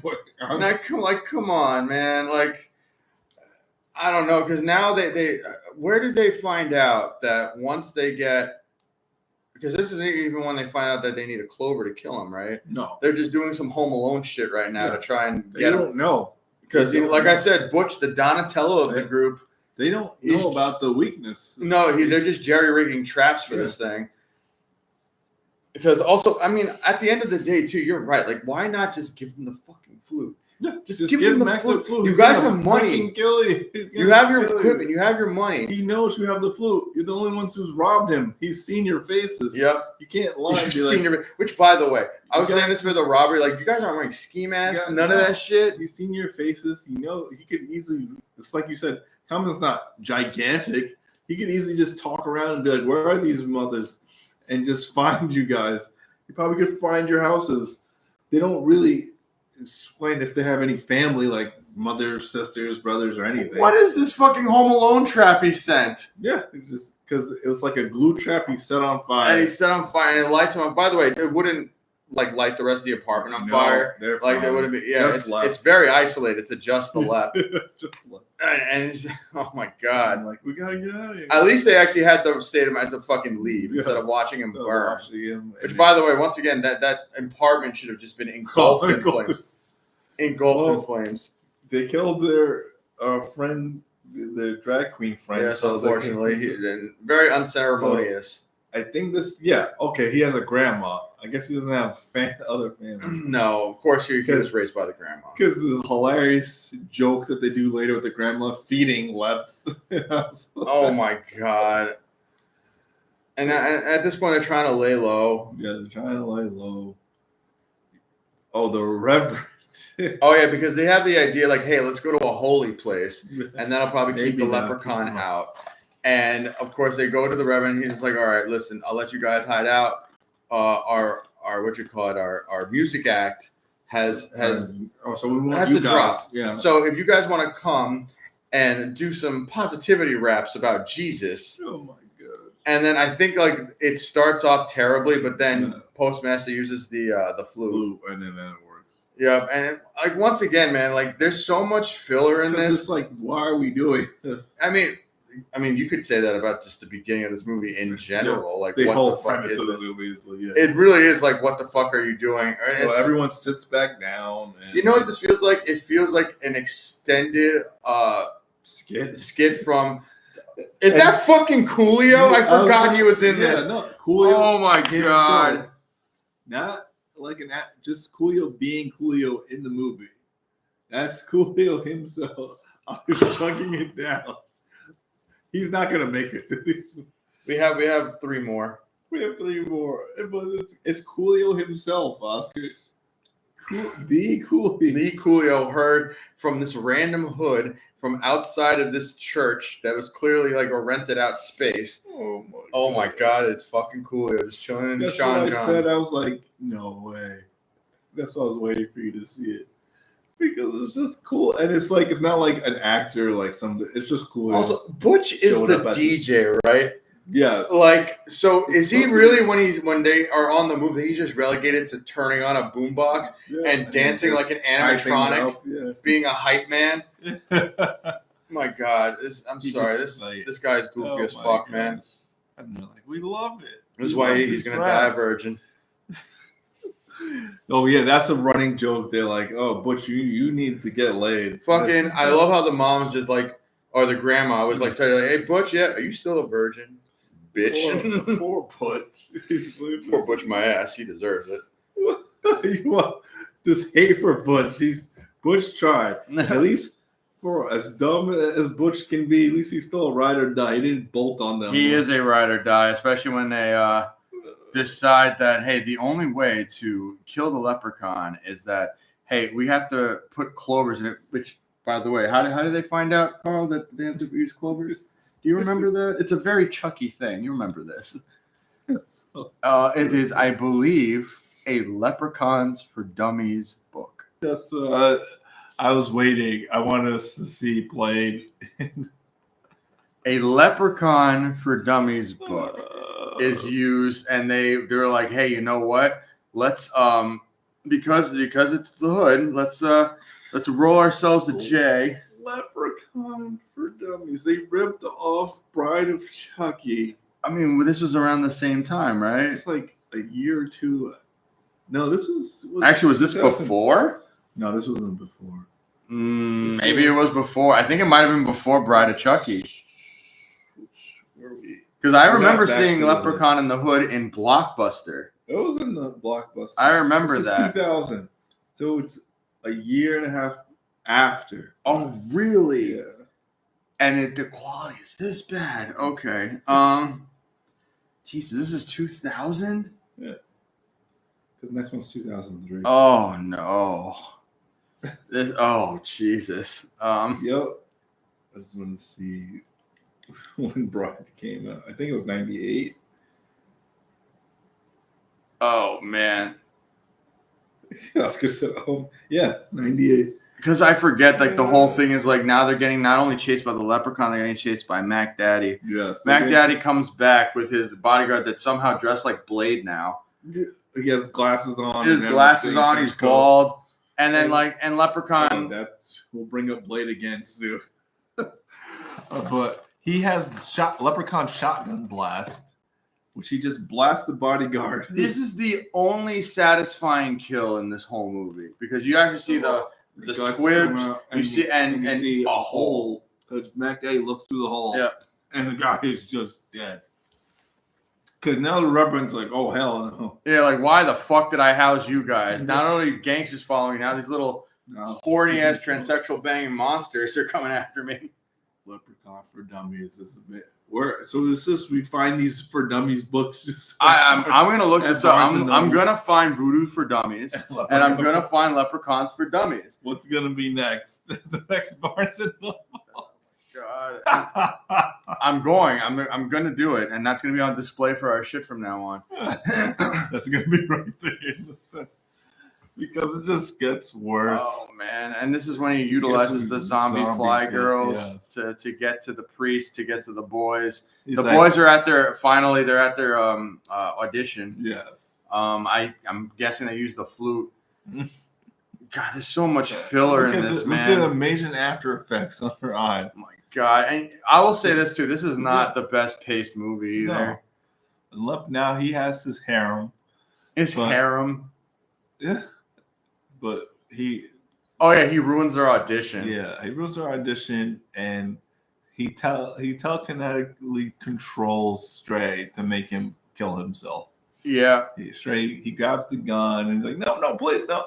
He's like, we'll do, and he just pops Stray. Yeah. And now they have this put whole him in a car to crazy make him plan. Yeah. Where now, hey, look, we have to get him to smoke this clover. Yes. And in order to get to the Leprechaun, we have to do a honey trap. We have to cross-dress and apply to be one of his zombie fly girls.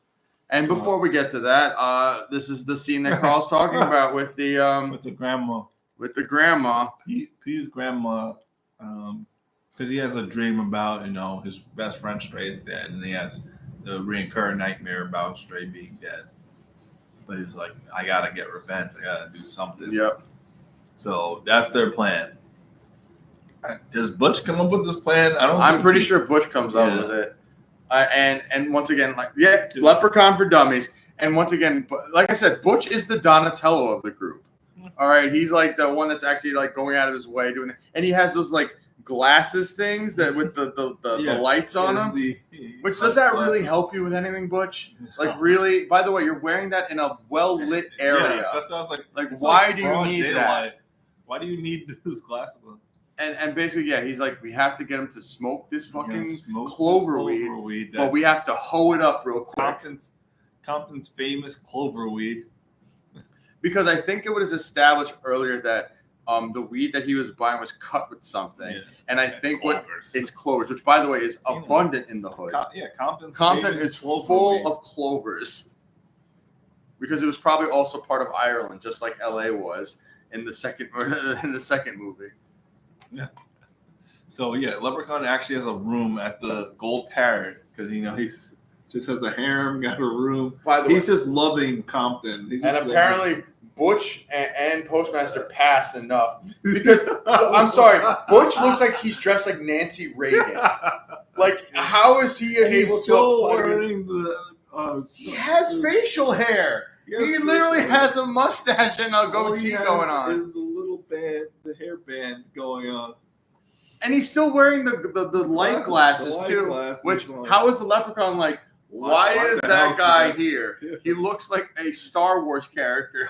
It's like even post like this is clearly a cross-dressing man. Yes, I mean oh shit. Like not even who did their makeup? Did they do each other? No, they did. You don't remember they had a whole montage where they were getting prepped and ready to go in their Tyler Perry outfits. Yeah, I forget. Because I'm sorry. Where did they get their makeup? You guys have to stop getting dressed. Everything's a cross-dressing. Sarge was cross-dressing in the last one. We didn't get a cross-dresser. Look, Leprechaun is very into the whole. He is challenging gender norms, Carl. Leprechaun is a progressive as fuck motherfucker, all right? Look, because at the same time, you know what? I bet you he even knew they were cross-dressers. He didn't care. He's just like, I don't care. Because he's literally about to have P go. Because literally he's like a pimp where he's like, I have to turn you out first. Yeah. And the clover finally works. But P doesn't. Speaking of, He doesn't try to murder him. He just takes the flute back. Like, well, Oscar's just. Because I throw my hands up because like also at the same time it's not. They don't go out of their way to kill the thing. No, they have to try and just take the flute. Escape. You guys don't realize that he's just going to chase you more. You didn't kill him. You just knocked him out. I think maybe they thought they killed him. Why would he literally just like fell asleep? That's why he was trying to be careful when he was grabbing it. Because that's like. Oh no! But then I do feel bad for Butch here. Yeah, Mac Daddy comes back and shoots him in the chest. Butch goes down. He dies in a dress. It's like, no, you're gonna be okay, man. You're gonna be. But obviously, he's dying. He's like, this is one of the favorite lines right there. Okay. You think there's pussy in heaven post, and then he just dies. That is his last line. That's the last thing that Butch says in his.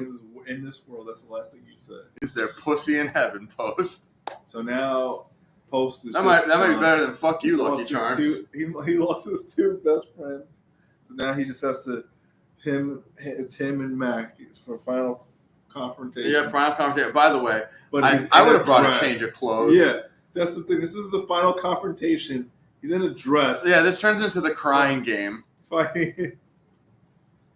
But he thinks because he's like, you're all straight edge. You're not going to shoot me. You're not going to do anything. He's like, you thought. And then he actually does shoot him. But then I saw it because he shoots him like 3 or 4 times. It's all on the right side, not the heart. Okay, is that really how we're justifying this, Carl? Because he's somehow not dead. Okay, because fucking Ice-T refuses to die this entire movie. Ice-T said in his contract, I'm not dying until the end. Until the end of the movie. And I love how Ice-T still says, I contributed to this. This was a movie, man. Because he's proud of this. You cross-dressing imposter. That's what Love says. He telekinesis him, throws him down. Oh, is he wearing women's underwear too? No, I hope not. Oh no, it looks like I don't like this undercrotch shots. Yeah, it looks like black panties. That's what it looks like. Because like, now give me the flute and I'll send you the. That's what he says. It's like, oh, he does a bad accent too. I forgot. Shit. Yeah. Oh, that's appropriating right there. That's not good. You know what, man? That's not a good look, Postmaster. Even though I love how he's dropping bar for bar. Because Lep is the real OG. We're not even part 2 yet. Yeah, Lep is the real OG. But he's like, because they do that. Ice-T refuses to die. What about this guy behind you? He's like, guy behind me? Don't behind me. So, but this is stupid because he has the amulet. Ice-T is more common because he had the amulet. But instead he takes a chair to him. Yeah. Just throw the amulet on him. Because he's hood as fuck, Carl. All right? We don't do magic. I got you. This is the WWF shit right here. Yeah, he's like, I got you. God, like he did anything. Was he already doing Law and Order by this point or whatever the fuck he did? I hope so. Because, I mean, like, I hope they didn't see this and they were just like, oh, yeah, he'd be perfect for a daytime drama. Because what happens is he blows a hole in his stomach. Yeah, because that's a power he has. Because he did it to the other guy, his hired hand. They did it again here, and he makes you throw up the amulet, and Lep's like, because it happened at the beginning of the movie, he's like, no! And it almost landed on him. No, I think this is what we're supposed to perceive by this ending. Oh, yeah, is that Post is done, he's broken, he's a broken man. He took the amulet off Lep and got a wish for fame and power, because they're working together now. Yeah, which is like, well, here's the thing, he almost looks like he got possessed like the zombie fly girls. And now it's, I don't know, maybe it's possible he's using him to gain more wealth. But like he's the front man. He's on stage. Also, by the way, this is so fucking cheap. And this is some shit you get at like a Sweet 16 auditorium. Yeah. It's so bad. I'm man. I passed the test. By the way, I love how this is supposed to look like a big concert, but you don't see like any audience. You don't see any audience. They just have just two strobe lights and smoke, and that's it. Oh yeah, because it looks like he's in a strip club. Then he does that, and his eyes glow. Also, he has no mic. He's just talking into nothing. Why does he look like Morpheus? Like Morpheus glasses. Yeah, I was gonna say. And then Lep's there as his front man, as his manager, his Suge Knight now. Yeah. He's like, you know what? Ice-T wasn't doing it right. Oh, God. But And then then just- the end credits are even better because you get the zombie girls. Oh, you mean the zombie girl? Zombie fly girls. Rap song where he's once again. It looks like he barged into like a Sweet 16 and just started just dancing because this is so fucking cheap, dude. When Left in the Hood come to do no good. No, we're not finishing this. Are you kidding me? I'm not doing this. Because he repeats it. He like repeats 20 it times. 20 times, Left in the dude. Hood do no good. This is how Warwick Davis wanted to end this fucking series because it just gets even dumber. Actually, this one kind of more back to the format of the other like first three. Well, yeah. Now it's back to the goal. You think it would go even more like off the rails, but no, it's more contained than the first Hood. There's no way. It's more contained. We have Mother's Milk, Lonzo. Oh my god, I forgot he was in this. Oh, and Yeah. Sticky Fingers. And Blade. Yeah. Oh fuck. We have Blade and Lonzo and How the fuck did Mother's Milk get any work after this? right? I'm He was sorry, the- but this He was the bad guy this in one of is the a Fast and Furious smear. movies. Was And he? Yeah. I think like 5 or something. Okay, so here's the thing though. When you watch this is one of the best openings to any of the movies. She had the psychic witch has the whole lore book just on ready to go. Yeah, but like look at this. This is actually animated. They actually established lore. This is where we finally get into like a An lore explanation of what this thing Yeah. is. Like, and I'm like, they used it really for That's the like for the Back to the Hood. for the last war. Maybe because Last they knew it one. was the last Warwick Davis one. Yeah, and it's Back to the Hood. Back to the look at this. This is actually good Like, animation. this is something you would think you would get from 2 or 3. Yeah, right. That And actually explain his lore. where it's just like, look, I think like because of the greed of man, like yes, like there's a king who summoned all of these earth spirits to protect his riches from invading countries and armies. So the leprechauns would just jump anyone who took the gold. And then after the king passed away, the earth spirits went back to the earth, except for one who wanted to keep the gold. And it's Lubden. Lubden, who never gets mentioned in by- any of these fucking movies. Lubden. But yeah, he stays, keeps the gold, and that's what he's been doing for centuries. And look, the animation's actually good. Good, like a Don Bluth. Yes, like a Don Bluth kind of, and then they just Then they go right back to the terrible. Which, by the way, I was saying this before. This is like a long skit from like a Tales from the Hood movie, Yeah. like Tales from the Hood 2 or 3, Or 3, I was gonna say 3. which I still have. I might put that on the wheel at some point. Please God. I might put that on the wheel. But Oh my gosh. and you get. So we start with Father something. You know what it is? Priest that's just fighting the leprechaun. Not to go too off track already, but like you did mention before that they wanted to do a Candyman versus Leprechaun, Yes. and I'm wondering I if think it's that's why because they went to the Hood instead of. yeah, and it's just like, oh, maybe if we did this in Caprini Green, That maybe Warwick will we'll set him up with this, and then maybe he'll want to do that. except Jason Todd was like, screw yourself, Tony I ain't Todd doing was this. Like, Oh, hell no. Jason Todd. Oh, yeah, I was even. Jesus, Jason, not he's Robin, drunk. not Robin. No, Tony Todd was like, no, because we were gonna say that they wanted to do Mark Jones wanted to do a Candyman versus Leprechaun thing after this, but Warwick also for a while didn't want to do horror because he had kids growing up and he didn't want to associate like horror with like his kids, trying to scare them or anything. And like decades later, he's like, "Oh, we could do the Candyman crossover." And Tony Todd's like, "That's not happening. That we're not doing. Not with me, at least." So they're like, "Fine." But then they've been trying to reboot it since. But this is Warwick's last movie. This is the As Warwick's of last now. movie, and it's I'm still not certain why he's in the Hood now. Because he again didn't another come- Elseworlds because He didn't come back from anything. He's just there now. This is his lore now because he's fighting a priest. A drunk priest, a very drunk priest. Very drunk priest, and it has nothing to do with Postmaster P. Oh no, that's done. That never. That They were retconned. that was like a noir ending because he freed Lep and is using him for fame. But this one, they already have a rapport. They've been fighting for a while. Apparently, the guy's literally like throwing clover water at him and stabbing him with like an iron cross. He has an iron cross and stabbing him to death, splashing him, trying to send him to hell.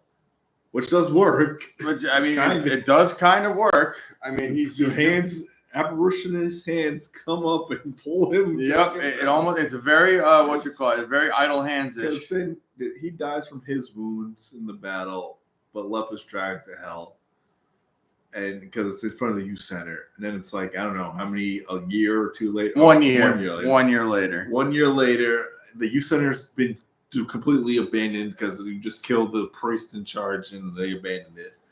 But Oscar's favorite main character. God, what's this guy's fucking name? Oh my, what's his name? Oh my gosh. Wow. This guy is the bad gangsters in this. What are you talking about? Sticky Fingers Blade is amazing.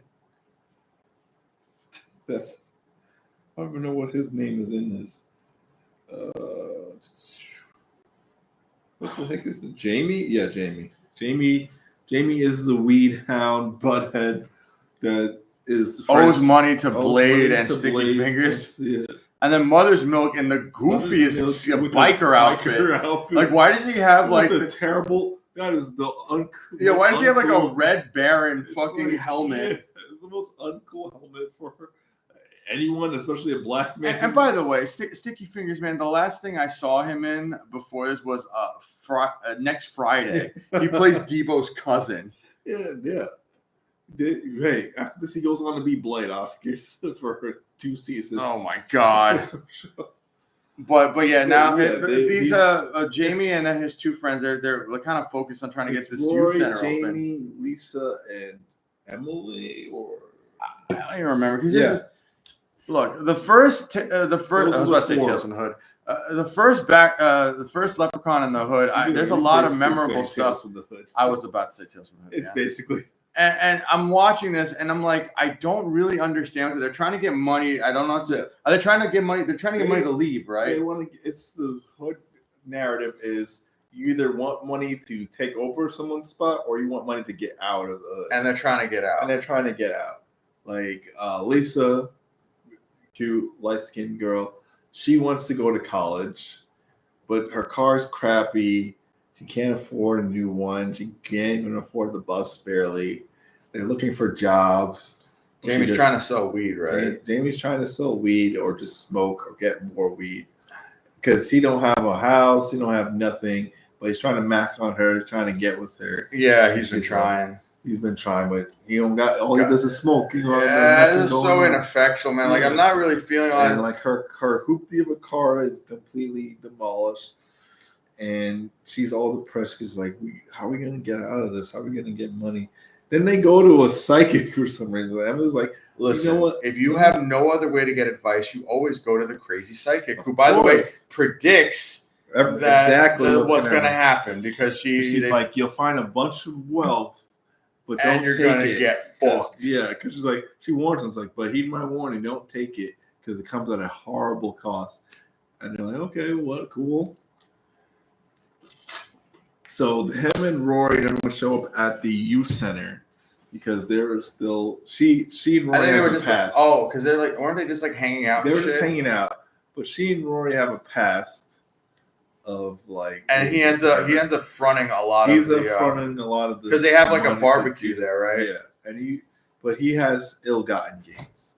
He doesn't have like legit money. Yeah, so she doesn't really like and that. And it's like that back thing, like you said, they have a rapport where it's like they like each other, but she doesn't want to be involved because he's a shady motherfucker. Shady. So they're having like a barbecue for the kids, but then she storms off and she falls through the grating of the right. And he's like, "What the hell?" He's like, "Here, take my lighter. I'm gonna go get some rope." But she starts exploring the place, And I love how it's like an underground catacomb. Like left catacomb. This isn't fucking France or Italy, dude. Like, this is the Hood. This was like, you don't just abandon youth centers. And if this was under there, someone would have found Which, by the way, I'm pretty sure they can't put up property if there's literal caverns underneath that where the thing could sink. Fall in into, yeah. I don't know who was doing construction at this point. And then they find the gold. The box of gold. Because it's like a chest now. It's not a pot. No, and here's the thing. I mean, once again, let's go back to the old format where he comes back because they take his gold and they spend it. Yes, they spend it fast. They spend it very fast. And here's the thing too: new car, new clothes, everything. And here's the thing too: that number one, they don't establish how he comes back. He just pops up. He's like, "You have my gold, so I'm back from hell." He pops up, and not only that there's another thing that kind of happens here. If we get more into it, the gold comes back itself. Yeah. They could spend the money, but the gold replenishes itself. Money cheat in the gold, yeah. But so what happens? They're like, Jamie, don't spend this on bud as they call weed. And that's exactly he has two trash bags full of weed. Inconspicuous, right? Like let's be inconspicuous about this shit. And the girls. Also, why are the kids chasing? Like, yeah. And the girls, they go out in the town, buy new dresses, buy a car, all this stuff. Well, they're not being subtle about any of this shit. Like, gets like. Also, where the fuck girl? Yeah. Well, also, where the fuck were they? Where like out of nowhere, it's just a nice place. Like, how far away from the hood are they at this point? Is this down the street? And the thing is, it's only been like a day or two, and he spent most of the gold himself. Yes, he did. He spent a lot on hose and whatever the fuck he had. Look, he was like, it's just on the it's just on the ground. Like it's nothing. They bought a new convertible. But that's what I was saying too. Is Lep's going after them? What about wherever they put the gold? He's not going after those people. Whoever they appraised the gold to and sold the gold. Which, by the way, also like. This is because that's his first appearance outside of this is a huge lull on that tree in the film where it's just literally like them just partying and watching them get what they want from the gold and stuff. Yeah. Lep has not come back for at least a good 10-15 minutes at this point. This is when we were kids that Oscar saw this movie first, and this is a scene he brings up. It's this Lep shows up because he's coming after Jamie first. And the guy's selling him. He's like, I got these super bongs to sell you. Oh yeah, these fucking crazy bongs. He's like, this is the designer shit that you see at head shops that you would never want to actually smoke out of because they're impossible to clean. That's cool. Listen, I will tell you, like these are impossible to fucking clean. But yeah. So Love shows up and he just gets the hit with this guy. They just smoke for a good 2 All right, listen, this is a very good scene. I'll say that because you know what? It really encapsulates how it is to just randomly be smoking and something weird happening. And then a 2 foot, 3 foot leprechaun comes out. Listen, if I was baking out like this guy and I was as lit as he was, and then you see that this, I'd be like, all right, maybe I'm hallucinating, but here, have some, and they just split weed. By the way, this isn't the first time. He did it in the first movie with a joint. But now he's got a whole bong. Yeah, and I love how he not even using the expensive one. It's just the shitty cheap one. I haven't smoked a good pipe in a long time. This is Leprechaun, right? This is him. Yep. No, he is fucking hitting this shit. This is the time.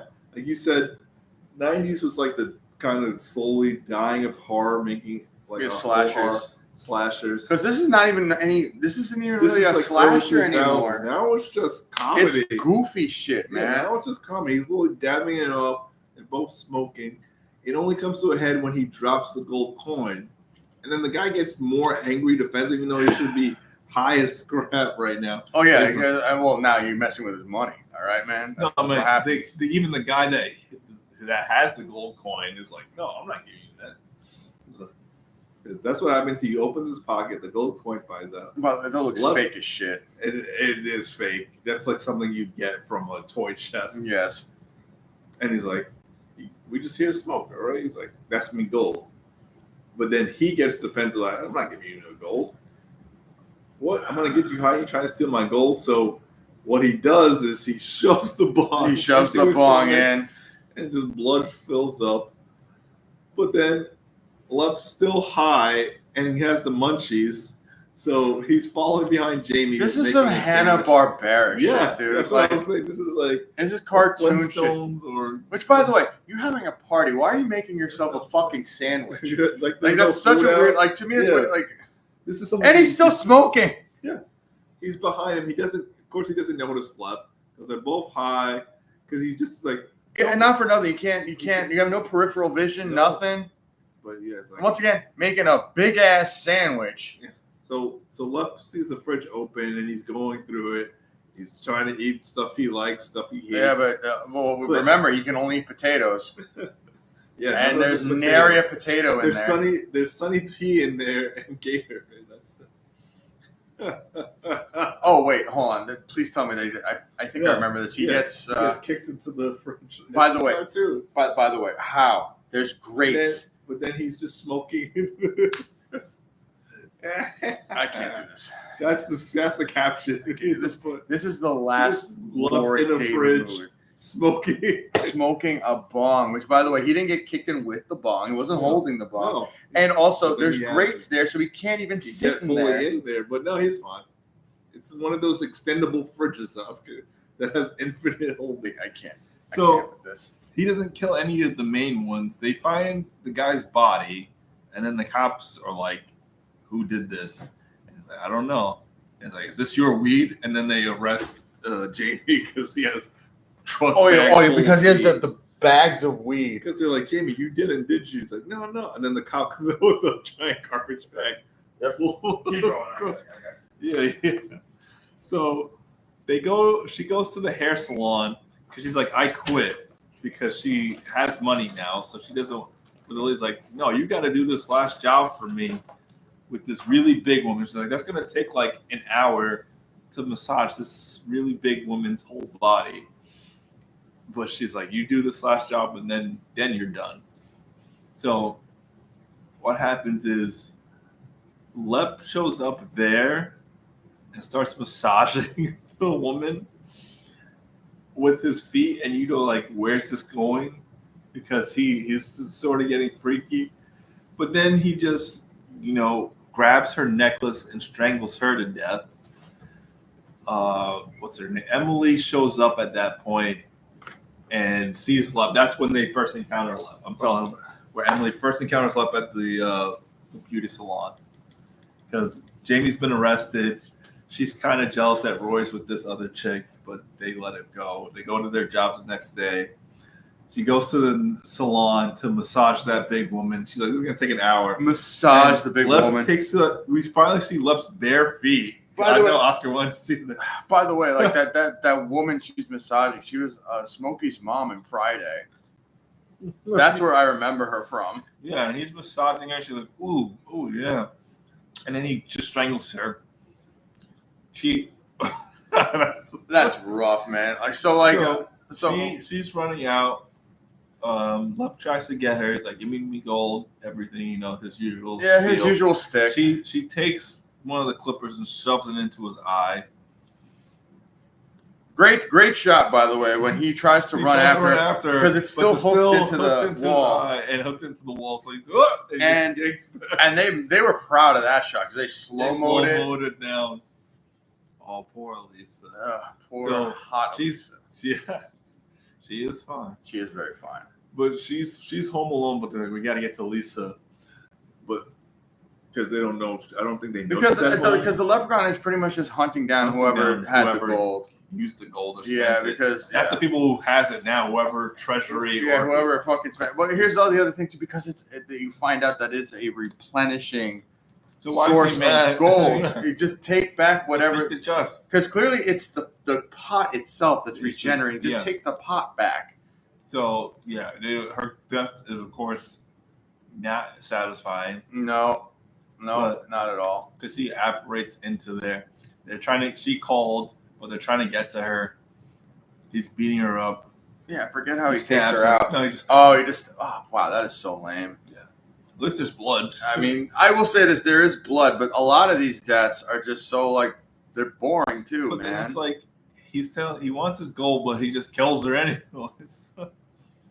I think No, maybe it's just because he. She I don't tried know. to fight him off. She tried to burn him with His the motivations lighter are and always hair fucked up spray. in these, man. He's fine. He kills her. Jamie sees his girl slashed to pieces. Yep. They're all freaking out. Yeah. So now the cops get involved again. Not even yet, right? Or they don't. The cops arrested Jamie, but he got out on bail, I guess, the next day. Now they're freaking out, and he's like, I can't believe she's gone. Rory still doesn't want to do anything, but then they realize the reason he doesn't is because he spent all the gold on dumb shit. But then that's when they, like Oscar said, this is when they find out that it's an infinite money cheat. Yeah. Where he's like, dude, he pours it out, and then he's like, look, and then it weighs heavy again. He opens it, and it's more gold. Yep. So it's like, and I think we could just grab this thing, get out of Dodge. Yeah, get the fuck out of here. Emily's still smart. Was like, he'll find us. We're not spending any more gold. Forgot who he's impersonating, but she goes to her room. Like sister or something. Yeah, and she's like, "Come to bed, my sweet. I want my gold." He's like, "I'll catch you soon enough, thief." They're freaking out. Yeah, I mean, at this point, it's like it just runs the same fucking thing. But then, this is it because this is an actual good death scene because the cops come in to arrest Rory and Rory, but then Leprechaun comes out through the brush, and this is where this is probably where some of the money went because this is like the only like decent kind of satisfying kill that you get. Kind of goofy. I mean, if you don't like cops. Well, that's your gold. Of course, you're all gone. Oh yeah, because they get arrested and they take the gold. And this is where Lepa's just like, you know what? I don't care if you're a cop and you can't billy club me. So now I'm about to do some shit to you. Oh, he's dead. No, never mind. End of movie. It's over. All right. No, the cop's like, what's going on? So he tries to hit him again. Blocked. Ooh, yeah, he's getting jacked. He just stabs him. Oh yeah, there we go. And then rips out some guts. So he's dead. And then the other guy gets it pretty bad too now. The cop tries to shoot, but he's a terrible shot. Oh damn! He just gets straight up crowd killed. Just cross chopped him in the chest. The cop brings out kicks like kung fu. Listen, man, this is. But there we go. Gets the leg and rips off his whole leg, entire thing, all the way up. I love how the cop doesn't notice it at all. The cop doesn't notice it until first, and he's like, "Give it back," and he just bleeds out. I mean, he bleeds out, yeah, and also, like, because they're in the car. I forgot. I thought they were in their own car. They're in the car.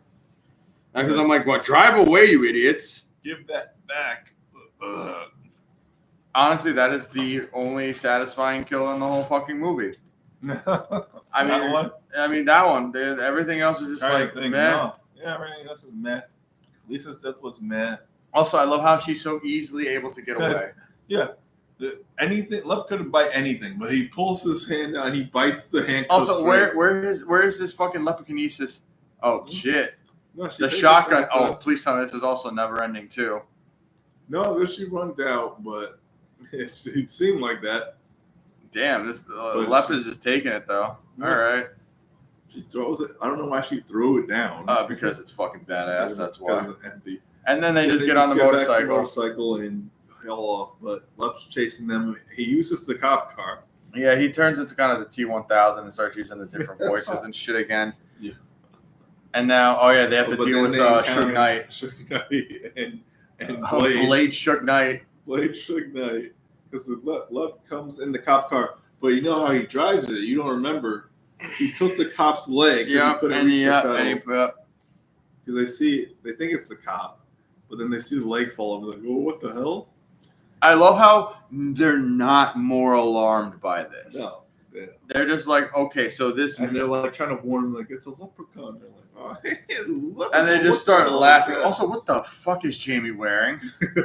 You don't remember Jamie's is Jamie all wearing? Ensemble upside down visor, all matching. What even brand is that? Is it actually Sean John? I think it actually might be Sean John, where it's just an SJ all over him. Oh, can't wear Sean John no more. No, well, I mean that's a discontinued brand. I'm pretty sure. Oh yeah, like Echo or fucking Fubu. And then, like, I love how Lep was about to go into this whole like monologue, and he just gets interrupted by a phone call. Yeah. And also, they kind of established. Lep like, what the? And also, how they kind of established that this guy is like this nice, clean life outside of this. Outside of being a gangster. Yeah, he's like, listen, I'll get whatever. Okay, I love you, baby. All right, bye, baby. And he's just like, all right, now I got to be a gangster. Now I got to be hard again. Yeah, Blade, man, get your shit together. Well, you stole what's been stolen from me. No, this fucking. Because then they square off, but he just Mortal Kombat stabs him. And he's like, no. Because then Blade's all angry, and they all take out AK-47s. Listen, that is the established gun of the hood, okay? They light him up, and then Blade gets real close, and for his efforts, gets his throat slashed. They all get their throats slashed. Well, he just beats up the other guys. He, like, cold clocks the other two gangsters. He slashes one, and then just cold clocks the other one. And then he slashes Blade's throat. I love how they stole the convertible and just fucking ran over. They stole Blade's convertible and just take off. Because they're still trying to figure out what to do. Jamie, your outfit is whack, bro. That's going to be my next outfit. Oh, don't do that. Cast, I'm going to wear that. The outfit is so whack. He's hiding under the truck, and he busts through the floor of the truck, the convertible. Very Chucky. He busts through the floor, but MM tries to shoot him, can't. But they do eventually knock him off, and they're like, we have to go back to the psychic. Yeah, he basically does like a Cape Fear thing. Yeah, they have to go back to the psychic. They have to go back to the psychic to get the exposition done. Yep, so, and this is also where I'm just like, all right, I'm done with this. Well, the part's coming, but then this is hilarious because they go to the psychic. She explains to them the thing is like the clover, and that's when he because they still have clover weed. Yep, that's a thing. We forgot to mention the best thing, which they put into this movie, is MM. Is doing shady deals, but he sells like drugs and weed to like well-to-do white people, like businessmen and stuff. And the white guy's like, "What's up, Mike?" He's like, "You can't say that." Oh no! But it's like, say what my friend Jamie says now, because whatever. Just say, well, we say ninja now. And he's like, ninja? Yeah, say that. It's like, all right, thanks, my ninja. And like, Oscar just rolling his eyes because they bring that back where Lep gets shot a bunch of times and he comes back up and he's like, "What's up, my ninjas?" You know what's fucked up too? I'm pretty sure there's a cut where he actually says the actual N-word. But they wanted him to, and then I think they put this in so he wouldn't have to. Which also, didn't they dub his voice for that too? Because I guess he didn't know which one they were going to use. Yeah, it's definitely ADR. And she's smiling like, you've got the one clover. You probably need more, but MM bought hollow point rounds for his block for some reason. Listen, man, it's a status thing. Okay, it's like, what are you gonna do? It's like hollow point. He grinds up the clover and shoves. He does basically what they did in Jaws 2, where he puts the poison in the hollow point and then just seals it up. Because Lep shows up at the psychic house. Yeah. He shoots him, and this is the first time we've seen this, but like his essence starts coming out. But since he didn't finish him because the gun jams, because he has a shitty gun. Because it's a crappy Glock, he sucked his essence back in before they could finish him off. Yeah. And then he attacks. But then, he cold clocked so hard. Emily so hard. Luckily, Jamie with his whack-ass outfit. Jamie came to the rescue. Because the psychic comes out of nowhere with actual psychic power. That's what I wanted to get to. Where I'm just like, wait, why is she an actual voodoo witch? Like she actually literally, she's like Storm. She's Storm right now. Telekinesis and wind kinesis. And then she's having like a psychic battle with the Leprechaun. Orbs of magic. And she creates a psychic shackle onto him. And it's like this huge battle. But Lep has Lep eyes, so he's too powerful for her. And she's getting overtaken, and then she just screams. I don't even think we see what happens to her. Yeah, she just screams. We don't see what happens to her. Now it's just Rory and her because Lep took out Jamie by breaking the bat and shoving it into his knee. This time, Roy's just desperately trying to jam his gun. This is why you clean your gun before you use it. I mean, not for nothing. That no one ever thought about that in the hood. Yeah, are you kidding me? Of course not. So, and also, probably the gun itself is just not good. He's doing his best shining impression by breaking in. He does that a lot. Breaking through doors. He does that like 3 times in this movie. Yeah. Breaks through a door. So they climb to the top of the building. He's still fighting them off. He beats up Roy, knocks him unconscious. He's about to finish him off. But Emily's get the bright. He's like, that's what he's distracted by his goals. So she starts chucking into the wet cement. And I thought that's where it was going to end because I feel like they extended this movie for no reason. It's padded to a motherfucker. This should have been an hour movie. Yeah, it's padded to like 90. And the pacing is not good at all. Because then he does that. And I thought she was gonna drop him in there. Yeah, that's what I thought too. Yeah, I thought he was gonna try to go for the goal. She drops him in there, and then he was gonna get cemented in. But then she goes to the it's an elevator. The old timey elevators, the ones with the like wooden doors. Yeah. So she's trying to get there, and she's like, and I thought it was gonna end here because she goes down to the furnace room. That's where you were saying before. Oh, yeah. Okay. So this goes down to this furnace room. And then he fights her there. She fights him off. She throws his gold into the furnace, which should be one of his weaknesses from past movies. Burn his gold, you burn him.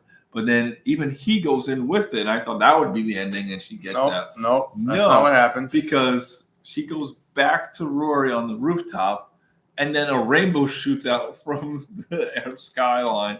And then Lep's just there like, you thought that was it? No, I'm back. But then Roy finally unclogs his gun as he's about to drop her to her death, shoots him a bunch of times, shoots him a bunch more times. I don't know how many rounds he has in this gun. Goddamn rounds in this gun. By the way, it's endless guns like they do in the other movies. Because then Lep's like, no, I'm still good. This is like, what was the point of that? Yep. But then she finally has enough and just chucks Lep over into the cement, which he sinks. By the way, why is he sinking? Yeah, why is he sinking? How deep is that fucking hole? Yeah. And then he's like, I can't. And then he just sinks all the way in. And then I guess they're just going to be like, oh, he's cemented. He's good. He's good. We're done. Because then they do the same thing they did in 1 through 3. Is they ride off into the sunset on his motorcycle. Like their friends aren't dead. Yep. They don't have money. And also the cops probably aren't looking for anybody. The cops are probably looking for them because they were under arrest. Those 2 cops are dead. Oh, yeah, they are dead. They didn't even address that. But they're running off in the sunset smiling and everything. I was like, him in his bad motorcycle helmet, her on the back, and they're smiling like we won. We're good. We're good, you guys. I was like, your friends' bodies aren't even cold. No, everyone's dead. Except for you, whatever. And I also love that this was the guy that this chick was like, I can't be with him because he's a fucking shady motherfucker. But now we're cool. All right, we're cool now, though. Trauma bond. Trauma bonding. They're going to be done in a month. Another one. They're going to be done in a month. That one's more like. And that's the last. Final. That's the last Warwick Davis one. All right. It's the last one. We can go home now, right? Oh, wait, Carl. You're okay, I have to take I did this because I was like, are we just stopping at the hood? I was like, if only, but there's apparently 8 movies in this series because they've still produced 2 more other ones that have nothing to do with Warwick. Well, one of them kind of does. One of them does. The other one does not because this is Leprechaun Origins, which, by the way, we got a better origin in the first 10 minutes of Leprechaun from the Hood 2. Back to the Hood had a better origin story than we had from the actual full movie of Origins. This was a revamp, and WWE, I guess, bought the rights to this because they produced most of this movie. Or at least they pretty much put in a lot of the money for this movie. But this is a WWE production. So if you know anything about WWE productions, Wrong Turn 10. This is what the movie should be called. I mean, because here's the thing, man. Like, so these guys, I will give them this. They tried. And by the way, this is the movie I said earlier that they are using the promo photo from fucking. Yes. Right there. They're using the promo photo from fucking the Leprechaun skit from movie 43. But my God. So for this one, Lionsgate and WWE just teamed up for this. They like, we gotta make another Leprechaun movie. So here's the thing. So they made a whole big deal on a campaign for that. Hornswoggle from the WWE was going to be the new Leprechaun. Except this Leprechaun movie is not like the other ones. This one they played it completely straight-faced. There's no humor in this. If there is, it's very minor. And it definitely goes over your head. Oh my God. And they just decided to go, I guess, the Texas Chainsaw Massacre route and like kind of make an edgy version of the Leprechaun movie. This one is like the comedy part is almost completely removed. They tried to go like we're going serious. Lionsgate, WWE, we're going serious. We're going serious. Just like how good Oculus was. Because it's basically like Oscar said, Texas Chainsaw and Wrong Turn, where a Hills of Eyes vibe.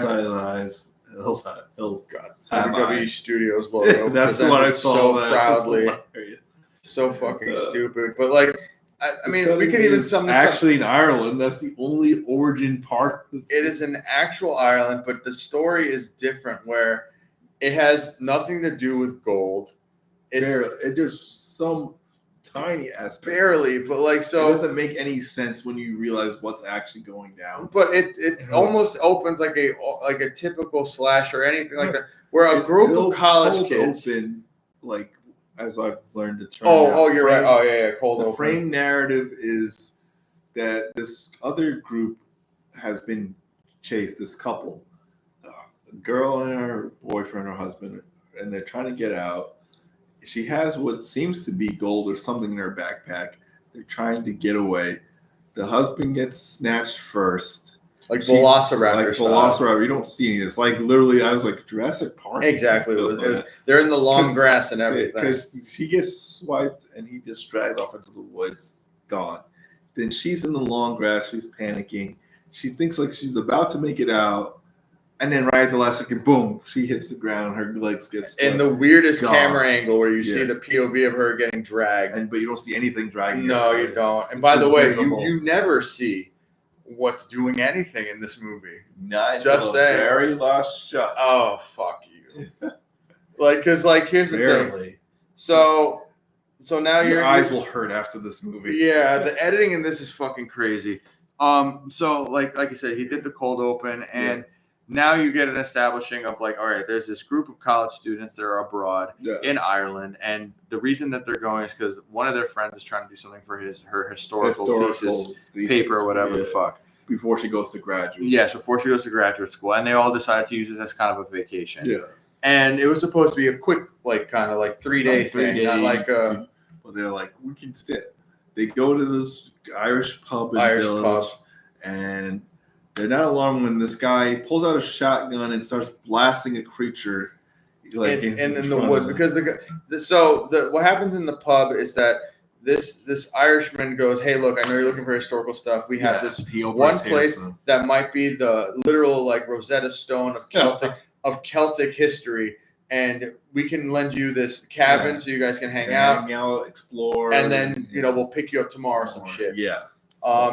So once again, it's the Hills of Eyes angle on board, but the doctor, like the guy training me, the doctor boyfriend. That's all I remember. I just call him Doctor Boyfriend.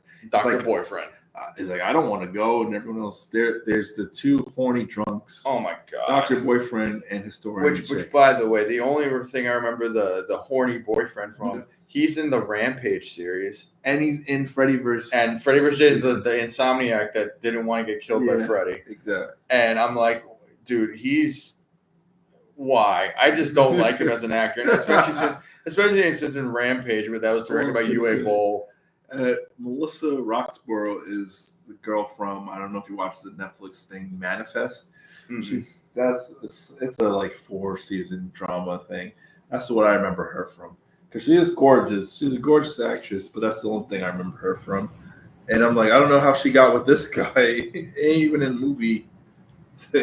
Like, and the thing is, the guy is portrayed as like this tough guy, and he's the skinniest, scrawniest looking motherfucker. He's shorter than her, I think. Yes, and I don't think against hiring, but it's like I don't know how these. I don't buy it. Yeah, that's what I don't buy it. Done in a month. Because the doctor boyfriend's like, "Are we seriously gonna do this?" And they're like, "Yeah, we'll just stay tonight. It'll be fun. It'll be fun." I mean, it's stupid. But none of their flags go off. No warning flag, no red flags go off on them because they're like, they go to the cabin. He drives them over to the cabin. This is literal Hills of Ice. There's literally 4 locks on the outside of the door. And it's like, it's like how they don't notice. Like, hey, so someone can lock us in here. No, they don't think that. Shocker. That's exactly what happened. Because he's like, oh, that's to keep people out from breaking in. Who's breaking in? This cabin's in the middle of nowhere. And what are they breaking in to steal what? And by the way, this place looks like it hasn't been used forever. So this place is getting squatted in. It already was getting squatted in.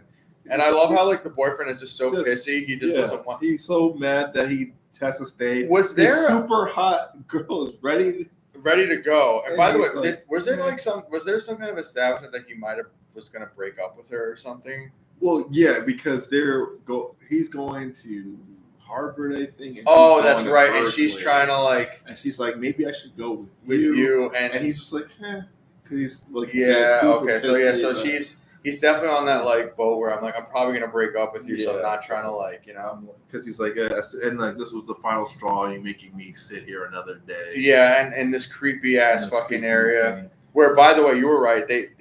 Somebody is shooting something in the fucking. And they don't take alarm for that. And they don't take alarm to the 4 locks that are on the door. Melissa, I don't know her name in the movie. No, fuck it. Real life. Yeah. Melissa, I'm just calling Melissa. Melissa sees some creature run across the window.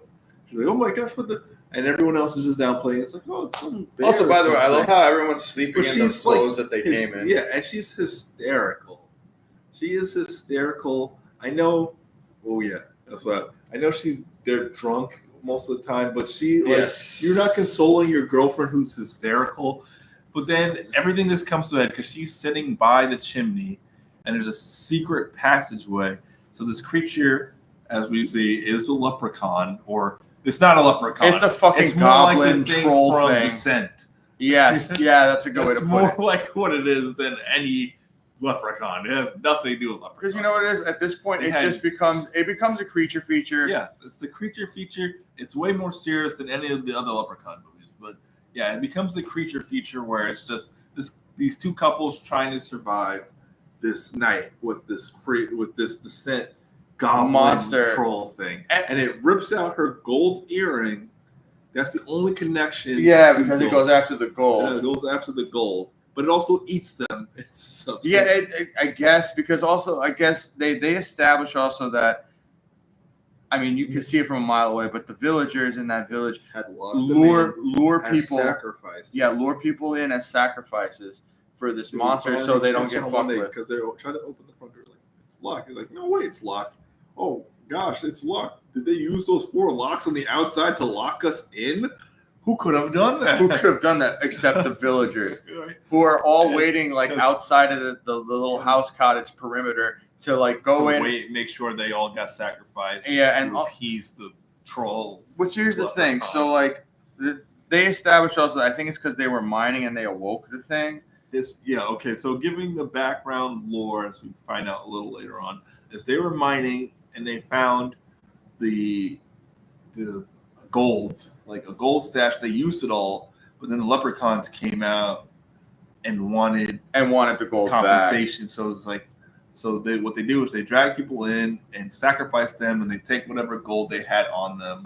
Because usually, like tourists, they have at least some gold or something on them, and that appeases them for a little while before they have to do it again, like every cycle. Because here's the thing: the way that they make it seem, it doesn't make any sense. It doesn't, because it makes it seem like once the monsters kill the things, they go there and actually take all their valuable stuff. Because that's how the guy, because he had the Rolex. He had a Rolex, and that's what he also used to lure them in. The leprechaun. Yeah. But it's like, as we see, none of it makes sense. And Leprechaun doesn't just take the gold; he also eats the people. Yes, to some extent. Like they couldn't, like he's like, does it just want the gold? I feel like they're just disputing. Does it want the gold, or is it also like cannibal, or is like and how do they know the sacrifice?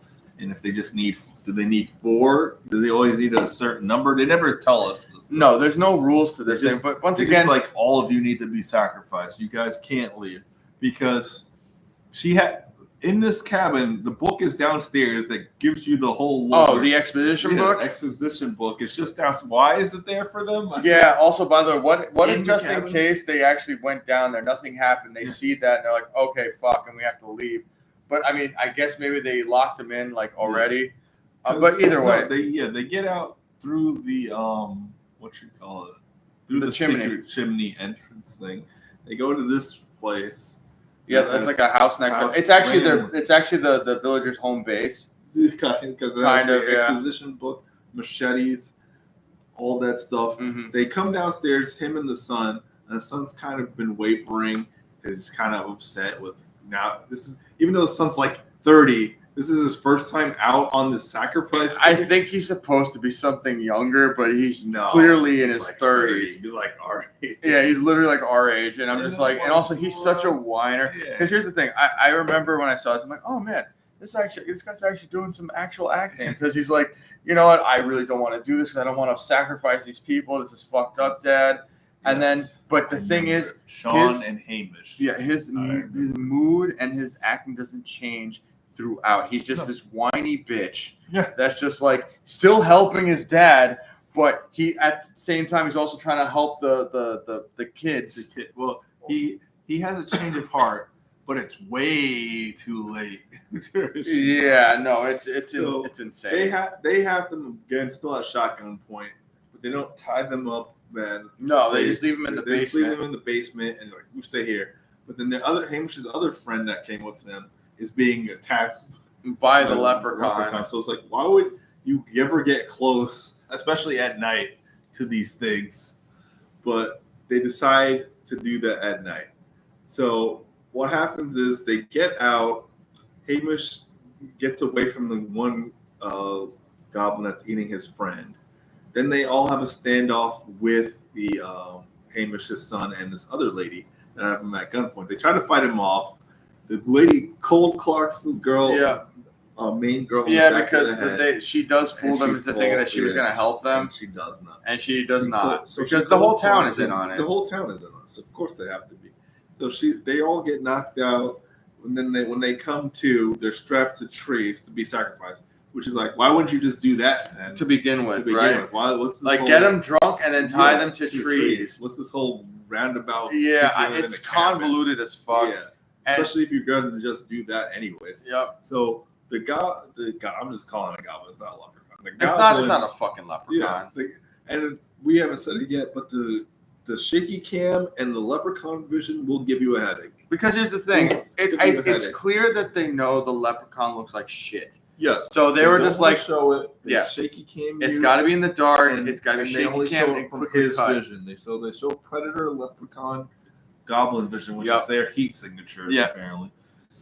And so when they're all strapped to the tree, that's all we get: shaky cam and them strapped to the tree, goblin vision, and he's scratching at them. He's trying to see if they have any gold. The only other gold thing is her tongue stud, which he rips out. Guys, like poor Melissa gets it pretty bad out of all. She does. She does get it pretty bad. So he rips it out, and I think the drunk boyfriend, has a gold medallion on, and then he grabs it, but he rips like his stomach open. Yeah, rips his stomach, but also cuts the rope. So he's able to get free. He's like bleeding out, but he's able to get free, and he frees the rest of them, and he's like, go, and he falls over, and he gets taken out and gets eaten. So that's what happens to them. So it's just them three, and you have to explain this because I was trying to. What the hell happened to them here is they're hiding and getting. They have this weird plan where they're like, we're gonna lure it back into the house so we can try and kill it. Yes. But axe and machete. It backfires so badly. It's like Melissa goes off on her own for some reason and tries to leave the cabin, and then she comes back around. No, I think the leprechaun is smart enough to use her as bait because when they're about to. So the reason she was out there, she hid underneath. Because she tried to bolt. No. She was supposed to push the leprechaun was supposed to go into the house, and she was supposed to bolt it in from the outside to seal it in with the guys, and they were literally going to sacrifice themselves to try to take this thing out. But what happened was. She went out, and I think she was. That's what I was like. Why did she go out? Was that the plan for her to go out? She was because she thought it went in. Ever do that? And so, but at that point, she gets caught by the leprechaun. She throws her in there, and they chop her. And they fucking prematurely go after whatever came through. They didn't even stop to look. They just like, yeah, but also, shouldn't Melissa have just been like, she's don't kill me? Yeah, she's like, help. She screams as they hit her in the head, not before. Not before. Like you think that they'd be like, all right, she's screaming, something went wrong. Yeah, no, it didn't, because it didn't knock her out. She's still conscious. Yeah, and she looks up, and then an axe goes right into her head. Oh, like dang! And then they leave the axe. They're like, grab the axe. It's still stupid. And at this point, too, like now you're dealing with like the father and son thing. No, well, the boyfriend just tells her to go, but it's like you guys could fight it off together. He's like, just go, and it drags him a couple rooms over and just rips out his spine. Yep. Nothing. He doesn't even try to fight it. It just gets predatored instantly. And he just gets literally predatored. And then because at that point she should be dead to rights, but then it's just like we got another 15 minutes. We got to drag this out, man. So the son now has a complete change of heart, even though 3 of her friends are already dead. And her boyfriend's dead, and 2 of her friends are dead. So it's like way too late. But now it is like, just go. And then the father's like, what do you mean just go? So they wrestle. He throws his father down the stairs, and I think which paralyzes him. Like he hits his head. Yeah. But then it leads him to the leprechaun. And then the leprechaun comes and starts munching on him. And then he's like, back. She runs off into the woods. Because she also finds out that like I think she has to first couple's backpack. Yeah, and she also realized that look, if I get past these, they established these stone things. That was their plan. They established if they get past those stone things, they'll be okay. They'll be okay. That's like their warding stones to keep them in there. Which again, what we get to at the end makes this make way less sense. Yes, this whole town's plan. So. History girl who also is fine like Melissa, but she's final girl. She is the final girl. So she gets to the backpack. She sees the gold doubloons because they have to keep. They're like, it's Leprechaun, so we have to put gold doubloons. It has to be there. She sees the backpack. She sees the balloons, and she's like up against a tree. And then the leprechaun comes up to her, and that's when we finally see its face, and it's a goblin. Or something. It's terrible looking. And by the way, the fact that they were advertising Hornswoggle to be this leprechaun, I felt so bad for him because he was probably like, this could have been played by anybody. Anybody, a small child could have done this. It's because there's nothing distinct about it. Nothing. He doesn't speak. He doesn't do anything. He just rips people apart, and that's it. So yeah, he finally reveals himself in a bad effect. Oh, it looks so bad cinematography. Oh, like, Jesus! Terrible. And they're like doing this thing where it's like a fuzzy outline of it. Whose machete is that? That's just lying out there. It don't matter. None of this matters. So it gets close. It's about to get her. She chucks the coins up, which just completely distracts it. Grabs the machete and just kills it. It's like that it's easy to kill. That easy. Yeah, it's like it was that easy to kill. And they had to do. How does the town have that much trouble with these things? And the thing that pissed me out, they had to throw in the "fuck you, Lucky Charms." Like, how you didn't earn that? You didn't earn any fuck of that. you, dude. Yeah, and that's why I'm like, I think this was a different movie, and they just had to stamp Leprechaun on it just to get people. Yeah, just to get people to watch because I think this actually went to theaters. I don't think so. I want to say this. Okay, budget a box office. Okay. No budget either. Not in here. Not that I can. And this is what I hate about this, man. Because since she's like the final, like, all right, she makes it through, but then they insinuate, like, once she gets free, that there's more. There's more because they literally do the Jurassic Park Velociraptor thing. 4 more lines running through the tall grass. Yeah, coming at her. Ward. But she's already. She's already past that point. But there's more out there, and it's like, where the hell were they the rest of the movie? And if it's that easy to kill these things, the whole town has shotguns. As soon as they come up, they could exterminate them. Exterminate all of them. Unless it's like a constant flowing thing, but they don't They establish, don't establish that. any of that shit. It's like it seems pretty easy to kill these things. Oh my god! And then So that's 7. That's She 7. escapes. All her friends are dead. Like you said, out of context. How do they explain all these people going missing in Ireland? Not returning? Well, it's Ireland. They don't give a shit. They're Ireland. like, oh, Whatever. like all these tourists. Like, where did so and so go? He went on a trip to Ireland and he never came back. No, they don't explain any of Like, that. There's no U.S. embassy or anything that checks up on this shit. So that's 7, and like we said, nothing to do with anything Leprechaun. No, nothing. It's just like it was definitely a different movie, and then just like changed the lore to like it takes place in Ireland and throw some gold in there. And that's like you were saying before. This could be the fourth installment of the Troll series. Yes. Troll 2, Troll Uncontrollable, or Out of Control, whatever the fuck it is. It would be Troll 4, and it'd like make just as much sense being a troll movie than a Leprechaun movie. But we are now at the final movie. Now they're like, we got a course crew.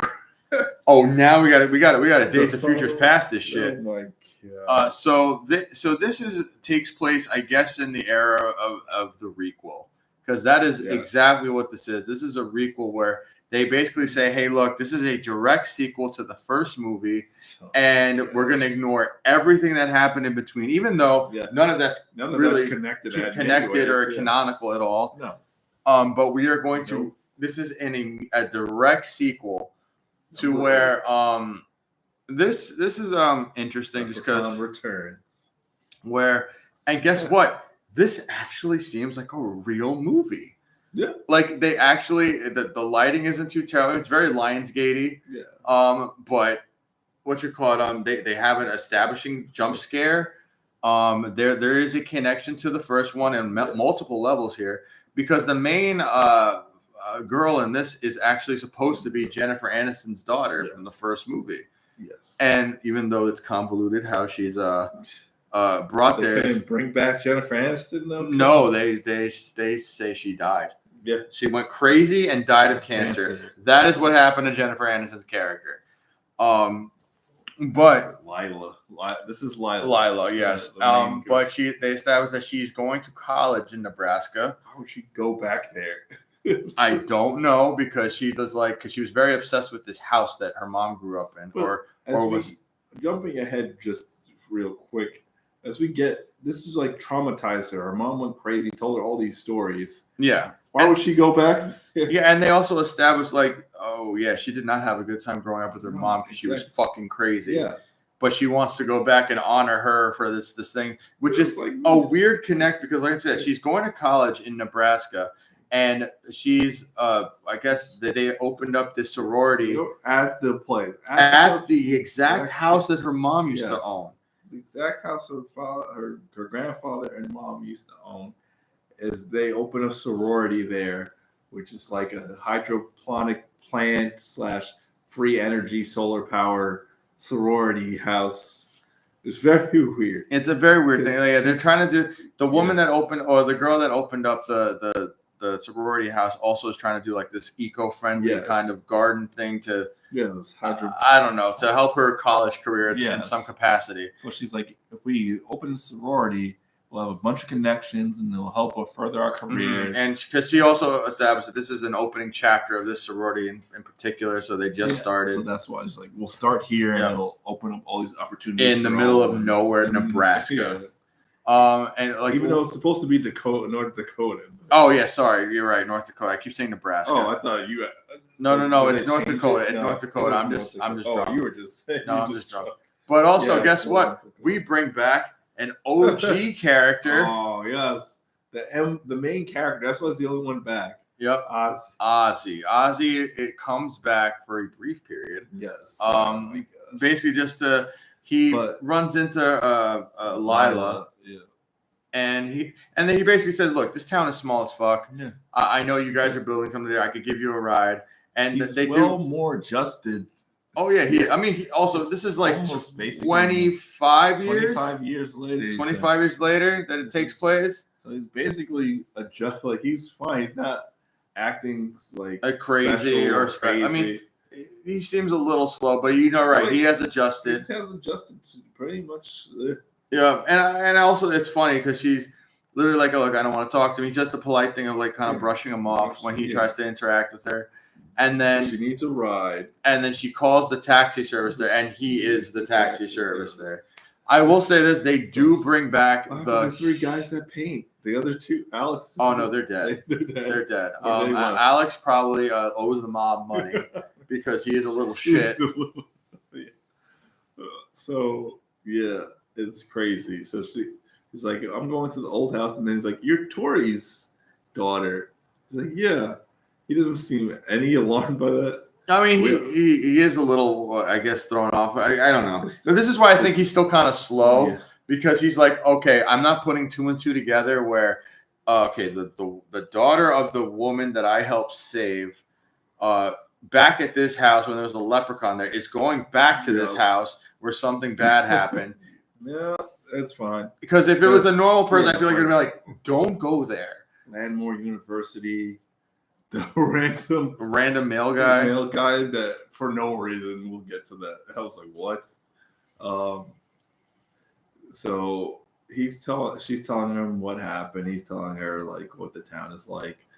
They go to this place, and it's just 3 chicks. Like, who would come out here? Like, that's the thing that's very unrealistic about 2018. Yes, 2018. And like, I'm like, dude, like, I'm sorry, like. No teenager or no college student is going, let me go to the middle of fucking North Dakota. I mean, it's the sticks of North Dakota. Because let me say, okay, like for her, I understand. Summer. She has a dog in tree because this is her mom's old house.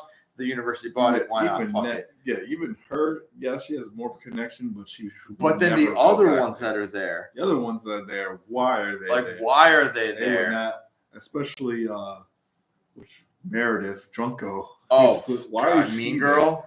Yeah, why is she there? Oh, I don't know. I mean, maybe because she thought maybe it'd be like a blow off like thing where she can actually get drunk if she wants to still pass because no one will give a shit out there. Pretty much. But like, I mean, there's so many college tropes. So she's the mean drunk girl. There's Lila, who is the new girl. Yep. There's the brainy overachieving one who started the. Yep, and then there's the girl that has the boy problems. That's always on and off with her boyfriend. I think it's Katie, Rose, Meredith, Lila. And it's just and like she brings the 2 boys, of course. And once again, the whole thing is that they're trying to establish this weird eco-friendly like little lot and behind this house that the sorority bought.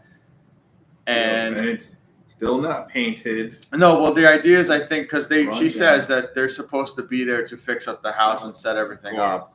It's not supposed to be a party thing, but because Drunky McDrunk brings Meredith can't. She has to party. She has to bring boys. You know what I mean? And then, of course, Ozzy was almost out of it, but he dropped his phone. In front of the well. And he's like, "Oh crud, I gotta go back." So he goes back. He grabs his phone, but then he hears something in the well, and then it like splashes up. Which, like, wait, why is this the first time this is happening? Yeah. You know what I mean? There had to have been people there already. Years. They already established too that the brainy girl was trying to get water from there, but the town said you can't do that. Yeah. So why did that not happen to her? Why did it have to happen to fucking Ozzy? And who restored the well after they blew it to Kingdom Come? Yeah, right. Like the whole place was like fucked up, and poor Ozzy. Why did they bring you back for this? Just for this. So he had. What they signified is he splashed some of the well water into his mouth, which reactivated Leprechaun. Now he's driving, but he has to pull over because it's too much pain. Yeah. And his stomach is wriggling and writhing. And he's like, "Oh no, we killed you." Why? Yeah, this is almost like a better version of the crotch burster from 4. From 4, where this is actually a payoff. Later, because this is the payoff. But it's poor Ozzy. Yeah, it's fucking Ozzy, man. Like, why would you do this? Bring back this OG character just for this to be the end result. Again, not Warwick. Not Warwick. No, the guy it is not Warwick. I told Oscar, this is the guy from the stunt from Little Man, the body double from Little Man, the old that Wayne's was movie. that was so upsetting to me. That made me so unhappy because also when I was watching this movie, that was the movie that played directly after this. because of that. And I'm like, are they just being like, is there a People. racist term for short people where they're just like, oh yeah, this is a short person movie. Fuck it, just put it on right after this. So he bumps out and immediately starts doing one-liners. He's not even fully out of Ozzy's stomach. Nope, and he's doing one-liners. He's doing one-liners. Then he erupts. Ozzy is dead. He erupts out of his stomach. Ozzy is dead. We have blood and gore. That's one thing. Like Oscar said. Yeah, there's the actual production value is up. And you know what's fucked up about that? This is a sci-fi original. Yeah. These are the same people that put out Sharknado. Okay? But this is what that kind of pissed me off. So he pulls out. Ozzy, so why even bring him back if you're just going to kill him in the first 10 He minutes? pulls out. Oh, then yes. He pulls out his hat, and then he pulls out one last thing: his gold doubloon from the first movie that he lost. Been stuck in Ozzy's stomach for 25 For years. 25. He would have multiple bowel problems if it was stuck in there. Yeah, like he would have either died or passed it. Like how is that just rotting in his gut for 25 years? Like, remember the first movie? That's basically the only reason they did that. So Meredith comes back with pizzas and boys. With With pizzas and boys. That's it. And the other girls are like, what are we going to do? We got to get power. But two of them are like weirdly capable. Like she knows the breakers, the electronics, and the other girl knows the water system. No, because here's the thing. They established that they're smart college students. Because I think the girl that has the boy problems, it's always getting back together with that one guy. I feel like she's like a pre-med or something because she's always talking about body parts. And shit. Anytime someone enters the body parts, like that's your trapezius, This is a fuck my duodenum. Yeah. She says all this. So I'm like, they're capable, smart for some of it, but then they also act like valley girls. That's the college girl for you. I mean, what do you want? And so they're back alone at in night, a cabin. in the cabin, kind of just Just talking the shit. And here's the thing, man. Like, look, Lila is an alright character, but she does not do her character any fucking favors because she's always like, hey, what's the most unhinged thing you're talking about? Oh, my mommy issues. My mom issues, and she died, and she had cancer. I mean, literally, she just met these people this day. Yes, she's literally the new girl. And it's like, and also, by the way, she doesn't. What's it? Agoraphobia when you don't leave the house? Yeah, it's agoraphobia. Yeah, she has agoraphobia and then died of cancer. Hi, and I'm Lila. And here's the thing, too. I don't think she ever mentions to them that her mom used to own this house. She just starts talking about her mom. I'm pretty sure they don't know that. No. That she has a previous history with this house.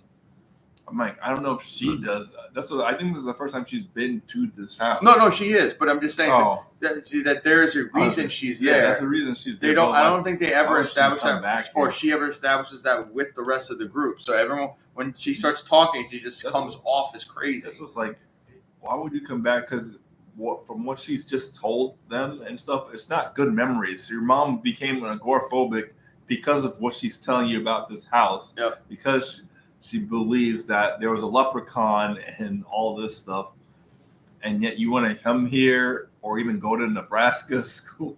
You go to any college, to try and forget any other state. But it's that terrible trope where, like, I want to connect with my mother more. It's like we just need this to connecting thing, and we couldn't get. Obviously, you're not getting Jennifer Aniston back. No.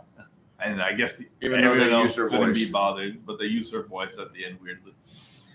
But so they're like, we'll just bring in the kid. We'll say she had this one kid for some reason. And then this kid is obsessed with just going back to this house. For never some mentions reason. the father. Yeah, maybe it was one of the three paints guys. Yeah, maybe that. She dragged his ass out of there and just like, yo, let's just not be here. So they sleep through the night. Nothing happens that first night. But then no one hears the basement filling Flooding. up 2 feet of water. Literally flooding the basement.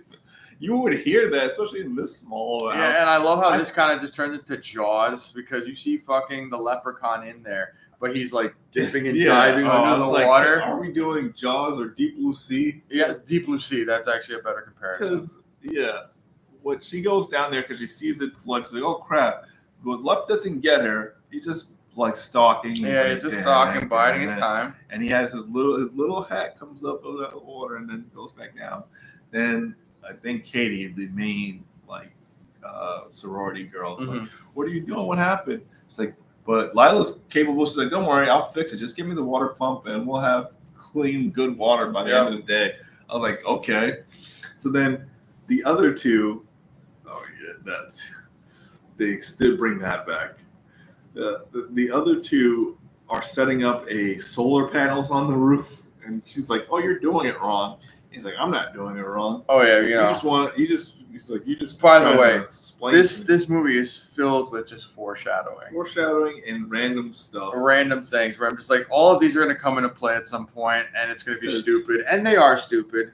Because we get the trope where one of the boys has a camcorder with him like at all times and a drone. Which, by the way, I love how like he has the drone, but he doesn't have like a modern digital camera. It's the big bulky fucking camera that he carries around. Yeah, like it's actual like a news camera. It's VHS. But it looks basically almost it's like old as fuck. But yet he has a modern ass drone and connected to it. But then I was like, is Lila a psychic or something? Like, she's sensitive to the area or something? Because this becomes an American Werewolf in London. Yes. Where now she sees the dead body of spectral visions. First, she got a random spectral vision of the leprechaun. Didn't care to notice that.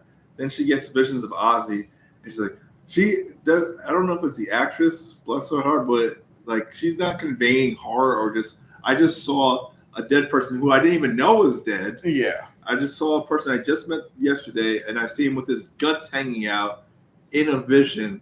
Oh, whatever. It's just us. She's like, I think I just saw that guy, but he was dead. Like that's how she's talking. Because here's the thing. I remember when she starts talking like that, and I'm watching, and I'm like, why would you say that? Yeah. And then she literally goes, why did I say that? Yeah. And I'm like, it's almost like they had lazy writing, and they had to add that line and be like, just to make sure that we are aware that this is a stupid thing for this person to say. No sense. Yeah. And it's just like. And that's why I don't like this character too much, because she just keeps doing these things where it's like really convey the horror of a final. It's almost like she kind of made herself into the Ozzy of the movie, where she's just like, no one's gonna listen to her because she's the fucking crazy weird one. Yeah, but she does. But she's almost as much as them because she doesn't know about this stuff, or she doesn't believe it. No, at all. Because how could she? She doesn't have any reference. She's never been to this house before. So now I'm like, are they doing Psycho? Oh no, it is. It's straight up Psycho. It's something that they're just trying to cover.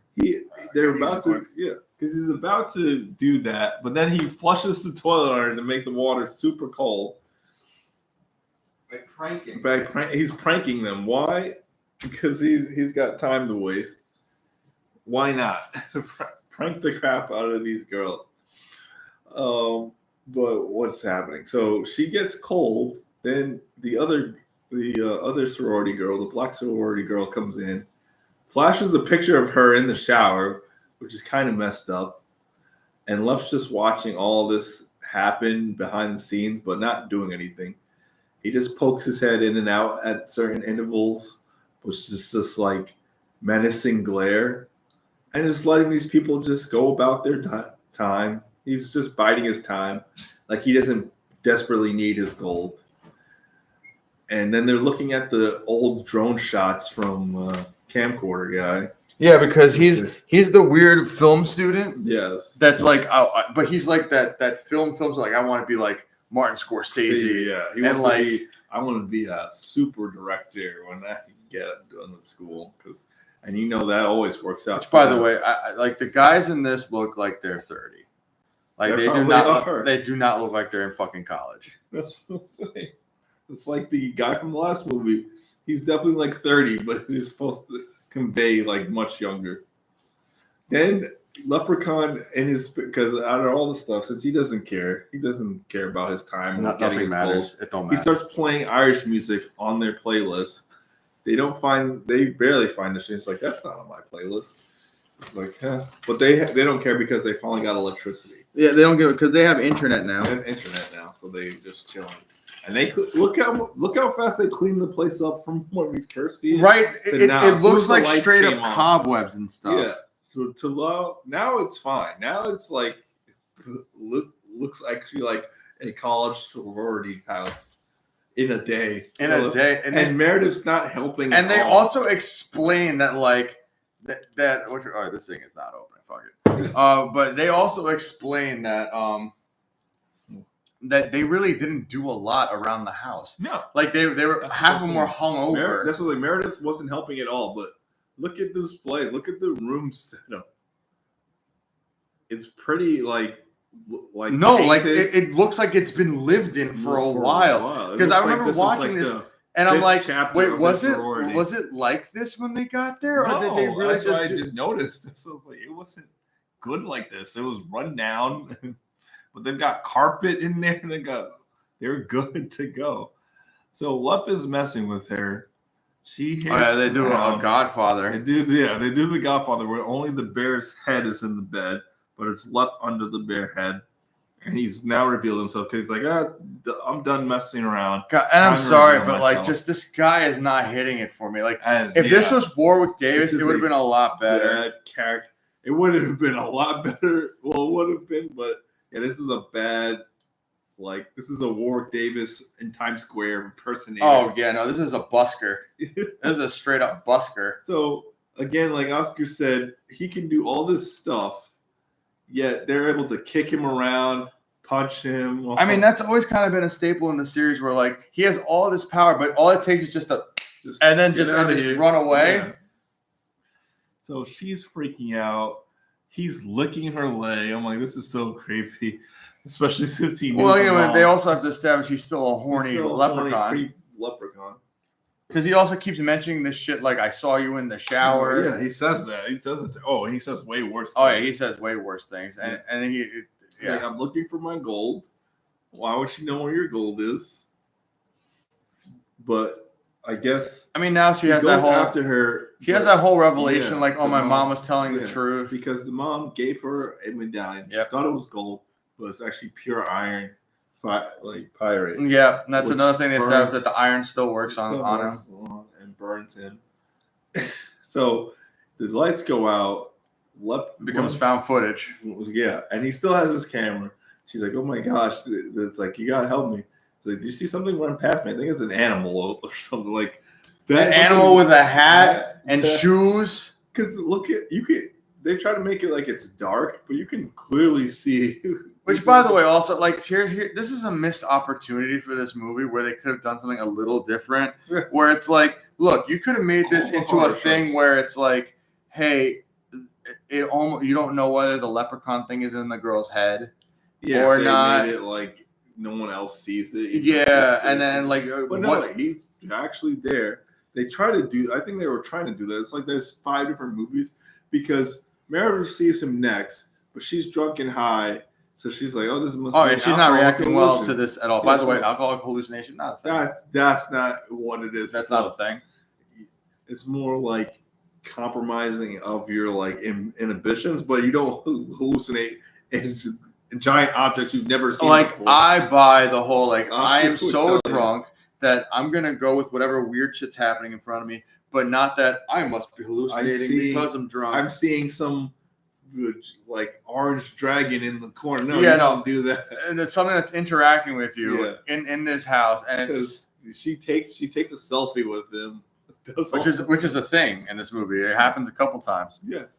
So then they all run out when he finally they're like, there's an actual leprechaun. Oh, Andy's out there. It says taking a piss. Yeah. By the way, I love how this leprechaun doesn't immediately kill these guys. He just. He's fucking with them. Yeah, he doesn't need, like we've said in the first couple of movies, he doesn't need all of them alive. He could kill them so fast. Although he does say this thing where he's like, the more kills I get, the more power I get. You'd think you'd be killing them even faster in this movie. Yeah, no, but he's just fucking with them. And I love how like the camera guy is still just trying to film this shit. Filming this, even though you see clearly what's happening to your friends. Because I think it's Andy, Andy's like, one for it. Like I'm invincible. It says like actually it's 2 for me and 1 for not you. Oh man, because he kinesis is off the screws. Not how this works. And the solar panel slides off the roof. So when have you ever seen, Carl, a thing that comes down and cuts through? That's the edge is this thick. Would cut through like someone, candy bar thick, or just knock him out. It would crush him. It would either crush him or just hit his head and give him like crack his skull. Not giving a perfect deli slice. It's not a sharp bladed like thing or even glass like that at the panels. But no, that's what they're like. It is a glass. Perfect. It is like when you see in The Cell, like it is a perfect deli slice down the middle, like some 13 Ghost shit. Yeah. Because then she's like, "Do you think Annie's dead?" She's acting Valley Girls. Like you clearly just saw your boyfriend. Like I will chalk it up to shock, but at the same time, it is stupid as fuck. She's like, "Oh wait," and she starts naming organs that could be separated. Like, "Oh no, he's dead. He's very dead." Because they're messed up. Oh, she didn't do it yet.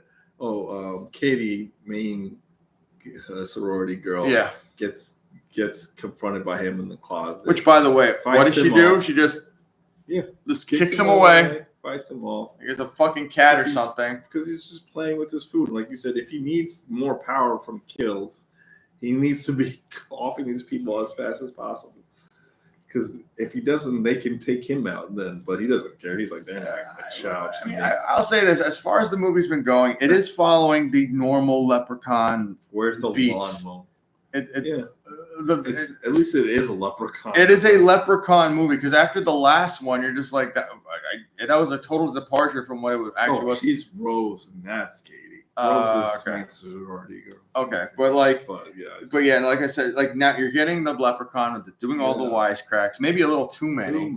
Too many of them. Goofy. And too goofy for how serious they're trying to like this and take this. More serious because they're trying to make the gore is actual serious. Yeah, I mean it's they're trying to bring this back, man. Meredith ain't crap because she's like, we'll hide in the basement. But then she locks Lila in.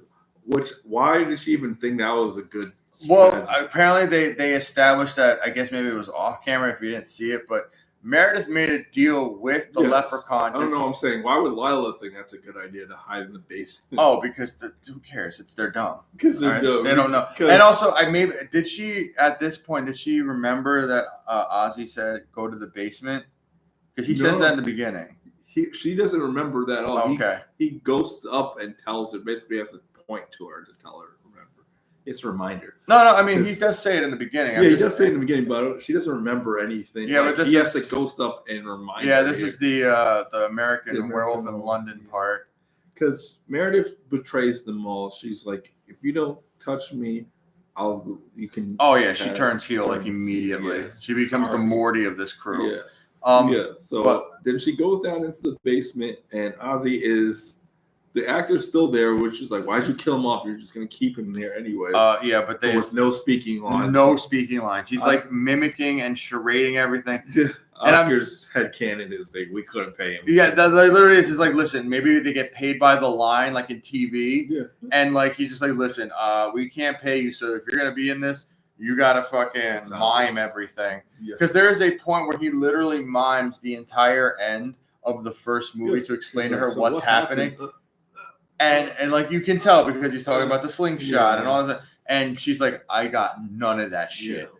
So, but she can interact with him. She gave him the map and he's pointing. Listen, man, why are you looking into more? Look, she can interact with them and also she's not. It's not even in her head. This is actually ghosts are real in Leprechaun. In the Leprechaun canon, yes. And also this is the stupidest map I've ever seen. He tells her, he points to where it is. It has all their names: Nathan, Alex, Tori, Ozzy. Mm-hmm. And which also, I'm like, if it seemed like they were that close, why would they never ever keep in contact? And he didn't know that Tori even had a daughter, or that she was alive. And then here's the thing too: is like if Tori was this crazy about the Leprechaun, she wouldn't do like a Laurie Strode and like blow it up or keep contact to see if anything's happening, or like make sure no one else gets the house. Something like that. No, she went crazy. Raised the daughter, had cancer, died. Yep. And then, but now, like, Lila is now on track to like find the gold to give it back to the Leprechaun. Yes. And Meredith. And the rest of the crew has gotten in the they car. bailed. They bailed. They just bailed on. Because they're like, "Where's Lila?" And Meredith. I think she lied and said she was she's dead. Yeah, she says she's dead. And then they realize that she's lying. The Leprechaun gets in the car, but they kick him out. They drive off. But they get to Ozzy's truck. They get like a mile down the road and get to Ozzy's truck. And she swerves off the road. Then she swerves because Meredith's a terrible driver. She swerves off the road. Then she also does say she's very drunk. Yeah. Why did they let her drive? Because they're stupid, man. Yeah. Everyone here is stupid. As smart as they are, so then they're like, okay, her car's not good anymore. We gotta take Ozzy's car, but it's like get the keys off his body. I don't know what the other guy's name, camcorder guy is, but like, why is he making the girls do this? Everything. He's just like complete milquetoast. Listen, man, it's a whole different generation. All right, this was like 6 years ago. It's a whole different generation, Carl. Because then he does his thing. Oh, he does the Jeepers Creepers thing. Yeah, again, as he's done. He keeps replacing eyeballs with other people's eyeballs.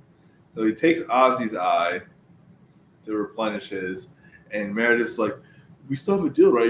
He's like, "You won't lay a finger on me." Yeah, and you know what's gonna happen. It's the monkey's paw thing where you have to say specifically, "Don't kill me." Yeah, and he's but it's like, I thought this was gonna be different. I thought it was gonna be acid, water, or something, because she runs through the field and he sets off all the sprinklers for like the field, and she's like, "Oh, why are you doing this? I thought you said you wouldn't lay a finger on me." He's like, "Yeah, I'm still gonna fucking kill you." So he shoots one of the sprinkler heads off, and it lodges into her throat, severing her throat. But like, why is it still pumping? It's not part of the system anymore. But they're like, "Oh, blood's coming out." Okay, whatever. That'll look like a cool effect. But I was like, for the heals she did, she got it pretty easy. She's dead pretty quick.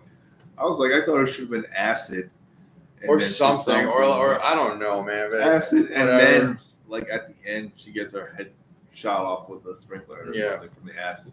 But no, she just gets that. She's dead. There's 4 people left. Yeah, so I believe the director kid, he finds the drone. Yes, he finds the drone. And he's like, I'm going to use it to distract you guys run away. Yeah. And obviously they're just like, yeah, okay, we'll do that. You stay behind, guys. They use their stargazing app. Because even though they're capable with like electronics and gardening, they don't know anything about directions. No, because I guess they're trying to find their way back to the house, and they don't know where the fuck why are they out here. You could have done this on campus or something. Why did they pick this random thing like 10, 15 miles away from campus? Because I think I don't even want to justify it, but I'm pretty sure it's just like, oh, she's trying to establish this chapter of this sorority here, and this was the only place she could find, and it was cheap. That's the headcanon. It's cheap. Because they do explain how she gets funding for all of this shit. Yeah. Which, again, makes her thing make even less sense that she doesn't believe what's going on. Exactly. And she just goes along with it because Lila's like, I can find the gold and give it to him. So they go to the truck, still there. Yeah. After 25 years, this busted ass truck. No one moved that. And it's in the same spot, which makes no sense too, as we get the reveal later. Why is it in the same spot? But it's not filled up because it's just like what is it, like 20? There's like nothing in there. 20 pieces out of 80 missing pieces. So then they find out that the reason that there's not, or they got excited, like, all right, this is it, all right, whatever, and they're like, no. But then she's like, okay, she comes clean. She's like, fine. I spent the gold. I knew it was there. And he's like, you couldn't have said anything. He's been asking for his gold this whole time. And she thought it was like unrelated or something. But like, what? But here's the thing too, which is weird. It's like, so she took the gold. I mean, she claimed she only took enough to start up the sorority and this whole project or whatever the fuck. But which obviously took the majority of the fucking gold because she established also that the gold is supposed to be overflowing in that shit. So she took like 80 pieces. Like and the thing that's crazy is just like, so, but why did you not just take the whole thing? Why did you feel the need to leave it back there? and then say that you're going to replenish it. Right? Like he would like keep this in a chest or something. Yeah, like in a safe. In the sorority. Yeah, like well, why did you leave it out there? And it just doesn't make any fucking sense. Because it's like, is there going to be a separate movie where he kills all the people she sent the gold to again? Like I said, that never happens. It never happens because they're like, it's just and also hey, focus it on these people. But then again, also this is someone else has his gold coins. This is remember a direct sequel to 1, so all of the other shit that happened before is not even canon. Why would I even say now? Just like he wants his gold coins, which they don't have because they sold it. He's like, well, I got to go kill the people who actually have the gold coins. Yeah, and then not only that, it's like, so now they're just like, all right, I guess we got to fucking kill this thing. Yeah. And they have to try to come up with a plan and stuff. Yeah, it's like you jumped in. Oh, you see that the fucking guy got his head do anything. Oh, no. Stood there. He slowed him down for 5 minutes. No, I'm saying when the drone comes, the guy's just standing like, no, please. He's not running, nothing. He gets all the way to his neck. He doesn't move his head. It's not like you'd think the Lep had him like tied up or something. No, he's just standing there scared, and then he gets his head chopped off with the blades from the drone, because that's what drone blades can do, is chop your head off. So this is actually when we start getting into the whole. I don't know when they developed this plan, but this is when they getting into the final girls. Like we have to confront him, give him back his gold. But then they're like, you know what? Screw you! You're gonna try to give him back the gold. That doesn't make any sense. We just leave it in and run. It's like, no, I'm gonna give it back. She goes into the house with the gold. Yeah, because they try to fake you out as someone that's watching. But did you notice that's like it's all at the top? Yeah. But he doesn't notice that there's just white shit underneath because they fill the bottom up with tampons, and they just layer the gold on top of it to make it look full. And it doesn't even like you could just one glance see like what the hell is this? Yeah, and it's some weird fake out thing where are they beating it with buckles or are those legit just pillows? It was just pillows. But yeah, they jump them, and this is also when they start doing the whole like we're gonna have like 10 endings to this. Yes, and it keeps. That's what's like another thing like with Back to the Hood. It just keeps going. It could have ended, and it keeps going. Like this could have been a perfect ending here. Or, right here is this is what should be the first. Yep, and they figure out that iron keeps him in check. Keeps him in check. So she put the iron around his neck and put a bunch of the iron around the house. So he couldn't leave. So he couldn't leave. So he's weak. He's done. Yep. As you think. And they're like, we gotta before he breaks out, we gotta get something. But this is another doofy scene where she sees the remains of her boyfriend and she tries to get away, but she jumps onto his severed arm and goes face first into his corpse. Oh, yeah, it's so goofy and dumb. But she's like, okay, you got to start the power up. So she gets this hose, shoves it into him, Chucky, Child's Play 2 style. And it's literally Child's Play 2 style. And explodes him. Because also what they established is that they took the clovers and grinded it into this I think it was booze or something. And they just pumped all that shit into the Leprechaun, which should have fucking just annihilated him and killed him. It should have been the end, and then they could burn down the house or something to make sure. Because Ozzy even tells them to burn it too. You have to burn it. Because if you leave one piece of Leprechaun alive, then everything comes what back. What makes it stupid is, they do Evil Dead. They do Evil Dead, or if you want to get even darker, it's Yoga Hosers. So they leave Rose by herself while they go, because they're like, we're going to get the kerosene. Which is stupid because they established. And they're like, you got to make sure he's dead, but we're going to leave Rose by herself. And they even say, Rose, if anything happens, scream. Which she doesn't.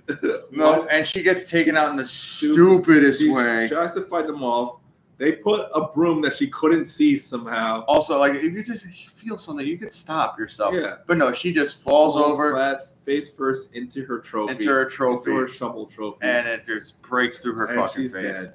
And she's dead. They don't even have time to register that. And this is the other thing where it's just like, this is straight up, like you said, the Army of Darkness. It's Yoga Hosers because it's the multiple pieces of the Leprechaun. And you know what's crazy? This actually isn't a terrible effect. That they do where he does the T-1000 coming back together moment. Like where they put all the budget for the CGI where he heals himself.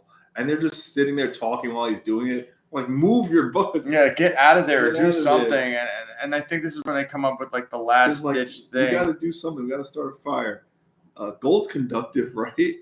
And she's like, yeah, Gold's conductive. Okay, see, here's the thing. So these are two plans where they should have switched it, where the gold didn't work that well. Yeah, but then use the iron and the clover and all that shit. But no, for some reason now, fire is just fine. Fire just kills. Fire works just fine because once they ignite him, he's holding the gold. Then she has the two pieces of wire. Yep. She shocks him and electrocutes him, and then sets him on fire. And the whole place is going up. Yep. They're like, "How do we get out?" You could just kick in that door. Right yep, no, but they have to go through a window and do a whole thing where thing grabs him. And it hits her right in the back of the shoulder. Like she said, "Oh God, it hit my trapezius." Yeah. Yep. And she's like, "I'm bleeding out. I need help." Yep. And the thing that bothers me is like, so they do this whole thing where just fire apparently works, but or does it? But like the fucking thing. The whole place just goes up. Look at her face, like she's like, "Why are you doing that?" What? And I love how her character arc, Lila, is just like, "Hey, I'm crazy, but I'm gonna learn to hide how crazy I am. I accept my crazy, or I have action." Because she's not crazy. This is real. That's true. But it's like now she learns to like, I'm just gonna keep my mouth shut and not sound crazy. Yeah. But now Ozzy is just like, all right, my soul's free. Bye, guys. My life is complete, I guess. Yep. And then obviously somebody comes. They get Is rescued. it a police or is it? I thought it was a taxi. I don't know what it was. It looked like a realtor or something. The next day, you see a chicken coop. It just doesn't end. And then guess who's hitchhiking on this chicken coop? Oh, because it's Bismarck or Bust, because now he knows his gold is in Bismarck. Because they mentioned it. So now, but he's forgotten about the girls, I guess. It's like they killed me twice. They're gone. They're gone. I'm not going to focus. I just want my gold. Now I actually want my gold back. Because, those poor gold guys. And apparently, I guess it counts if the hat is still intact, he'll come back. I guess. Because everything else got blown to pieces. But the hat was still there. And also, I love how this guy's not questioning this. This little person dressed as a burnt leprechaun is now in the back of my chicken truck. And that's it. And that's the end of the Leprechaun series. And it just ends. I'm like, bro. Look, brilliant. I will say this. The last movie is the only one that actually tries to be a movie. It gives you the same beats as the Leprechaun, and maybe hate yourself for love. Cringe that we didn't mention. But like what? Like he's like, when she knocks, she's able to easily knock his head off. Yes, but then what does he say? You give good head. And it's like, once again, he throws in these perverted jokes and stuff, and there's like, because here it is. In a way, this is a pastiche of all of the tropes that happened in every Leprechaun movie. But they just made sure that this was like, this is the sequel to everything else. This is the requel. And then they still left it open to a third. Yeah. And which has never happened since. This is 2018, so it's been 6-7 years. 6-7 years, and I don't think there's any sign of the Leprechaun series coming back. Well, they're trying, but nothing's ever going to get off the ground. But Warwick's getting up there. I don't think it's going to happen. But like pushing 60, trying to do this. Instead of doing each movie, what are we doing the series? We should do each movie because we can do that quick. But the series, we'll start with the series overall. It's hard because it's definitely garbage. It's garbage. It's definitely garbage. But is it a dumpster fire? No. Because I'm not at kill me because, like we said, it's not. There's moments of entertainment. It's still cringes entertainment where stuff is happening. It's just so stupid. It is very stupid. But it's like I said, there's moments of entertainment. There's some like I said, there's some cardinal sin parts where it gets too boring. Yeah. It's not as boring as let's say Puppet Master got sometimes. And like this said, hot chicks for some of the movies keep you invested. Warwick Davis does carry a lot of this with his acting or his whatever his portrayal his charm and his keeps you invested. His one-liners, even though they're cringe, sometimes keep you invested. Yeah, some of it like just so cringe and stupid what happens, but it'll keep your attention for the most part. And then the latter movies, if you're into just really shitty like Lionsgate, like straight to DVD where you bought it at Best Buy kind of shit. Yeah, you bought it at the clearance sale, Yeah, $3 like, or less. You know what? Because guess what? They probably still play this on Sci-Fi every now and then.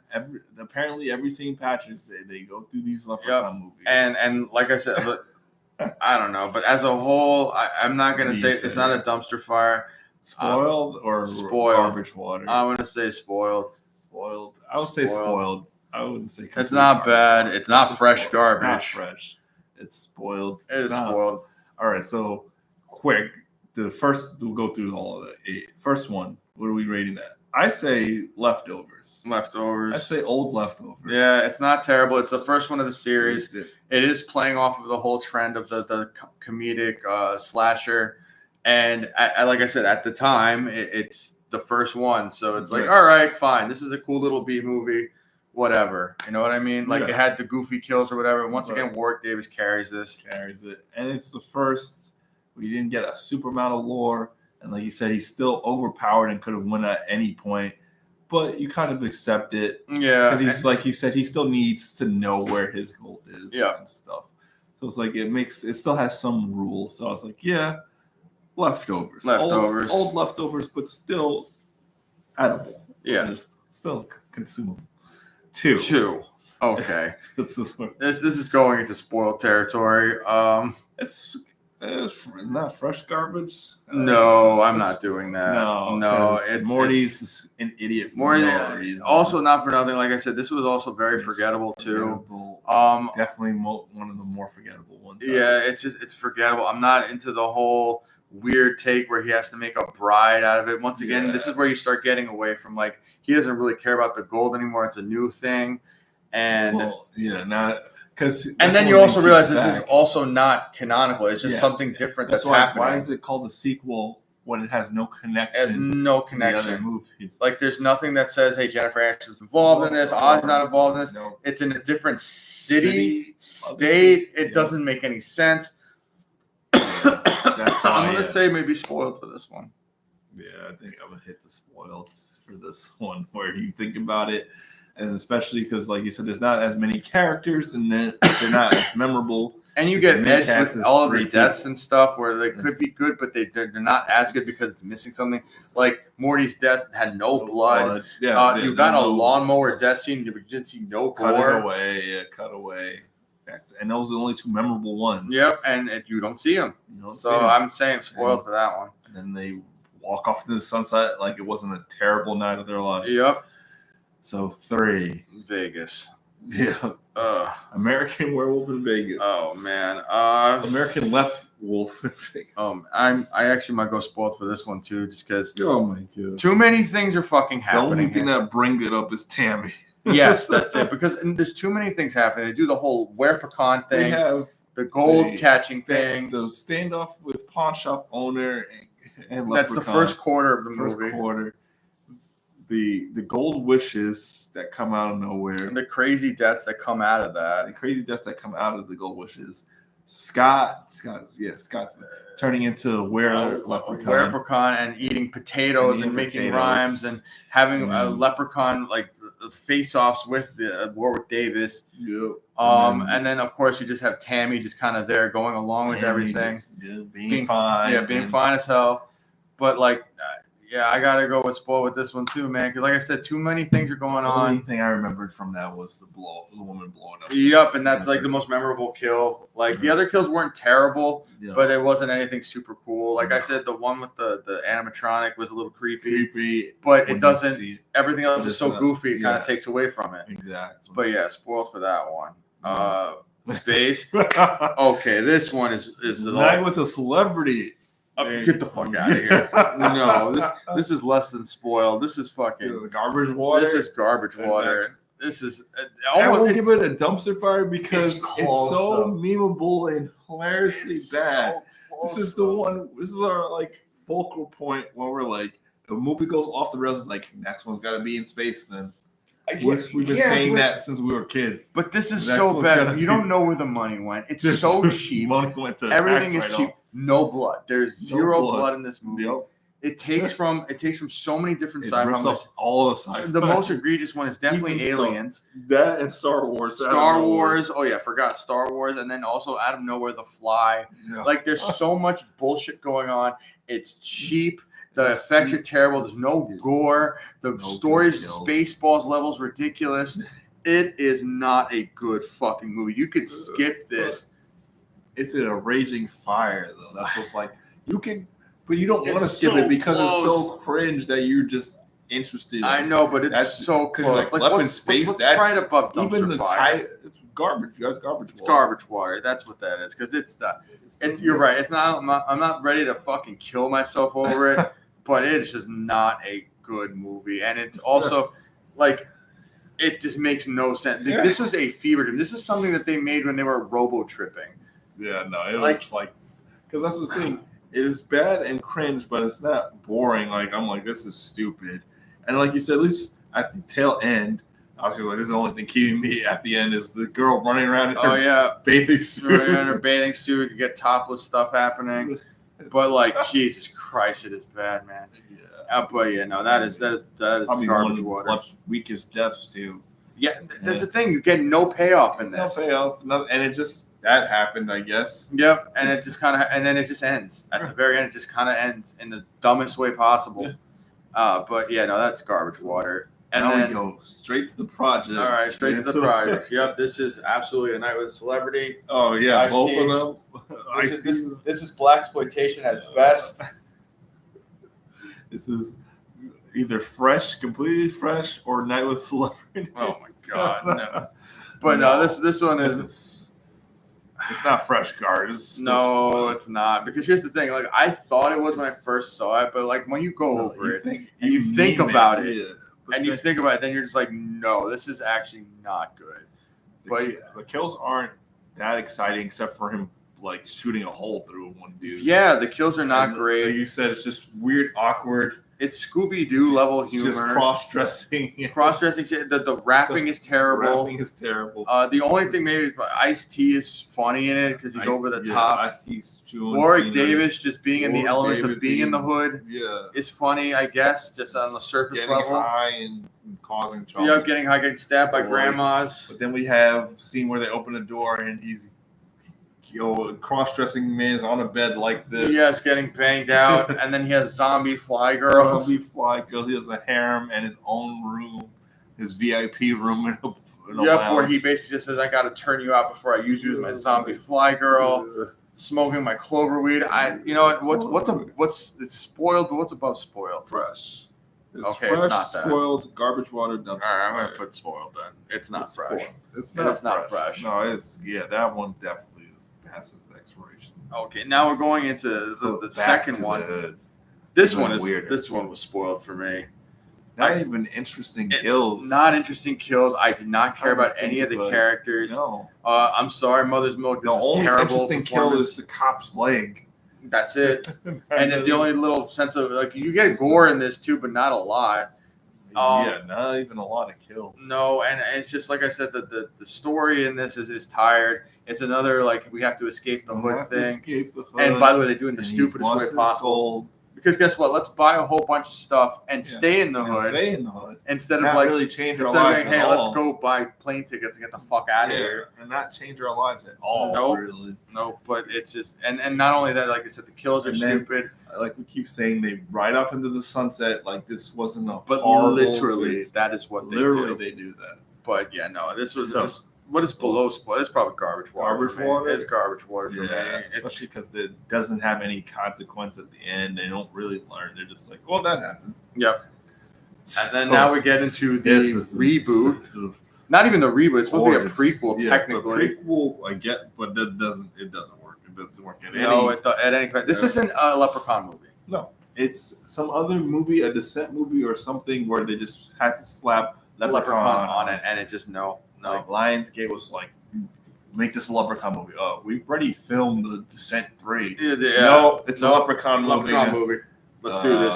Okay. Listen, we got this midget wrestler wants you to use, so do that. Make this work. Let's go. Like, Okay. WWE gave us a whatever. bunch of money, so He's we need like, to do you already this. paid me. Okay, Leprechaun Origins, I guess. It's the origin. This one is definitely this is garbage water, if not borderline dumpster fire. Especially Because like you said, the solution is that easy. If they can just chop them up with machetes, the town should be able to clear out these leprechauns. this is a Like- terrible like Hills of Eyes level thing. Yes. Where it's like, I just no. They don't need to be doing this movie. This movie did not need to happen. No. And that's like the biggest egregious part of this because it's most completely departed from any other. it is a ones. generic creature feature at the end of the day. Just literally slapped the Leprechaun title on a And random movie.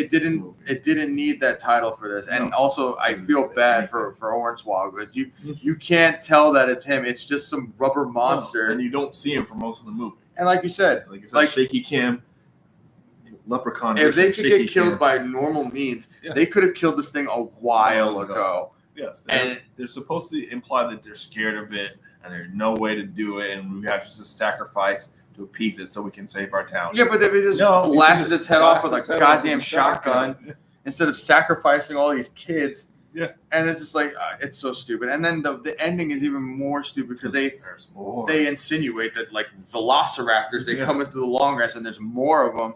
So Where were so they? wait, so that was a whole where were they? Why weren't they Oh, sieged by yeah. multiple things? Yeah, exactly. Why is that the twist ending? Like okay, Because they wanted the sequel bait because they have to. yeah, get they had to go anything from going. alien to aliens. That's what they wanted. But yeah, no, this one was That's a dumpster. this was a dumpster fire. I'm sorry because Definitely. the Out of acting all was the- terrible. Even from space, at least it's still Warwick. And look, it's while still- there's a very attractive women in it, I don't get anything. I don't get any you don't topless see moments. anything. Yeah, you don't get anything. Sorry, like not to be based like that, but it's like that's what you're gonna give me Oscar something. to even get his enjoyment. Give me something, You get nothing. and you get nothing. It's just a literal plain survival movie from start to finish. That's it. Yep. And then we get into the requel. Well, we just requel We just did, returns. and that one, you know what? We already went over it, but I'm gonna give this one. This is spoiled. Yeah, it's a spoiled Because too. I can't give it garbage water because it has such a better production value and gore effects. There's actually And blood. guess what? They're trying. They're trying. The actor's not anything near good, No. but they're trying. It is a Leprechaun movie. It's following the same beats. And it is It's- a direct sequel. It is to a the first direct sequel. the only one to be the actual sequel. Yeah, to, because it ties to the something in this franchise. This isn't just, but it is taking like little bits from the other movies without you knowing. Like it always has callbacks to things that they kind of bring back, but like I said, it doesn't hit because guess what? I guarantee you, I would receive this a lot better if it was Warwick Davis because the Leprechaun they had replacing him was not good. He Yeah. had a terrible accent.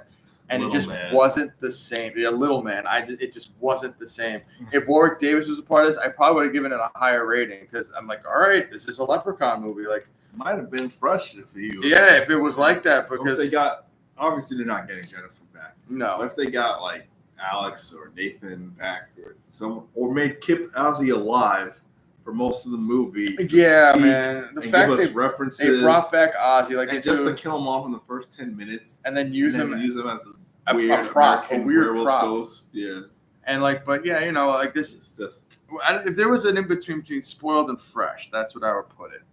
yeah. That's where I would put it. I don't want to set up a new rating for that, but that's No, where I but would that's- put it. But no, you could say it's in between. It is in It's between those two. It's like at the end of fresh and it's starting to get. And like I said, but the thing is, like it, because it's the too many one-liners. Too Yeah, many one-liners in this one. one-liners.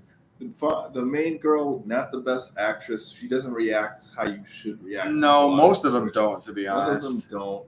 Most of them don't have The guy actors were fight or terrible. flight response. Yeah, the guy actors are terrible.